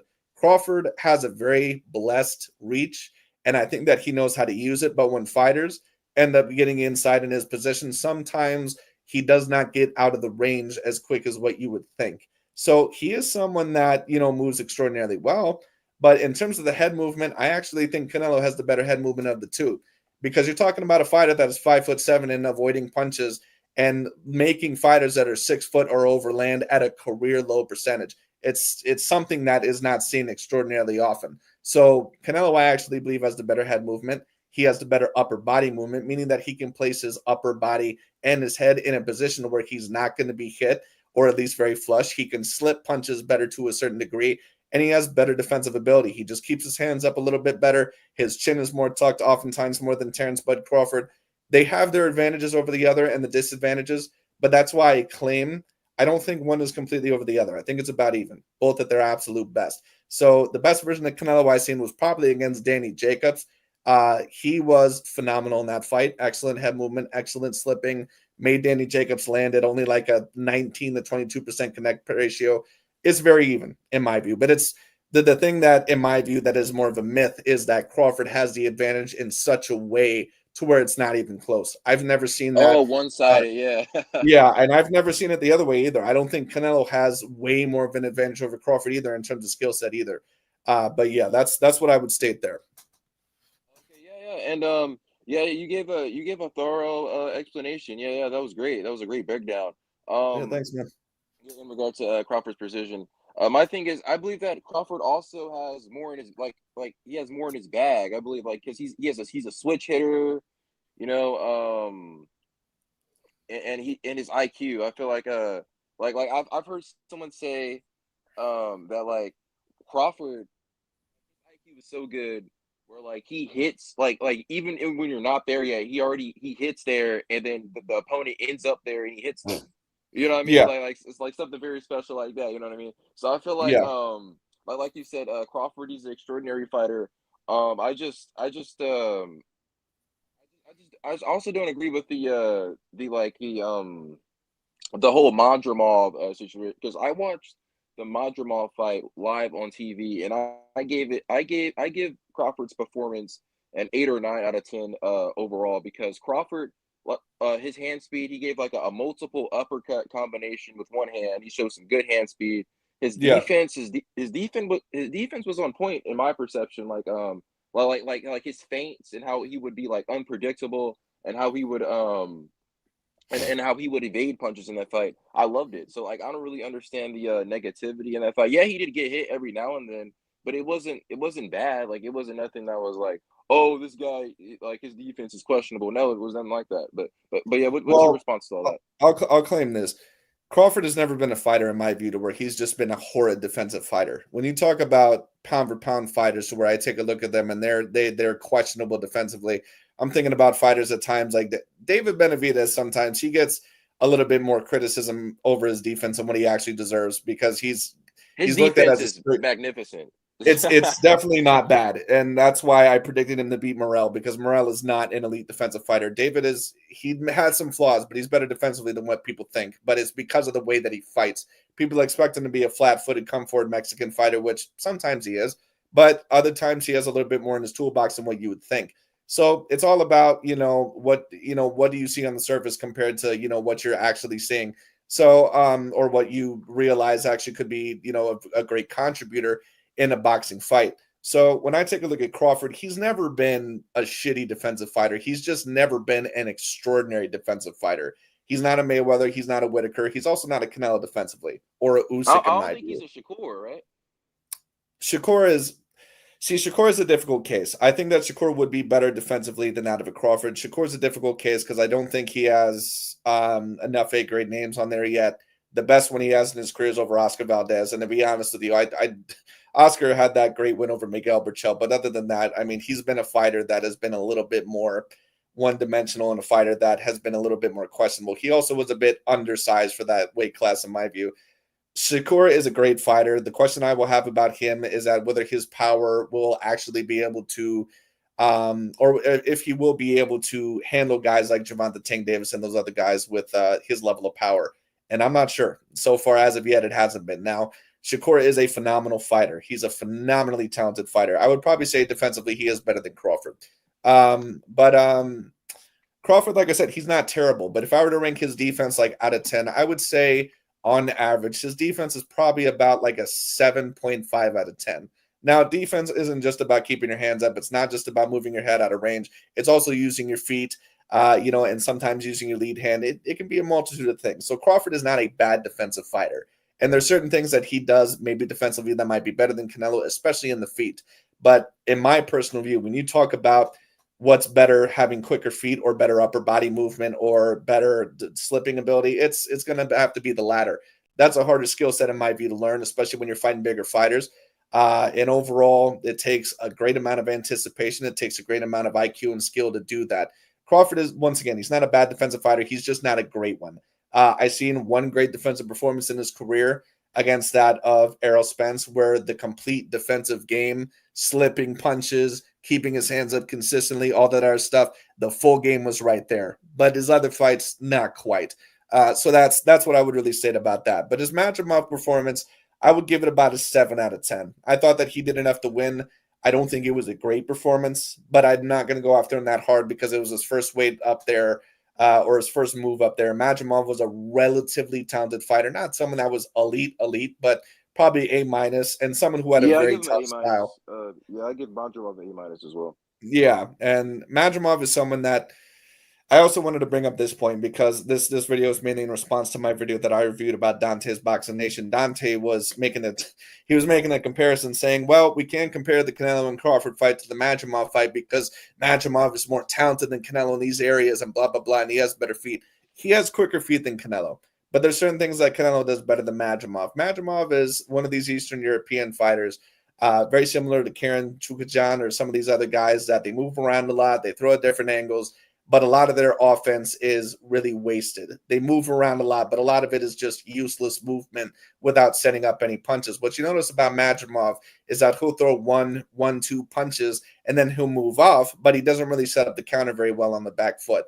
And Majimov was just a very awkward style, and I think Crawford was having a difficult time countering because he wasn't really countering at a time to where other fighters usually would counter. He wasn't really biting down on certain feints or counters that other fighters usually were. And then on top of that, when he was supposed to throw to where it possibly could be advantageous, he wasn't. So it was just a very awkward style.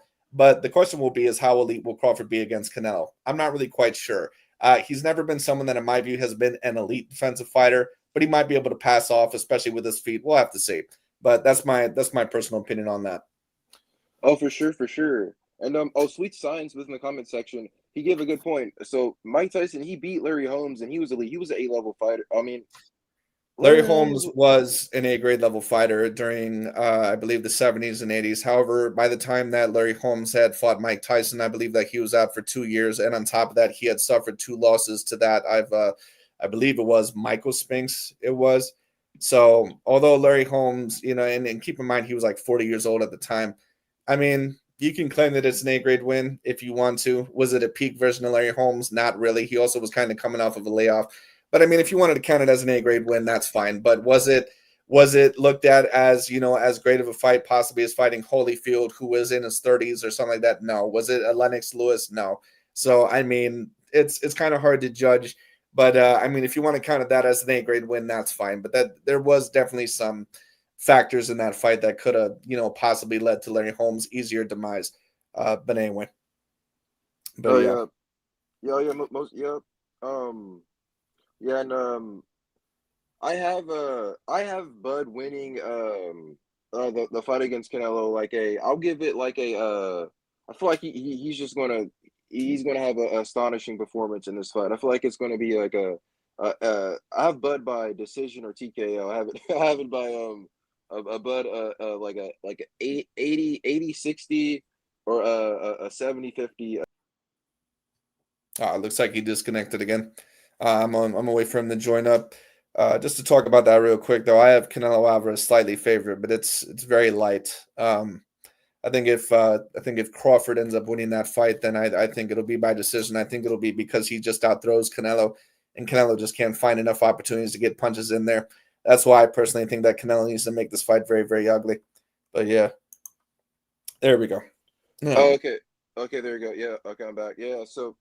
What I was saying, I have Bud by decision or TKO. TKO. I feel like he's going to have an astonishing performance in this fight, and if he gets a decision, I'll have it by a 70-50 or what I say as a 70-50 or a 80-60 a win by Bud Crawford.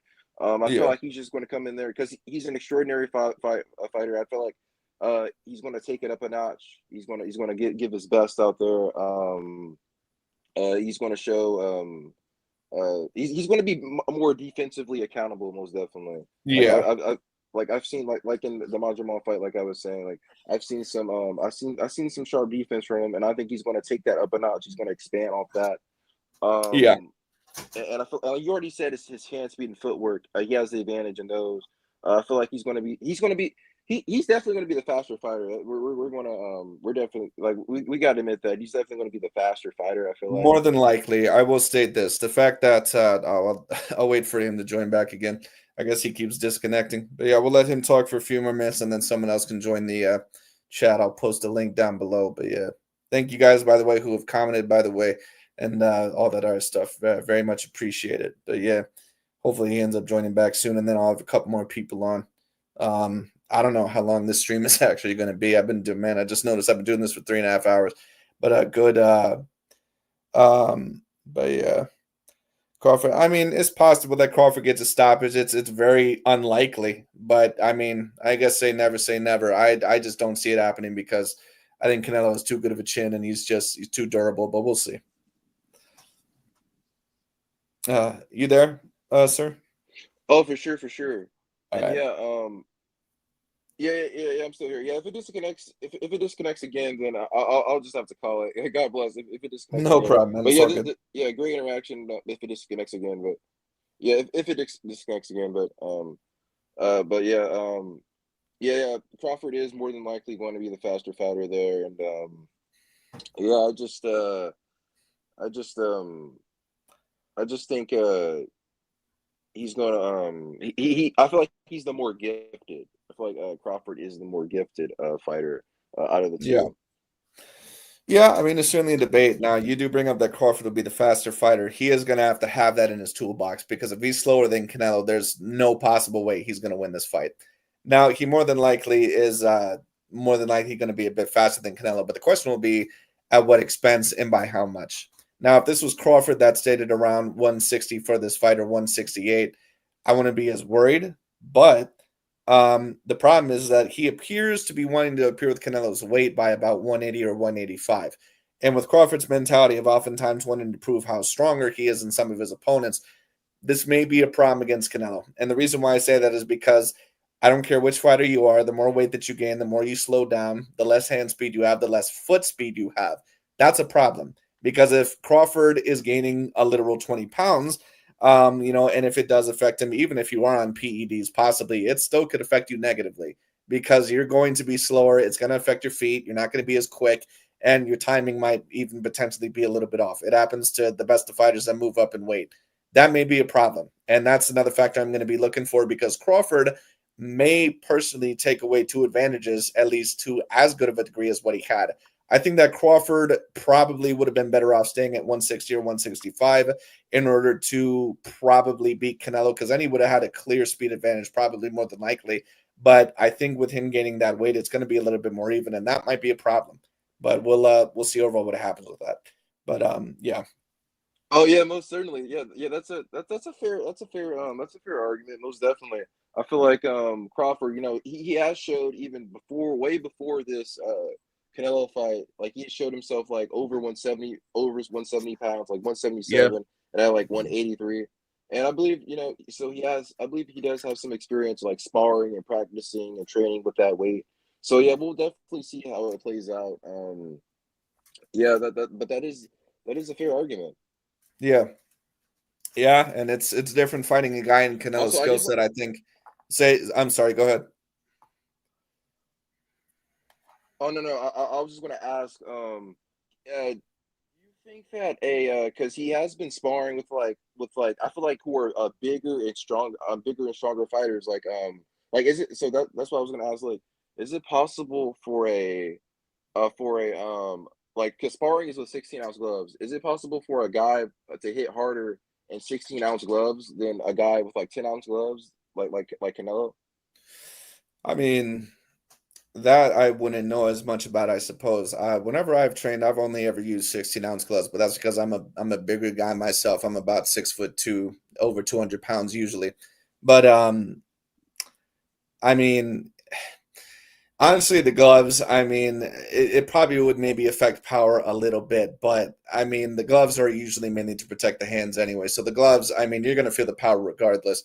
So honestly, I wouldn't even be worried as much about that. The question that I would be worried about is that once again, what advantages could Crawford possibly still? Now, you mentioned Crawford, of course, now he does walk around at about 185 to 190, I believe. So he does lose a pretty significant amount of weight. But Walk walk around around weight. weight is different than fight weight because when you're at a fight weight, you're in a different level of conditioning and you're not eating as much as what you are regularly. You're not as loose as what you are about your schedule. So it's different. And it is going to be different when you're a little bit lighter in the ass. Or if you're gaining weight and you're fighting a great fighter in Canelo Alvarez for the first time, and you're not as quick footed. And then on top of that, the punches are hurting you pretty bad and you can't move around the same. That's why it's so dangerous to sometimes gain 20 pounds and expect it overall to be in your favor. Now, there are some fighters that it did favor them, like Tyson Fury, but Fury's always been a bigger set man. He's always been a super heavyweight, so I could understand why it favored him. Crawford is going to be fighting a fighter that is debatably just as talented as what he is and has been adjusted to those weight classes. So it's very dangerous sometimes to gain that substantial amount of weight and expect it to have the same results or favorable results. And Crawford, oftentimes, he is a good wrestler. He has a wrestling background. He's very good in the clinch. This might be one of the few times where I don't know if Crawford will actually be able to beat someone in the clinch. And Canelo's pretty decent on the inside and in the clinch as well. And I would state that he's probably a better fighter on the inside. So it's going to be interesting. But if I were Canelo and I were looking at this fight, I mean, whatever fight you're in or whatever matchup you're in, you have to take advantage of your opponent's weaknesses and what also might be their Achilles heel, not just physically, but mentally as well. Crawford is a guy that has a little bit sometimes of an inferiority complex, and sometimes he likes to really prove how strong he is against certain fighters. That can be a problem, especially against Canelo, who's very powerful. He's very compact. He's someone that's very good on the inside and probably a better inside fighter than Crawford. So Crawford's really got to watch out for that. But it all depends. Like I said, this fight has so many different factors, from the weight to Canelo slowing down to Crawford possibly slowing down to Crawford being out for a year and a half and being 38 years old this year. It has so many different factors, and that's why I'm predicting Canelo slightly. But it's so difficult, and I would not predict Crawford to win by KO. I just think Canelo's too durable. But if he did win this Oh no, fight yeah, by not KO. I clear, meant TKO. No, you're all good either way. Honestly, I wouldn't even think that he would win by TKO. I just he would have to hit Canelo so often, and with the weight gain that he's getting, I just unless Canelo is completely washed up, especially after that last fight, I just don't see it happening. Canelo is for an all-time great fighter. He might have debatably the best chin that I've ever seen. Crawford would have to hit him as often and as hard as what he hit Spence, and I don't know if he can do that. I think Spence is a great Not fighter, but I often. don't. Yeah, I think that, for example, like Spence, I think he was really the perfect type of style, 2020 hindsight, to really get knocked out by Crawford. He doesn't move his head off the center line very well.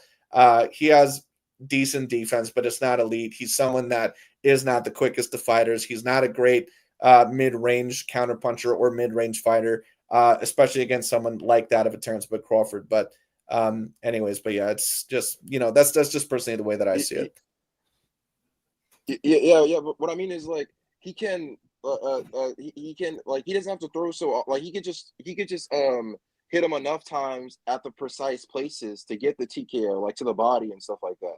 That's what I meant by getting the TKO. That's what I meant by I think, a yeah, no, I know TKO, what you and mean. I believe that is possible. I think it's possible, but I still think it's highly unlikely. I Crawford is a phenomenal counterpuncher, but Canelo is just like I said. If you take a look at the fighters that he's fought, Lara is one of the greatest counterpunchers and trap setters that I've ever seen. Lara landed at like a 29% connect percentage over Canelo. Caleb Plant knows what he's doing as well. He landed like a career low. Dimitri Bivol, who was bigger than Canelo and whooped most of the people's ass at light heavyweight and landed like 31% against Better Beef, he landed 20% against Canelo Alvarez. So that's what I mean. The one fighter ever that's ever landed a high level of accuracy against Canelo Alvarez Is was Floyd Floyd? Mayweather. Yeah, exactly. So the question is, can Crawford do the same thing that Floyd Mayweather did? I don't know, because I don't. First of all, I don't think Crawford is as skilled as what Floyd was. And then on top of that, Canelo has been so adjusted to these weight classes. Floyd at least had fought at 154 before, and Canelo was at 154. So it's a different fight. So it's interesting, and it's going to really prove how great not only Crawford is, but also what left they both have in the tank and how great Canelo is. It's going to be an interesting fight. So that's why I say this fight has so many different factors. It's really tough to predict, but I would not predict Crawford to win by TKO. I just think that Canelo just has too much durability, even with the wear and tear that he has.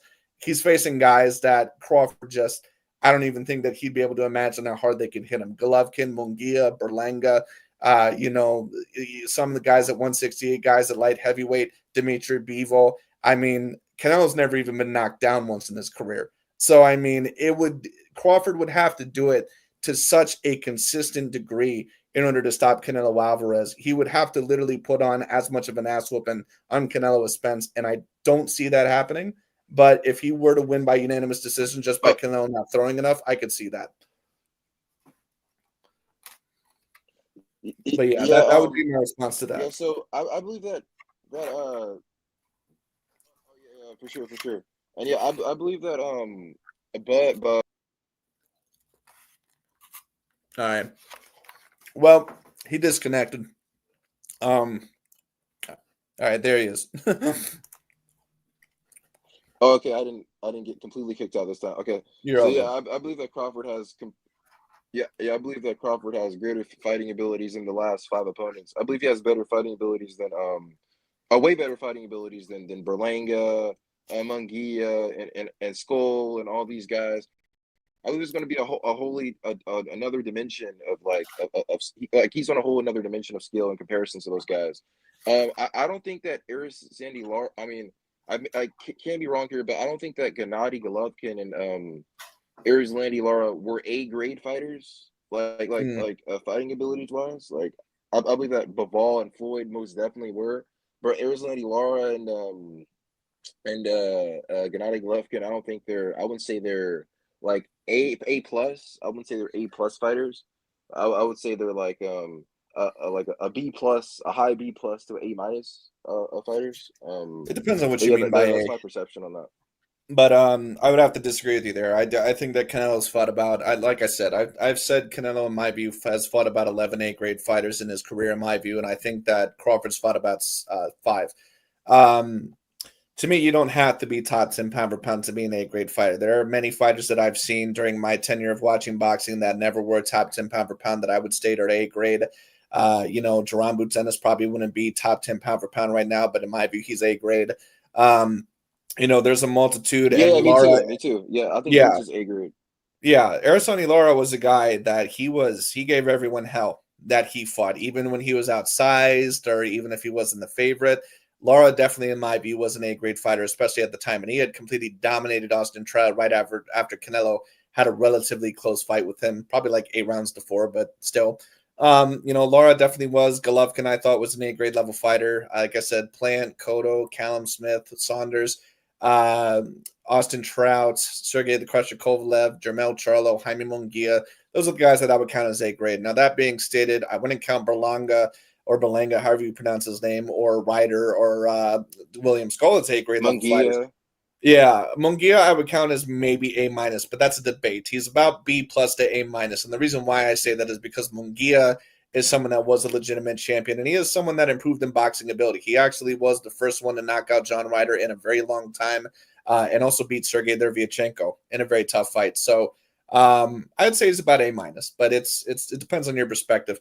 But as for your point as to Crawford being better than those guys, he definitely is. I have no doubt about it. I think that in all around skills wise, that Canelo, the best fighters all around skills wise that he's ever fought have been Mayweather, Cotto, Lara, Golovkin, Crawford, and Bivol. And certain people would count Jermel Charlo, but not me. Jermel Charlo, in my view, is an oversized 154 pounder that was kind of in a weaker division when he became unified, but it is what it is. I personally don't even believe he's on the same skill level as Saunders or Plant or some of those guys, but it is what it is. But that being stated, Crawford definitely is better than some of those guys that you mentioned. The question is that how will Crawford react to moving up a couple of weight classes? Because Canelo, even both at their absolute best, and Canelo isn't that much bigger than Crawford, but he's still about 2 weight classes bigger than that of a Terence Bud Crawford. Canelo is about a natural middleweight. Crawford's probably about a natural 147 pounder. So that's going to be the question. And Canelo is going to be probably about 185 for this fight, as he has been probably for his past couple, or about 180, somewhere around there. And that's going to be more the question. It's not about all of Crawford's abilities and him being more talented than some of the fighters that Canelo has fought. It's also about his jump up in weight and how well he's going to handle that, because some people don't understand the jump up in weight. It can be a brutal weight cut. It can be a brutal, or not weight cut, but it can just be brutal. With the gain weight, it can seem like an advantage, but it slows you down. It makes you more lethargic. It makes you slower in every category. So it's just something that it's like I said, we don't know how he's going to react. We'll see. But I have a feeling that it's probably going to affect him more negatively. I could be wrong, but we'll see. Now, of course, what people would mention was that, well, Crawford came from 135, and he beat Spence and all those other guys, right? But there are certain fighters that when they start off at a point in their career, they don't belong there. Crawford was not going to belong at 135 for long. He's 5'8" with a 74-inch arm reach, and he rehydrates to 160 to 168. He's not going to stay at 135 for long, nor at 140. Same with Devin Haney. So he was a guy that eventually was going to naturally grow into 147. It was just inevitable, just like how Canelo was eventually naturally going to grow into 160. However, he's not a natural 160 nor 168 pounder. Canelo's not a natural 168 pound either, but he's been adjusted to fighters like Plant and Callum Smith and Saunders and Kovalev and Bivol and Munguia and Berlanga, guys that I can guarantee you punch harder than Crawford. Some, probably not more skilled than Crawford, but with Crawford being possibly lighter in the ass, of course, than a lot of those guys, the power may not affect Canelo Alvarez like what certain people think that is going to.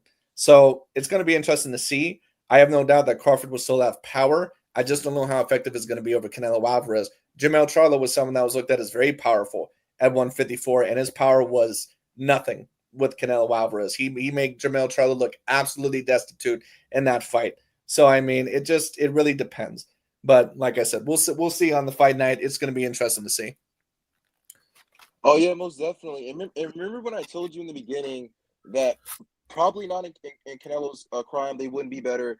But I believe that Gervonta Tank Davis and Shakur alone have better fighting abilities than right now is Canelo. And I would add Jerron Boots Ennis to that list too. I believe that Duran is better than Canelo at everything, like at every attribute, at speed, power, defense, footwork. I believe that Boots is better than than Canelo at every attribute, and I believe Bud he's better than Boots.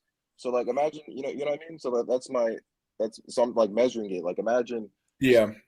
if Bud I is better think than I'll Boots, then say like this. imagine what Bud's gonna do. I think that there's, yeah, but we can't always judge a fight like that. And the reason why I state that is because we have to take a look at every single factor. Well, the reason why I say that is because like people will take a look and they'll be like, well, he looks better in this category, better in this category, better. Yes, but it's how he's going to fight against that style and how that is going to play to the advantages or the strengths or the weaknesses of that particular fighter. That's why they say styles make matchups. I think that there is a multitude of fighters that probably are better in a multitude of categories than Canelo right now, even maybe fighters that aren't on the pound for pound list because he definitely has slowed down. That being stated, Canelo, although he's decreased with his level of defense and movement and upper body movement, he still has one of the best upper body movement and still one of the best defensive abilities in this day. So it's just hard to really judge. But as for Duran Bucenas, he might have better feet, he might have better speed and more power for his weight class. But in terms of the defense and the upper body movement, I mean, if you've seen Duran Bucenas recently, he gets hit a little bit too much at certain times. He hasn't really suffered the consequences as of yet because I don't think he's really fought a fighter that Yeah, is on his because when he near shows similar off, level. yeah. But yeah, but I understand what you're saying. But Canelo definitely has slowed down. But that being stated, as for Gervonta Tank Davis, I got to be honest, Gervonta he really has kind of been a little bit more exposed as of recent for not really putting on the most impressive of performances. I think that his last fight against Lamont Roach, a fight that he was on paper 100% supposed to win without any problem, at least really, I mean, he really didn't look good in that fight. But he also didn't really look that good against Rolly Romero. He also didn't look that good against Hector Garcia. He also didn't look that good against Mario Barrios. He also didn't look that good, I believe, against one or two other fighters that I can mention. Gervonta is a very talented fighter, but in terms of his boxing ability, he has seemed a little bit more overrated as of lately than really what he has been an exceptional talent, which is unfortunate to see. But that's why we need to see Gervonta also in the ring with the big names. And really, to be honest with you, the biggest name of his career that he's probably ever beat has been Frank Martin and Ryan Garcia. And we don't really know how good those fighters actually are because they've never won official belts in their career. So, it all depends. But there are certain fighters on the pound for pound list right now that in terms of ability that may be over Canelo. But the question would be is that, overall, can Crawford do that against Canelo? Crawford is, probably, debatably at a slightly better point, but in his career right now, but doesn't always mean that he's going to win the fight. If they were the exact same size, I probably would favor Crawford in this fight, but he's not. He's a guy that is naturally about 2 or at least 1 weight class lower than Canelo. And Crawford also another factor. He's never fought a fighter, in my view, on the level of Canelo Alvarez. One person actually brought up a point here where he stated that, Canelo beats everyone on Crawford's resume. Can't say that the other way around. Obviously, we don't have any way to prove that, but I understand what the man is trying to state. When you talk about Crawford's resume, I don't think that there's a fighter on there that Canelo overall hasn't seen before or hasn't competed against that may not be on that level. When you talk about Crawford possibly facing some of the fighters on Canelo's resume, I think that there are certain fighters that Canelo has seen before that Crawford is not. And he's fought, in my view, a more multitude of dimensions of styles. And I think with that also the experience. And on top of that, the knowledge that he's had to face within the past 20 years also might play a factor in as well. But like I said, we'll see about that. Oh yeah, most definitely, yeah. Yeah, most definitely. I agree with the whole like Gervonta and I mean Gervonta what you call he didn't really look that good. Nevertheless, I do believe that he has the faster hand speed, the faster footwork, and the and more power, right? Wouldn't you say he has more power? Because I mean, at his weight class, yeah, because Yeah, I would say that he he does. consistently more like yeah, because he consistently one shots like he one shots more consistently than Canelo has done ever in his career. Yeah, I know what you mean. I also see Doncha in the chat. I've actually been meaning to get him in the live stream, so hopefully he joins the Canelo live does stream. beat Spence. What's he talking about? What is he talking about? He Canelo said does Canelo beat doesn't beat. Spence. I mean, it's a matter of opinion. It's your view. In my view, Canelo would have beat Spence even if they were the same size. But I mean, it just is what it is. But Spence, in my view, was not as all around skilled as as Canelo. But it is what it is. He's a But anyways, one-trick man, pony. yeah. I love Spence, but he's a one-trick pony. I'm not gonna say he's a one-trick. See, okay, so I'll state this: I have so many people that come on my channel and claim that both Spence and Canelo are both one-trick ponies. I don't find either of them to be one-trick ponies. Spence is someone that can fight in a multitude of ways. He's just not great at it. Canelo can be great in fighting in a multitude of ways. I've seen it. That's why he's beaten so many different styles. When you talk about Spence, he's someone that is excellent on the inside and bullying opponents. He can fight in the mid-range, and he can fight on the outside range. But if he fights someone with a very elite jab, someone with good feet, and someone that knows how to move around, he's going to have problems. And we've seen it against Crawford and Kell Brook and some of those other guys. Spence is great, but he's great at fighting in one way. The other areas, he can fight very good or good, but he's not great in those areas. Canelo can fight great in a multitude of areas. Same with Terence Crawford, and that's what makes them a different level compared to Spence, in my personal view. Now, one-trick pony, in my personal view, would be Deontay Wilder. That would be an example of a one-trick pony. Someone that, he can box to a degree, but he's someone that, we all know what his main game plan is. So it is what it is. But yeah. Yeah, man, say whatever other points that you feel like you want to, whatever points you want to bring on. And then, man, I'll have someone else join the chat, but feel free to join up on the channel anytime, man. Oh, okay. So you want me to make my final points? Yeah, sure. Okay, for sure. So yeah, my final points are I believe that even though a boxing realist, you made very great points. I still, my position is that Bud has the better attributes. We just got to see how it plays out against a elite fighter like Canelo. I will also say that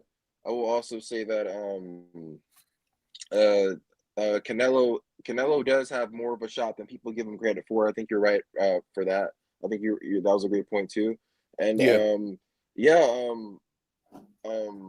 I'll definitely whenever I have the opportunity, I would try to join up and talk. Yeah, you really know your stuff, Boxer Realist, and I really appreciate that. It's rare to find people who know their boxing like that.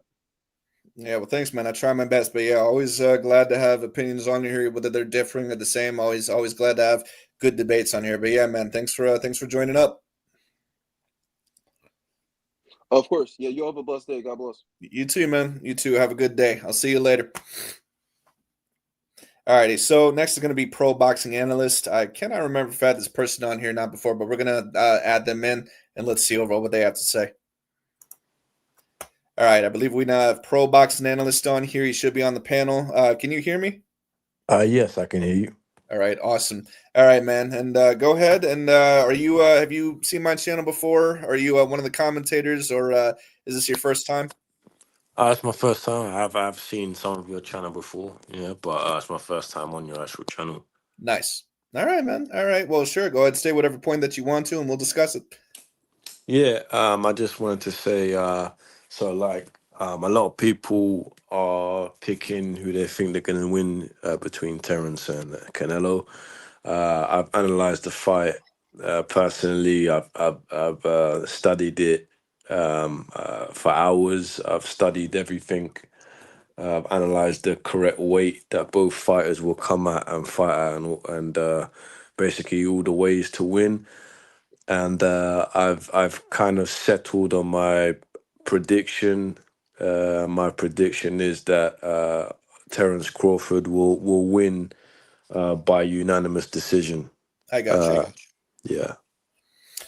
I understand that. I also will state this. See, when you analyze these fights, which fights are you looking at in particular? So I'm looking at all of their fights, and I'm Gotcha. also looking at private sparring sessions, which I've been able to get access to. Gotcha. As well. Okay, that's interesting. I don't usually look at sparring sessions quite as often because there's just so much that happens in sparring, and then in the actual fight, it can turn out different. But what I will state is, let me address this comment. Someone said, Alex says, react to showbiz takes. I probably will. I don't react to showbiz as often because those videos can be a bit too lengthy for me at times, but I'll probably have to start doing it. So when I talk about like Crawford and Canelo, and if I were to compare them, let's just say like, if I was breaking down the 6 fights, the problem is that neither of them I don't think are at their absolute best anymore. this is also an issue because Canelo has really been more on the downslide for the past 5 years. So I don't really always take a look at his fights from, say, against Golovkin or Danny Jacobs or certain guys like these. I take a look at them to compare his skills at the current moment in time, but I don't think he's that fighter anymore. So I have to take more look at his fights against, say, Edgar Berlanga and Jaime Munguia and Gennady Golovkin in the third match, because I believe that that's more likely the Canelo that's going to show up in this fight. The question is about Crawford is I don't know what version of Crawford is going to show up in this fight. I think that Crawford was at a relative peak form when he fought Spence, maybe a bit slowed down, but the question will be is that same Crawford going to show up in this fight? And that's going to be kind of one of the unpredictable factors within this because he's going to turn 38 years old this year in September, I believe. He's also been out of the ring for a year and a half. He's also gaining weight. So although the sparring thing I think is great, I don't know how effective that would be in terms of analyzing the fight just because so many things happen in sparring and it just ends up in a different direction. But that would be my question about Crawford. If I were to believe that Crawford were to come in the same exact type of condition against Spence, even then I would still have possible doubts that he could win the fight. But Crawford may not look the same as what he did in his last couple of fights either. So that's going to be a very interesting question because I don't know what type of condition Crawford's going to come into this fight. And when I say condition, I don't know how slow he's going to be. I don't know how that year and a half layoff is going to be. I also don't know how much, now that he's 38 years old, I don't know how it's going to affect him because Crawford did look a little bit slower in his last couple of fights. Although he still did look good, he did look a bit slower. So I definitely could see Crawford winning this fight, especially by decision. I wouldn't be surprised, especially because Canelo is more on the downside as of recent. But there are a few factors about Crawford that I do have a question about, especially how that weight is going to react, that age, the year and a half layoff. It could maybe go in his favor, it could go against him. So that's just going to be one of the factors that we kind of have to see heading into this fight. It's going to be very interesting, but I definitely understand your perspective. Could you maybe go into a little bit of depth as to why you believe that Crawford's going to win by unanimous decision over Canelo? Yeah, the reason why I think Crawford is going to win by unanimous decision, there's many reasons. I've taken a look at the inside the boxing footage, which I don't think anyone has access to, of the sparring sessions, which are basically just professional fights, but just Gotcha. spars. And I've seen him spar heavyweights. I've seen him spar some people. I've also looked at what he's been doing actually during this time off. The thing is about Terence Crawford, the reason why I think he's going to win, in a way, it reminds me of a little bit of like Alexander Usyk and how he carries himself and how he I approaches got you. fights. He's that type of fighter, he's a special type of fighter. He doesn't Yeah. drink, he doesn't smoke. So even though he is 37, he is actually younger than what the age states. His biological age is younger. Yeah, I could see If that. you look at him, his hairline isn't receding. He doesn't look old. No gray hairs. So I don't think the age is a factor. But one thing I realize is in his last fight with Israel Madrimov, if you look at how Israel Madrimov fought Terence versus Virgil Ortiz, Israel Madrimov produced his best performance against Terence Crawford, but in the Virgil Ortiz fight, he didn't perform that well. And the reason why is because he knew he had to perform at his best to at least try and beat Terence Crawford. So Mm-hmm. that's why and I think that Terence Crawford for me is a little bit of a buzz fighter. He does just in some fights, if it's not like a Canelo, he's not really gonna do that well. Like he's not gonna be that flashy, if that makes sense. He will do just enough Yeah. to win. But in this Canelo fight, it will be like the Spence fight where he's basically performing close to 100%. And I don't see Canelo dropping or hurting Terence in this fight. I see it going in a similar way as the Errol Spence fight. I see Terence basically not destroying Canelo, but I just see him dominating him, beating him up, and just racking a lot of points. And Yeah. I just don't. I don't see how Canelo can win because if you look at Terrence's career, he has never been dropped, similar to how Usyk has never been dropped. So when people say Canelo can knock Crawford out, first of all, Crawford has never been dropped. So how is he going to knock out a guy that's never been dropped in his entire career? He's going up against pound for pound the best fighter on the planet. Even Alexander Usyk has said Crawford is the best pound for pound Yeah. fighter, and he's going up against someone who, is going to be only a little bit less like lighter than him. Canelo is only going to be max 5 pounds heavier. He's not going to be 15 or 10 pounds heavier, Yeah. because Canelo is not a big super middleweight. He's a blown up super middleweight. Hmm. So in a way, this fight is very, very winnable for Terence Crawford, and I personally don't see how Canelo can win, in my opinion. I got you. All right, so I'll respond to some of your comments because you brought up some very interesting points. So first, when we talk about the sparring one, now I don't have not seen any private sparring sessions or anything like that. I don't have any access to that. Sometimes sparring can be a good indicator of what's going to happen. Oftentimes, in my view, more than likely, it's not. You claimed overall that sparring can be kind of like it's like a pro fight, just not sanctioned. I don't always agree with that. And the reason why I don't agree with that is because sometimes in sparring, you're working on things. Now, Crawford, of course, is not taking these sparring sessions lightly, in my view. Obviously, he's fighting the biggest biggest, opponent in his life, in his career. So obviously, he's going to take this very, very seriously. But the point of fighting heavyweights or guys that are legit super middleweights or something like that, there's just, in my view, if they're decent, high quality, there's no way that those, even if they're not decently high quality, there's no way that they can go full force on Crawford. He's just too small for that, in my personal view. That being stated, you also mentioned that Crawford was never dropped. I personally actually thought that he got dropped against Mean Machine with that right hand, and then he tried to clinch with him, and Mean Machine continued punching, and Crawford kind of went down, but it's up for debate. It's up to you. But what I will state is this: Crawford has been hurt multiple times in his career, and he's been hurt badly. He got hurt very bad against Gamboa, where he was on shaky legs. He got very hurt badly against Aegis Kavalaskas, and possibly even once or two other times. He also is moving up in weight for this fight. Now, Canelo is going to be 5 pounds bigger, but the question will be is the sparring that Crawford is going to do while gaining the weight, is it going to be as effective as what it is in an actual fight? Because he's going to be fighting possibly the most skilled and most dangerous fighter he's ever fought in his career in Canelo. Canelo's going to be not going 75%, not going 85%. He's going to be going 100% of Terence Bud Crawford. Can he handle the power? Can he also handle the fact that he might slow down a little bit and his feet may not be as fast in this fight because he is gaining that weight? I think it's actually a problem that Terence Bud Crawford may actually be at 180 pounds. I don't think it's an advantage for him. I think overall that may actually be a problem with that. But, like I said, we'll have to see overall what ends up happening with that.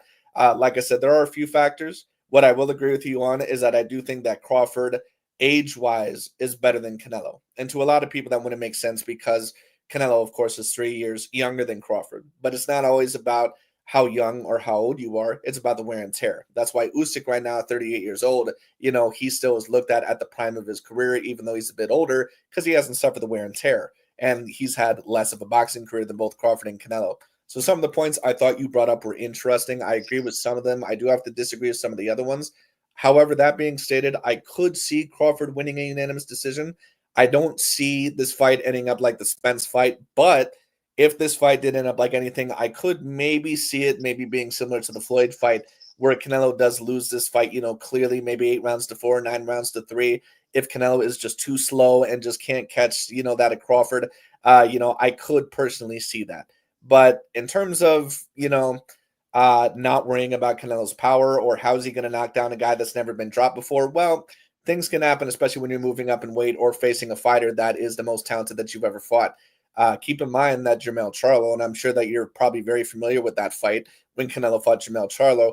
Jermell Charlo, I believe, was never once dropped in his career before he fought Canelo Alvarez. And he fought some decent punchers like Tony Harrison, Erickson Lubin, and certain guys like that. Brian Gastano, in 2 matches, he goes up and fights Canelo Alvarez, loses every single round, gets knocked down pretty badly in that of the 7th round, or at least, takes a knee. So although I understand some of your points, it's not always an indicator of how he performed in other weight classes. How is he going to perform at this weight class, especially with the added weight? So that's the question that I would have. But I definitely understand some of the points that you're bringing up.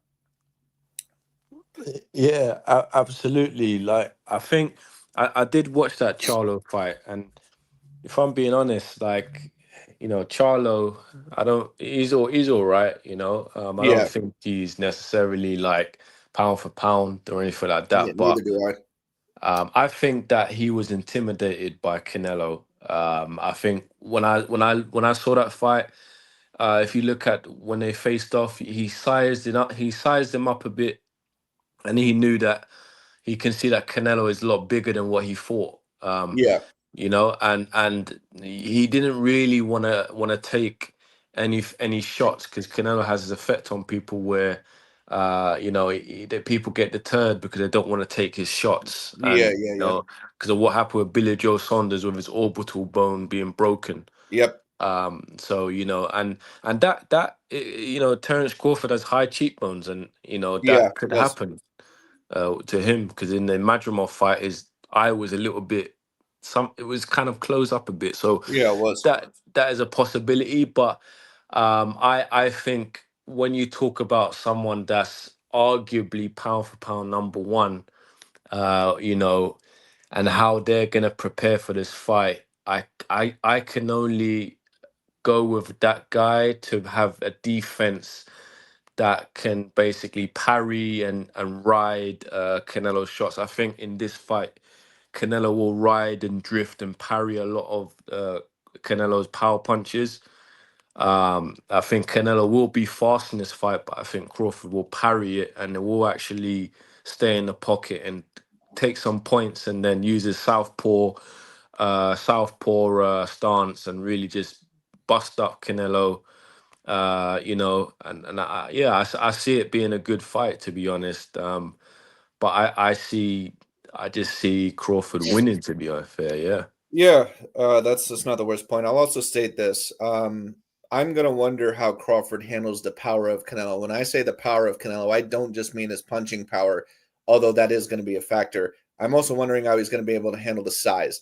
Canelo, when he has become a little bit more aggressive in terms of really pressuring fighters, he really loves to try to use his lead hand to trap his opponents up against the ropes and really try to kind of just bulldoze them in the corner. I'm wondering how Crawford is going to react to that. Now, Canelo, sometimes, he can be a little bit advertised with it, especially in recent years because he's slowed down. That's just a symptom of aging. So Crawford could possibly throw a counter, which I think would be the most effective, and then quickly get off the ropes. But I am wondering how he will handle Canelo Alvarez's arm power, how he'll be able to handle his body torque and his power and just everything like that. I am going to wonder about that and how well he handles the aggression from Canelo up against on the ropes. But it is going to be a very interesting equation. It's going to be interesting, but I could see Crawford winning this fight. Honestly, I think it's close. Like I said, if this was Canelo that I seen against Jermell Charlo, I would favor Canelo quite clearly, but he's not that guy anymore. And I think that Canelo has more wear and tear on him and more age on him really than what Crawford does. So some of the points you bring up definitely are very interesting. I disagree with some of them, but I understand. But yeah, Crawford could potentially win this fight. I don't think that he's completely out of it. But yeah. Yeah, I just want to say as well, Israel Madrimov is a lot bigger than what people make him out to be. Israel Madrimov actually fought in the amateurs at 70, I think it was 76 kilograms, Yeah. which means he was probably cutting down to 76. Yeah. So basically, Israel Madrimov is a big guy, and Terence Crawford, I don't think he really took that fight seriously. That's just my opinion. I don't think he took it that seriously, Yeah. and he just barely scraped to win. I don't think that was his best performance, but he still like touched him and pushed him back. And even Israel Madrimov was wary of the power. I guess I don't think Crawford has that much power, but he has comes from a wrestling background. Yeah. I think that could help when Canelo tries to tie him up because Canelo is very aggressive in the clinches, and I think Crawford could Crawford kind of has yeah. usually had the advantage in those clinches, and he does have a great wrestling background. I've seen that as well. Keep in mind also, by the way, I know a lot about Crawford because he comes from my hometown of Omaha, Nebraska, actually. But anyways, but Crawford, he usually actually has the edge in those clinches. Problem is here is that he's going to be fighting a fighter here that not only is great on the inside, possibly the greatest inside fighter he's ever fought. He's going to be fighting a fighter that is extraordinarily strong and someone that is very good in the clinch. And I am going to wonder if he actually is going to be able to push back Canelo Alvarez in the clinch. It's possible. I wouldn't be shocked, but I think that Canelo more than likely would have the edge the more close to the inside range is. I could be wrong. Crawford is definitely stronger than what he looks. But that being stated, I do think that he looked a little bit outclassed in terms of the power at 154 when he fought Majimov. I think that it wasn't quite as effective. It still was there, but it just wasn't as effective. And I'm talking about not just the punching power, but also the body torque, and the way that he's able to move around opponents. So I do think that is going to be a factor against Canelo. But it is going to be interesting to see. Like I said, we'll see. I've seen stranger things, I guess, but I just don't know if I see Crawford moving around Canelo Alvarez's body in the way that he moved around other fighters. And Canelo is he's a bit shorter, but he is a stocky guy. So it is going to be interesting. And with Crawford also adding on that weight, if Canelo performs pretty adamantly and pretty good, I think that the added weight may actually be a disadvantage after a while. But we'll have to see about that, because trying to gain weight and also trying to clinch and try to work against a guy that is adjusted to that weight, it's a little bit different. So it's going to be interesting, but we'll see what ends up happening. But I definitely understand some of the points that you're bringing up. Yeah, I've said this before as well. Like Canelo's chances of winning really depend on whether Crawford can take Canelo's power, and if Crawford has not come to fight. If Crawford has come to fight and he fights in the same way that he's fought in previous fights, and he can take Canelo's power, Yeah, and Canelo is in big trouble, because now basically it's not going to be about size and power. It's going to be about skill for skill, and Terence Crawford has more skills in his toolbox than Canelo, which means he's kind of on a dead end, if I'm being honest. yeah, Uh, that's where my worry is for Canelo. What is he gonna do when he finds out if the power is not having that same effect, or maybe he drops him? I can see maybe Canelo dropping Crawford, you know, but then Crawford getting back up, and because of the type of person he is, he could end up winning that round, yeah. or basically making Possible. that round a 9-9 or something. I see that, and that's the problem that Canelo has. He's fighting someone that is basically the best boxer on the planet. Yeah, How do you train for that?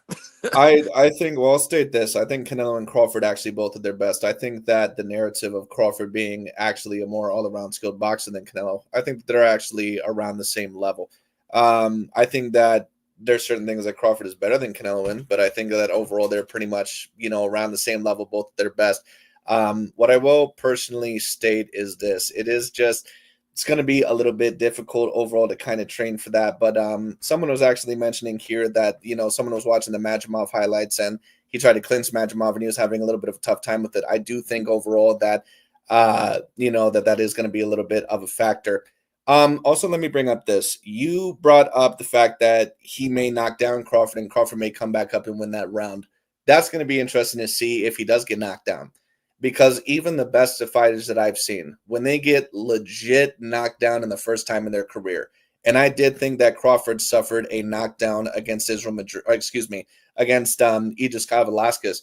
But when a fighter gets knocked down legit for the first time in their career, it kind of throws them off usually. There's not many fighters that get knocked down and they come back and it's the first time they've ever been knocked down, and then they end up performing better in the round.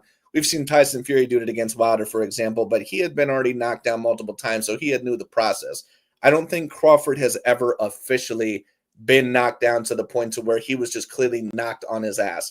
And if that ends up happening, I do think that is going to be an issue. And I think that actually will affect Crawford for the rest of the fight. I think that he'll throw less if that ends up happening. And I think that'll be, a defining winning moment for Canelo. And I think that will dictate the rest of the fight. But I could be wrong about that. We'll see. Crawford, of course, adjusts well. He definitely don't like to lose.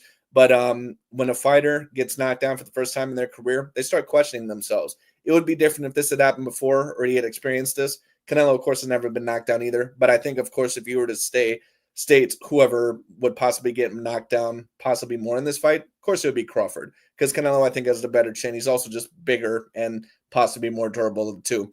But it's going to be interesting. Like I said, we'll see. But I would not underestimate the possible factor if Canelo knocks down Crawford. I think that he could dominate the rest of the fight. So Crawford, in my view, does not want to get knocked down at all in this fight. I think that, that is going to lose him a lot of confidence. And Crawford's an extraordinary confident fighter. But when you get knocked down for the first time in your career, it's a completely different mind fuck, kind of like compared to some other stuff. But like I said, we'll see. Yeah, I do want to say you're absolutely right. 'Cause that can happen, and the fight is also in Las Vegas. So I know Turkey Al Sheikh is promoting it, but it's in Las Vegas, and Yeah. that's pretty much if it does go to the scorecards, there is a chance of maybe some favoritism towards Canelo. But what I will say is I have noticed that Turkey Al Sheikh is really liking Terence Crawford. Like he keeps talking Yeah. about, he's on Terence Crawford's side. So that makes me think maybe something funny is going on, like with Terence and Turkey. So if it does go to the scorecards, I think Turkey might have some type of influence where maybe it'll be a bit more fair, if that makes sense. So like, let's say Terence does win clearly, then because even Yeah. sometimes if you do win clearly but not by a wide margin, sometimes they won't even give you the fight, or maybe two judges will give you the fight, or one judge will give you the fight, and now it's Yeah. a dodgy decision. So I think that will help maybe give him that UD, but it might not be a wide UD, if that makes sense. So Yeah. I Yeah. could see Yeah. that Yeah. happening, but then at the same time Canelo might get it, like Yeah. That's an interesting conversation. So when I take a look at like who might possibly get the decision, I have to take a look at and say who is more valuable in the future terms. The personal relationship with Turkey, it might influence it to a degree, but usually whoever gets the decision, it's because they have more value to the overall money pocket kind of later on. That's why Canelo, there's been times where he got the edge in decisions, overall, and other fighters. Deontay Wilder got that draw over Tyson Fury, which I thought was a terrible decision. I thought that Tyson Fury clearly won that fight, even with the couple knockdowns that he suffered. But the reason why they wanted that was because what they were looking for was Deontay Wilder versus AJ, which was a super fight at the time. They didn't want Tyson Fury to interfere those plans. The question would be is who has more to offer for future plans within the next couple of years? Is it Crawford or is it Canelo? So who does Turkey and who does everyone within that of the boxing kind of inside circle really gain from whoever wins this fight? I would probably have to say Canelo to a slight degree because I think they're going to try to get Canelo to fight David Benavidez or whoever after Terence Bud Crawford, but you never personally know. They might want Crawford to win this fight and then make a super fight with Jerome Butsenis afterwards. So it all depends on who they think has more value to them within the next year or two. That way they can pass it on to the next fighter. So that would be the question. And Canelo, of course, although he's kind of had the edge in the scorecards in the past or from the judges, I don't think that he has that same appeal anymore, which is why some of the scorecards have been a little bit more closer recently than what they were in the past, including that of the Edgar Berlanga and Jaime Munguia fights, which I thought were clearly in Canelo's favor, 9 rounds to 3 in both of those fights, if not even a little bit more. But like I said, it's going to be interesting. We'll see. But in terms of who has the favoritism from the judges, I don't know, actually. I would maybe bet on Canelo slightly, but it could be Crawford as well. It depends on what their plans are. I need to see what the future plans would be for Canelo, what opponents they would have lined up for him after that fight. Because many fights and the reason why certain fighters get a close decision when the fight could have went either way is because what potential big fights and money can you make for me, after this fight? If you're a fighter that doesn't really have anything left, they're just going to dispose of you. But both of these fighters, they have probably 1 or 2 fights left, especially in terms of big fights. So it's going to be a question of who can offer more. And I'm not really quite sure to answer that right now, but it's going to be interesting. We'll see. Yeah, what I will say is that we all know that the number one selling point these days is having an unbeaten record. Having an unbeaten record, basically it upsells your market. Like when Anthony Joshua lost, I mean, he Yeah. still obviously sold out arenas, but his market value plummeted. You Yep. know, that's gone. And even Tyson Fury, his market value is plummeted. So when you lose, And obviously Canelo's already lost twice, and I think he's got one draw as well. Yeah, But if Crawford wins, he's basically 3 times undisputed in 3 different weight classes. And so, like, people might not right now say he's pound for pound, but after this, people are going to be like, oh, 3 times undisputed, the first ever in this 4 belt era. yep, And then he could become an undisputed in another weight class. Now that's 4 times undisputed, and yeah. that's insane. Yeah, that in terms of who might be favored with the judges, that might be the way to look at it. If you're Turkey and you're planning to make Terence Bud Crawford to have a super fight against Duran Butsenis, and then that could work either way. Because if Crawford wins in a fourth weight class and becomes completely undisputed, then he's the first 4-time undisputed champion ever and the first 3-time undisputed champion ever. And then if Duran Butsenis wins, you can just pass him off as the next great Black American fighter, and he's already going to have a great following. But the question is that who does Turkey or some of those other guys see as having more potential to make them money in the future? I would guess Canelo, but you don't know. But yeah, the great fights can be made with either one of them, so it's going to be interesting. But yeah, there was a couple of other people that wanted to join the chat. But yeah, if you have anything else to say, man, feel free. And then yeah, tell me your points, and then yeah, we'll react to them. Yeah. I just want to say, like, last thing, the fight will be a good fight. I have a feeling that it's not gonna be a Tom and Jerry fight. Yeah. It's gonna be a good fight. I think both fighters are coming to win. But I just feel in this fight it is a dangerous fight for Terence, but I just have a sneaky, funny feeling about this fight. I just feel like I just feel like Canelo. I just have a sneaky feeling like about this Yeah. fight. I had a dream that Canelo just gets dominated in this fight.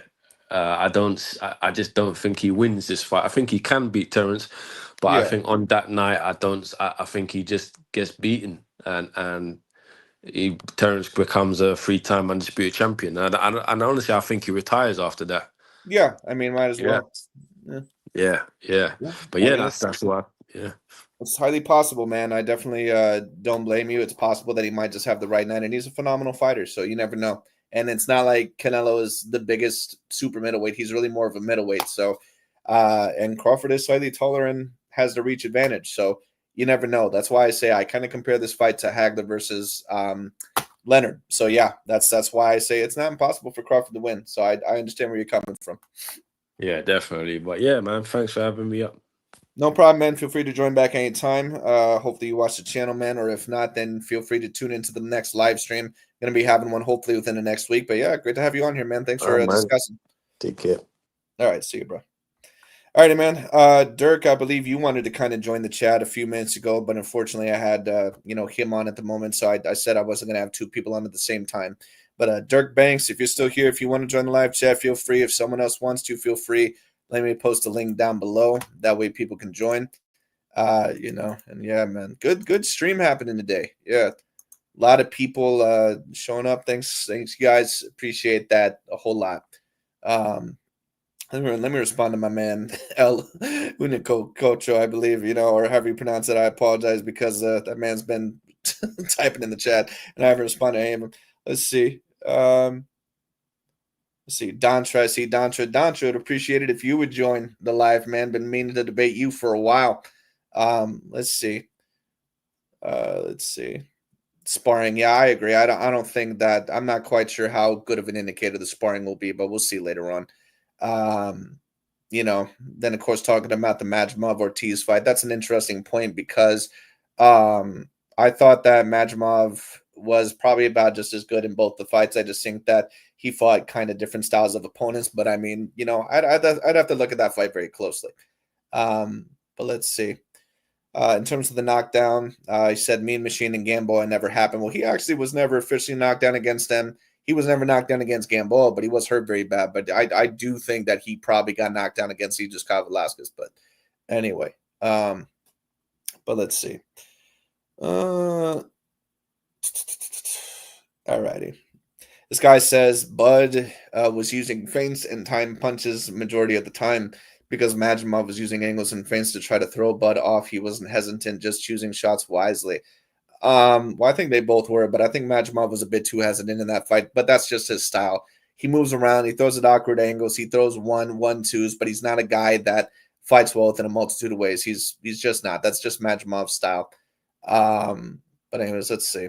My man Dantra, he says, "Who cares if Crawford has been dropped? He still got up and stopped him. Why y'all let Inoue get dropped officially, but hate on Crawford for it?" Well, Dantra, man, no one's hating on Crawford for this. At least I'm not personally. Fighters get dropped, man. It happens. But when we have a conversation about, can Canelo hurt Crawford because he's never been dropped, it's something that has to be mentioned because, yes, Canelo, in my view, can hurt Crawford and he can hurt him very badly. In a way, yes, he's been dropped officially a couple times, so it's just something that has to come up, man. But it's not something you use against the fighter to completely hate on them or discredit their whole thing. But, you just, you have to bring it up either way. You have to bring up the whole situation. We can't just bring up it with one fighter and not with the other. So anyway, but let's see. Let's see. He got dropped once before, if I remember correctly. I thought he got dropped against Kavaliauskas, but officially Crawford has never been knocked down. But anyway, let's see. Let's see. In fact, Charlo looked better at 54 than what Bud has. I mean, well, he's kind of supposed to, in my view, because Charlo's like, what, 6 foot? I mean, that dude's a huge 154-pounder. And that was Crawford's first move up there. Plus, he was like 37 years old. So I give the man a little bit of a break. But anyways, let's see. Virgil lost the first 6 rounds to Magomedov. Nah, bro, I'm sorry. I can't agree with that one. But, he gave him a tough fight for sure. It was about 7-5 or 8 rounds to 4 for Virgil in my view. But I actually thought Virgil did a little bit better than what Crawford did in that fight over Magomedov. But anyway, this person says, as a wrestler and state champion from England, boxing realist, Bud being this amazing wrestler is a myth. He's decent at best, but for a boxer, he's better than most. Yeah, man, that's pretty much what I mean. Honestly, I'm not a wrestling expert. I'm more of a boxing kind of aficionado myself. I do love MMA as well, so I've already stated this, but like the mixed martial arts that I think are the most important are boxing, Brazilian Jiu-Jitsu, wrestling, whatever type of wrestling you learn, Muay Thai, and Taekwondo. Those would be the 5 martial arts that I would say are like the most important. But anyway, I'm watching Crawford versus Magomedov highlights. He did try to clinch Magomedov in the final rounds. It wasn't really working. Yeah, I mean, and it's possibly going to be a little bit difficult when you move up in weight. Like I said, when you move up in weight, that movement and trying to move around your fighter, man, it's completely different.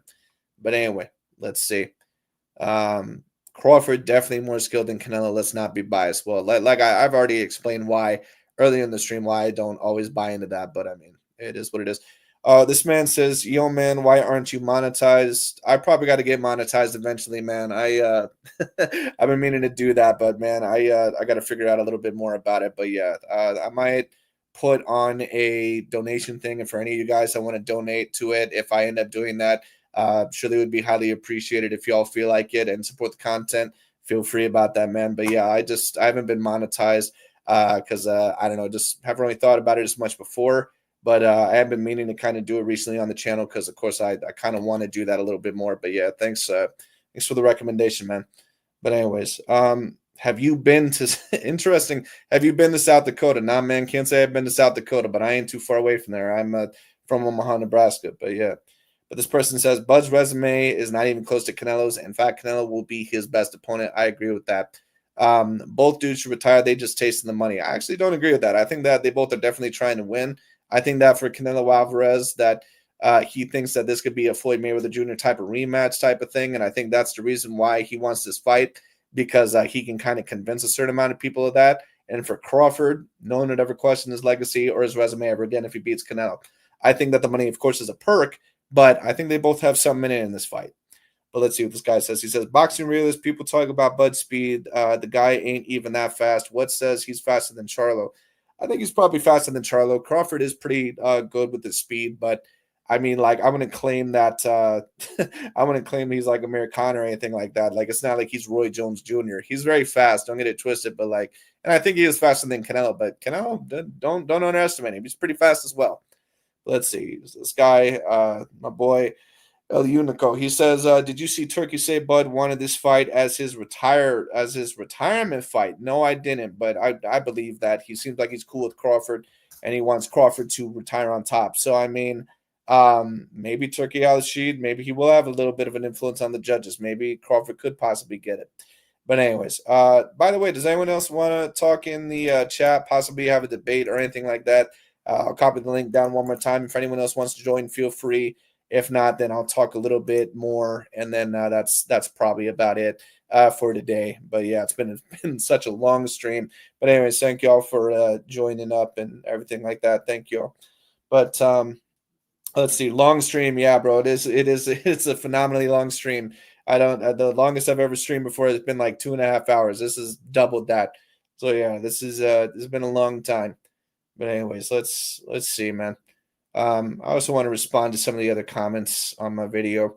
So let's see. By the way, good to have you on the channel. By the way, Fight Sport Talk, great conversation earlier. But anyways, let's see. So this guy on my recent video stated that I understand your point. It is all true. Anyone who wins 2 undisputed championships must be okay. Well, both Crawford and Canelo are both phenomenal. But like I said, just because you're undisputed in a weight class doesn't always mean that it was over the most elite competition. But it depends on who. There's no way Crawford doesn't retire. He goes back to 154.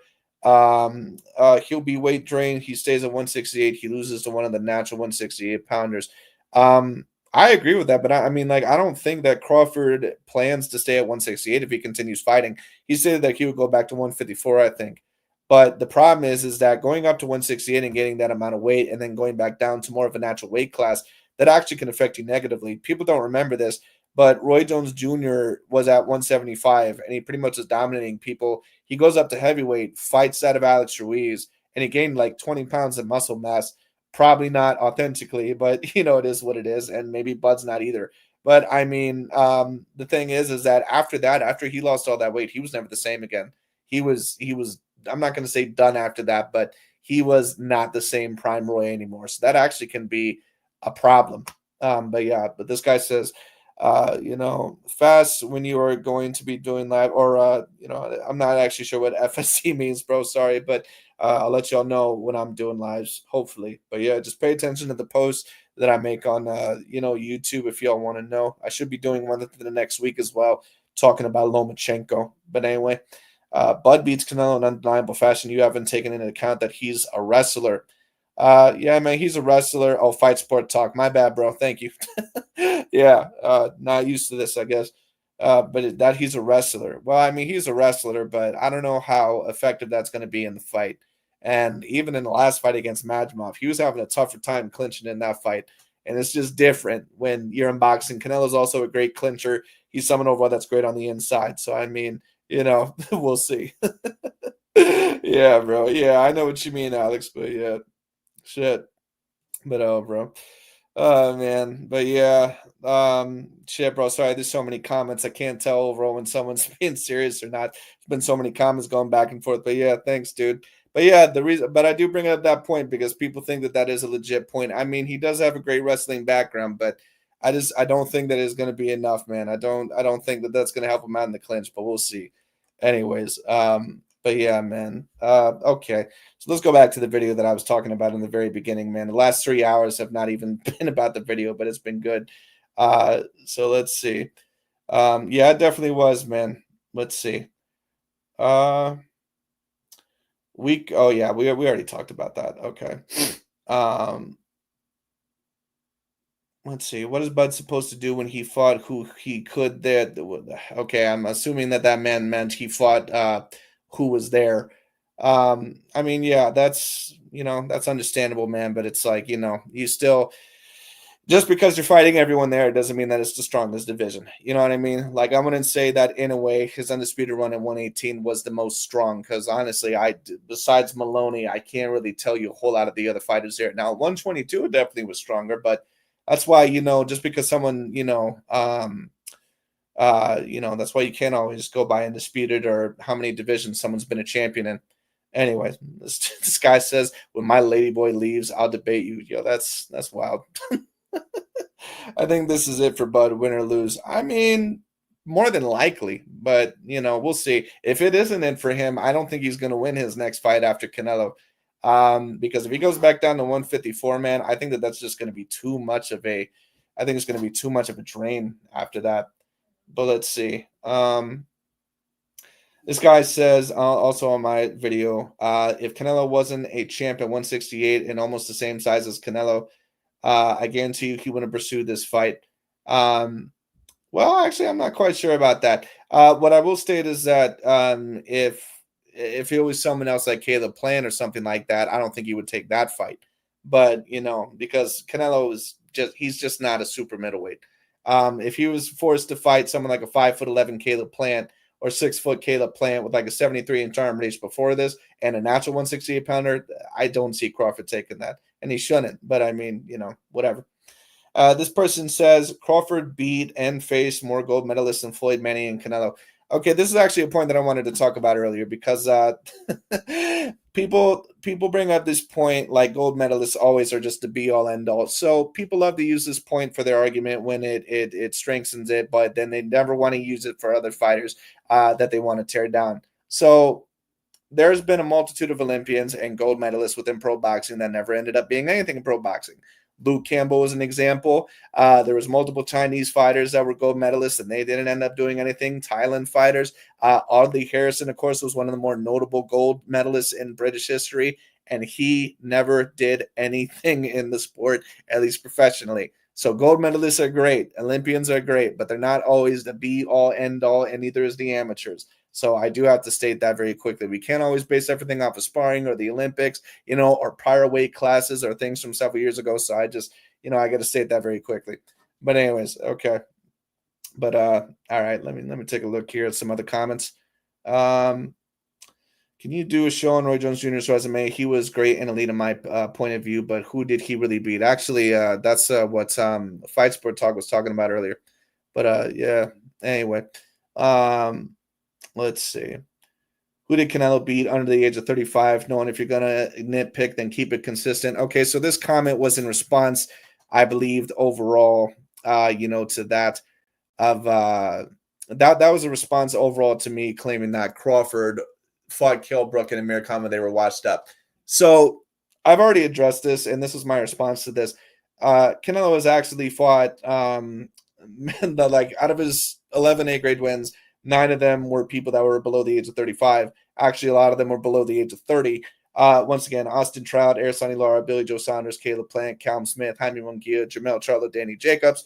The 2 older ones, of course, the 3 older ones were Kovalev, Cotto, and of course, Golovkin. But they still were at a decent point in their career.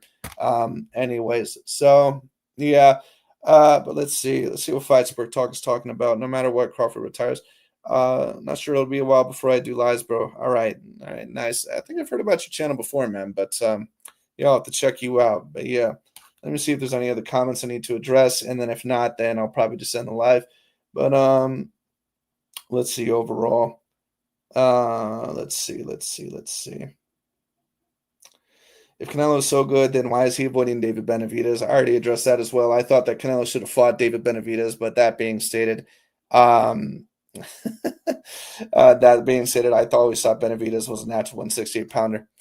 This dude says, I want you to debate blitz tactic. I don't know what the hell the deal is with blitz tactic, bro. I don't know. I see him comment on Dante's channel. I can't ever tell whether he's fucking trolling or what the hell he did. That man is insane. I don't know what's going on with him, but I like to have him on the show as well. But I mean, he's always welcome here, but whatever. But that dude is that dude is wild, man. I don't know what the fuck is up with that guy, but yeah, he's interesting. If I had to guess, he's more than likely probably an LDBC follower, but you never personally know. I don't know. Let's see. This guy says Crawford resume is better than Canelo. He never cleaned out 154 or 160. He fought best 2 at 168 at the time. Benavidez and Morrell. Canelo a good fighter, but not elite. He needs franchise witness protection for certain styles. Hype job. Well, that doesn't really make any sense once again when Canelo's fought all these styles, such as Golovkin and Lara and all these other guys. Now, he didn't necessarily clean out 154 because he didn't face the Charlie brothers or Andrade, but to be fair, he did fight the 2 most notable threats at the time, in Austin Trout and, of course, Arisani Lara. Then, of course, at middleweight, he fought the most notable threat in Golovkin, so that's actually false. And at 168, of course, he didn't fight Benavidez. And Morrell would later on kind of, come along. But honestly, Morrell is, I don't know if he really has the boxing ability of a Caleb Plant or some of those other guys. He may win that fight, maybe, prime be prime, but he's not really. First of all, he's more of a natural light heavyweight. And second of all, his boxing ability has been massively overrated in my view, which is why Benavidez clearly beat him. But anyway, but Crawford, I mean, he cleaned out certain divisions, but they just weren't the most talented at the time. It just is what it is. But let's see. You say 3-weight champ is an elite. Only 41 fighters have done it before him. Fought loads of names. How many 3-weight division champs has Canelo Alvarez beat? Well, I mean, once again, it depends on your definition of elite. But like I said, Ricky Burns, Adrian Broner, those guys are not elite fighters. It just is what it is. Adrian Broner's a 4-weight division champion. Never once ever beat an A-grade fighter in his career. So that's all I have to say on that. But anyway. Oh, man. And then I forgot that Doncha responded on this.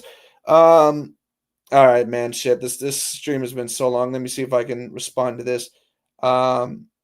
Okay, let me actually respond to this because this is something that I wanted to talk about. This is actually Doncha's the main reason why I actually wanted to do this stream, and I haven't even talked about his comments. All right, so let's get into it. Okay, so this guy says, "Bro, you're a joke. You said Canelo lost to Bivol because Bivol was bigger. LMAO, what a lame ass excuse. You just showed you're a biased fan. If the size is so big of a deal, why did Canelo beat Berlanga, who's bigger than Bivol, and beat Kovalev, who's also bigger than Bivol? And the size didn't matter in those two fights, right? But when he fights Bivol, oh man, Bivol is just too big for him, even though Canelo has beaten people bigger than Bivol. What a joke. He lost to Bivol because Bivol is just better and smarter and a more efficient boxer than Canelo, period. He lost that fight because of a skill gap, homie. Nothing to do with the size. If you can KO Kovalev, who's bigger than Bivol, you can't use size as a cop. Out here to defend Canelo, that shit is okay. Anyways, I think you guys get the point. So, all right. This guy said Ricky Buns. That's fucking hilarious. Anyways, okay. So let's talk about this really quickly. So it's completely different to fight a fighter that is bigger than you. That might be an A- level fighter to fight but versus fighting a fighter that is A grade, but is someone that is probably A+ or S tier. It's a completely different situation. If Roberto Duran is fighting someone, say, at the 154-pound weight class, when he's really more belongs at lighter weight classes, it's completely different for him to fight somebody versus, say, like a Marvin Hagler at 160. It's completely different. Like if Roberto Duran were to beat a middleweight champion and say like Carlos Adams, it's completely different than losing to Marvin Hagler because Hagler, of course, is on a whole different level. When you face a bigger fighter that's on your same level or a fighter that's on a high level, a top 10 pound per pound level, it's completely different than fighting a fighter that is an A tier level fighter. So it's not really, something that is an invalid excuse. It's something that does have to be a part of it. Did Canelo just lose to Bivol because of the size? No, he lost to him because of combined size and skill. But let's also not pretend that Bivol didn't have the size advantage. It just is what it is. He did. It was a part of it. He was 6 foot. Canelo's 5'7". Bivol's been fighting in light heavyweight for his whole entire career. Canelo before then only had one fight there. So I mean, it just is what it is. But anyway,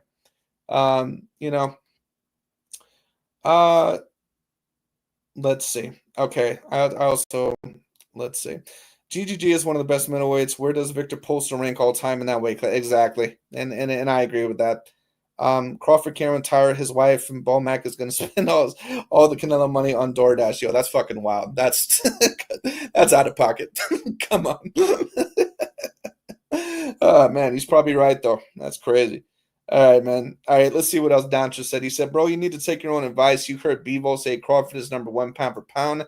You heard Better V say Crawford is number 1 pound per pound, yet you don't bring up that up as credibility to Crawford being number 1. Why don't you take Bivol's word and Better V's word as credit, but you take Crawford's word as credit when he says Usyk is number 1? Bro, okay, anyways, all this other stuff. Okay, so you pretty much overall get that. So I never actually left out the point, and I never stated overall that it was not relevant. The point being is that, the video that I reviewed by Dante's Boxing Nation, he basically always likes to use it, when other fighters claim that a black fighter is number 1 pound per pound, like Bivol or Better Beef or someone like that, or Usyk or Lomachenko, he'll use that to his advantage. But then when it comes to, certain fighters claiming that a non-black fighter is number 1 pound per pound, then, he's Uncle Tomming, or, he's a house Negro or something like that, or, he's a guy that is just trying to appease, the race fans, all this sort of stuff, because that's what he did with Canelo. When Haney and the Charlo brothers and Gervonta Tank Davis all claimed that Canelo was the number 1 pound for pound fighter, all Dante did was discredit that. So that was my point there. I never once stated that, Bivol or Better Bivol, what they stated was not legit. Anyway, Thanks, bro. Appreciate it, goated. Yeah, sorry if I'm having brain farts here every once in a while. There's so many comments and everything. It's like, man, I'm just trying to react. But anyway, okay, this guy, Yo Boxing Realist, what's Gamboa's best win? His best win is probably against Orlando Salido. And that's probably a legit point because Gamboa just doesn't have that many elite wins. But it is what it is. But anyways, thanks, dog. Thanks for supporting the channel. Love, all the support. Thank you guys so much. What's next for Bud when he loses? I mean, if he loses, retirement, in all honesty. I mean, if he loses and if he gets knocked out, especially just retirement. Like, well, because it's only going to get worse from there. Who are you going to face afterwards? Yeah, I mean, a rematch with Canelo, that's not going to go well. If you get knocked out, more than likely, I mean, that's probably not going to go well. And then on top of that, what? I mean, after that, who are you going to face at 154? Duran Butsenas?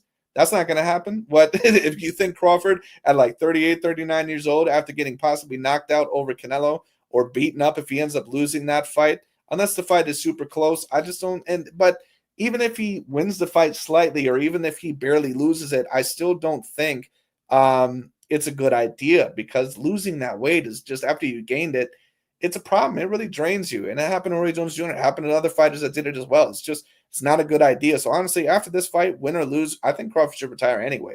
That's just my view of it. But he said, you and Showbiz are my favorites. Thanks, dog. I appreciate that very much.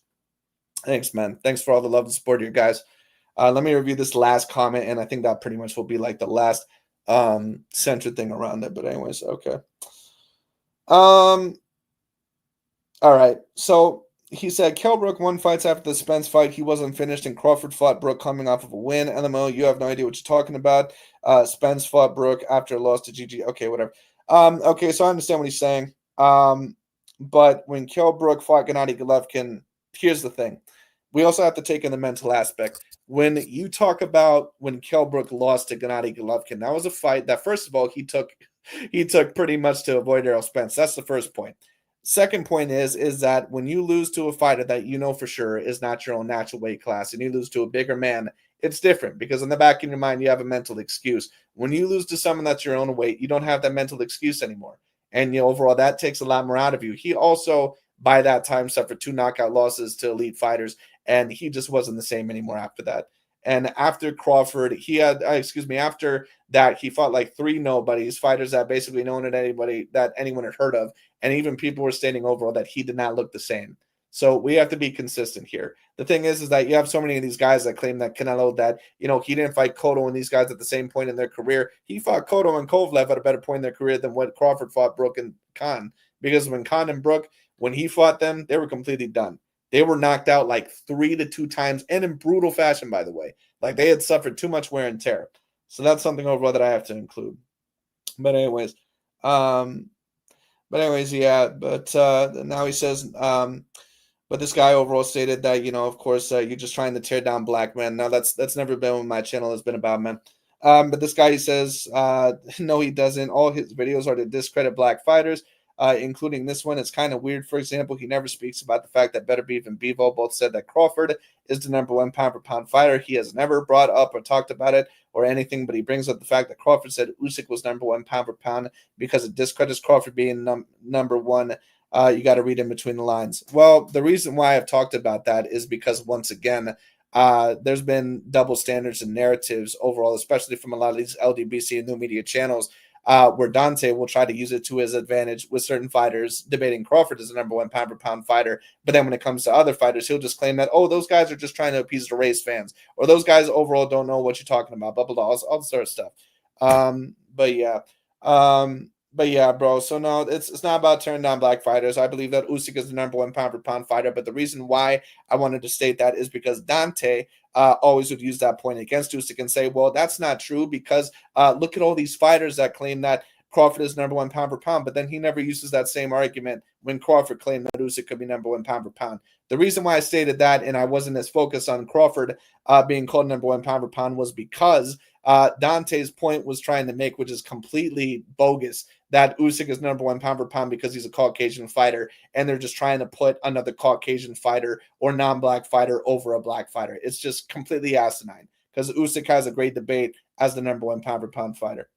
But anyways, this guy goated. He says, Before you leave in boxing realist, off topic, was your ethnicity outside of America? My ethnicity is English Jamaican. I just don't go over my ethnicity, man, because people just they get too up in arms about all this stuff, and I don't like people to cloud their judgment in terms of overall my views, because as soon as you tell people overall your ethnicity, whether you be black, Caucasian, whatever it is, Asian, Middle Eastern, whatever it may be, Latino, people will immediately assume that you favor overall those type of fighters. So that's why I actually don't reveal it. That way my views can kind of be, a little bit more, kind of up to the observer. That's the reason why I overall don't do that. But anyway, let's see. This realist ain't no racist ish. That's cap. We know the channel's race baiting and racist. Yeah, I agree with that, sir. But thank you. Thank you very much. These race fans are hypersensitive. I agree with that.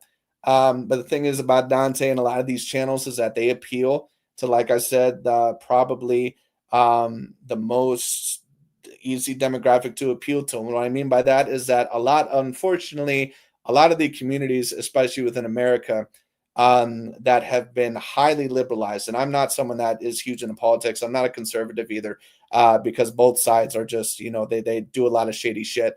But this has really been a big part of, we want the minorities, especially within a lot of these communities, to feel that they can't rule their own, or we want them to always feel marginalized. We always want them to feel that, in order to do something great, that they have to be, come through us, basically the Caucasian leaders and stuff like that.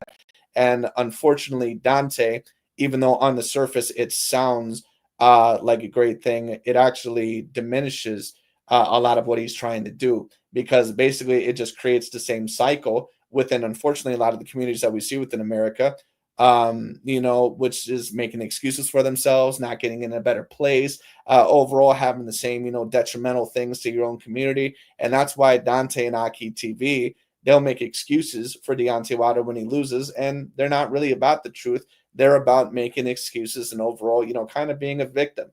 And that's what, when I say being a victim, people take it the wrong way, and they're like, are you saying that black people are minorities, that they don't deal with, double standards? No, not at all, because of course they do. But the point being is that you got to try to put yourself in a position where you're in a position of power and knowledge and intelligence, and not make excuses. The more self-accountable we are, overall, the better we are, and, the better we are going to be moving forward. That's all I mean by that. But anyway, but this guy says, you deserve 5 times the following you have, man. It's ridiculous. Hey, man, I think so too. But yeah, nah, man. But thanks. Hey, if you guys want to share the video, feel free to share with your friends or anything like that. I might become monetized very soon, so look out for that if any of you guys want to support the channel like that. But also got new content coming on the way. I've just had so much going on lately. I had to take exams and other stuff like that for work. So I've like, man, I've had to do so much. But thank you guys so much for being there, for all you guys that have been there. Dante Delusional Nation, Aki Hawk to a TV, are under Bill payroll. I mean, I think he's talking about Bill Haney. Honestly, I don't know, bro. Like, because Dante and Aki TV, they've been doing this shit for a while. Now, if they're under the payroll of certain fighters, I mean, I could kind of maybe believe that they're under the payroll of certain fighters, but honestly, the way that I see it, I do honestly think that their opinions are the way that they believe. I think that they are. I think that they're just, that boxing fan that believes that, they just don't see shades of gray very well. And, they just think that everything is racially related, but sometimes it's not. And you can have a fighter that is kind of hyped up because of a racial thing, but it still doesn't mean that he still may not deserve his respect. So unfortunately for Dante and Aki TV, although some of their points I agree with, they're not very good at seeing the different shades of gray. And a lot of people aren't, unfortunately, but that's why I like to have my channel. But anyways, since these guys who spread nothing but garbage all have 300,000 plus subscribers, it's so frustrating. Well, the reason why that is because honestly, narrative is oftentimes more popular than something that can be proven. It just is what it is. People oftentimes, more than likely, with a narrative, they can be, oftentimes you'll find those guys to have much more of a following. So, I mean, it just is what it is. Not only that, but I gotta, do things on my channel to make it better as well. But anyway, yeah. This guy says Dante Black talks only about black boxers and act like Dr. Umar, but married an Asian from Thailand. And I agree with that. Some of these guys overall that, always act like, that these black people have to do this and that, they always want to dictate their community. They're not even doing anything, for their own community. Now, I will give Dante credit for this. I actually like the fact that he moved to Thailand. And the reason why is because if you believe you're in a country that treats you badly and your people badly, why would you want to stick around? Do everything you can. If you're in, someone that has your own business or makes your own money, might as well go somewhere else. So that's something that I do respect Dante for. But I agree, the people, especially within some of the minority communities, what you notice, the people that speak the loudest about quote unquote white supremacy, they're never married to their own kind. They're usually married to Caucasians or they're married to someone else. So that is something that I definitely overall agree with you on. That's something that you see all over the place. So the biggest talkers, especially about white supremacy and all these liberal people, they're usually just charlatans. And I'm not a conservative by any means, but that's why it's like, I don't fall into any of that bullshit. But anyway, so this person Alex says, I've never heard you tear down black fighters. No, not really. I mean, I pretty much try to give everyone their just due. If there's something I see, I'll talk about it. But it is what it is. But anyways, man, that might be about it for today. This stream has been over 5 hours long. I really appreciate you guys for tuning in, man. I'm gonna try to do more live streams because this was really fun having all you guys view it, and on top of that, having all these people comment. Loved it. I know I couldn't respond to all the comments, man, but we had a great conversation, I believe, with Fight Sports Talk earlier and a couple of other people. And shout out to all the people who joined the stream and who watched it. Love y'all. Thank y'all very much for the support. Certainly share the video, like the video. Certainly would appreciate a higher following. So if you all want to tell your friends or people that are interested in boxing that might like the content, certainly feel free to share it. But anyways, thank y'all so much for watching. That's pretty much about it. Thank y'all. I'm going to do another stream probably within the next week, and it's going to be about Vasyl Lomachenko. And I might even do a UFC one about Ilia Topuria, but we'll talk about that later on. But anyways, that's pretty much about it. Thank y'all so much for watching. Peace out. I'll see y'all later. Thank y'all.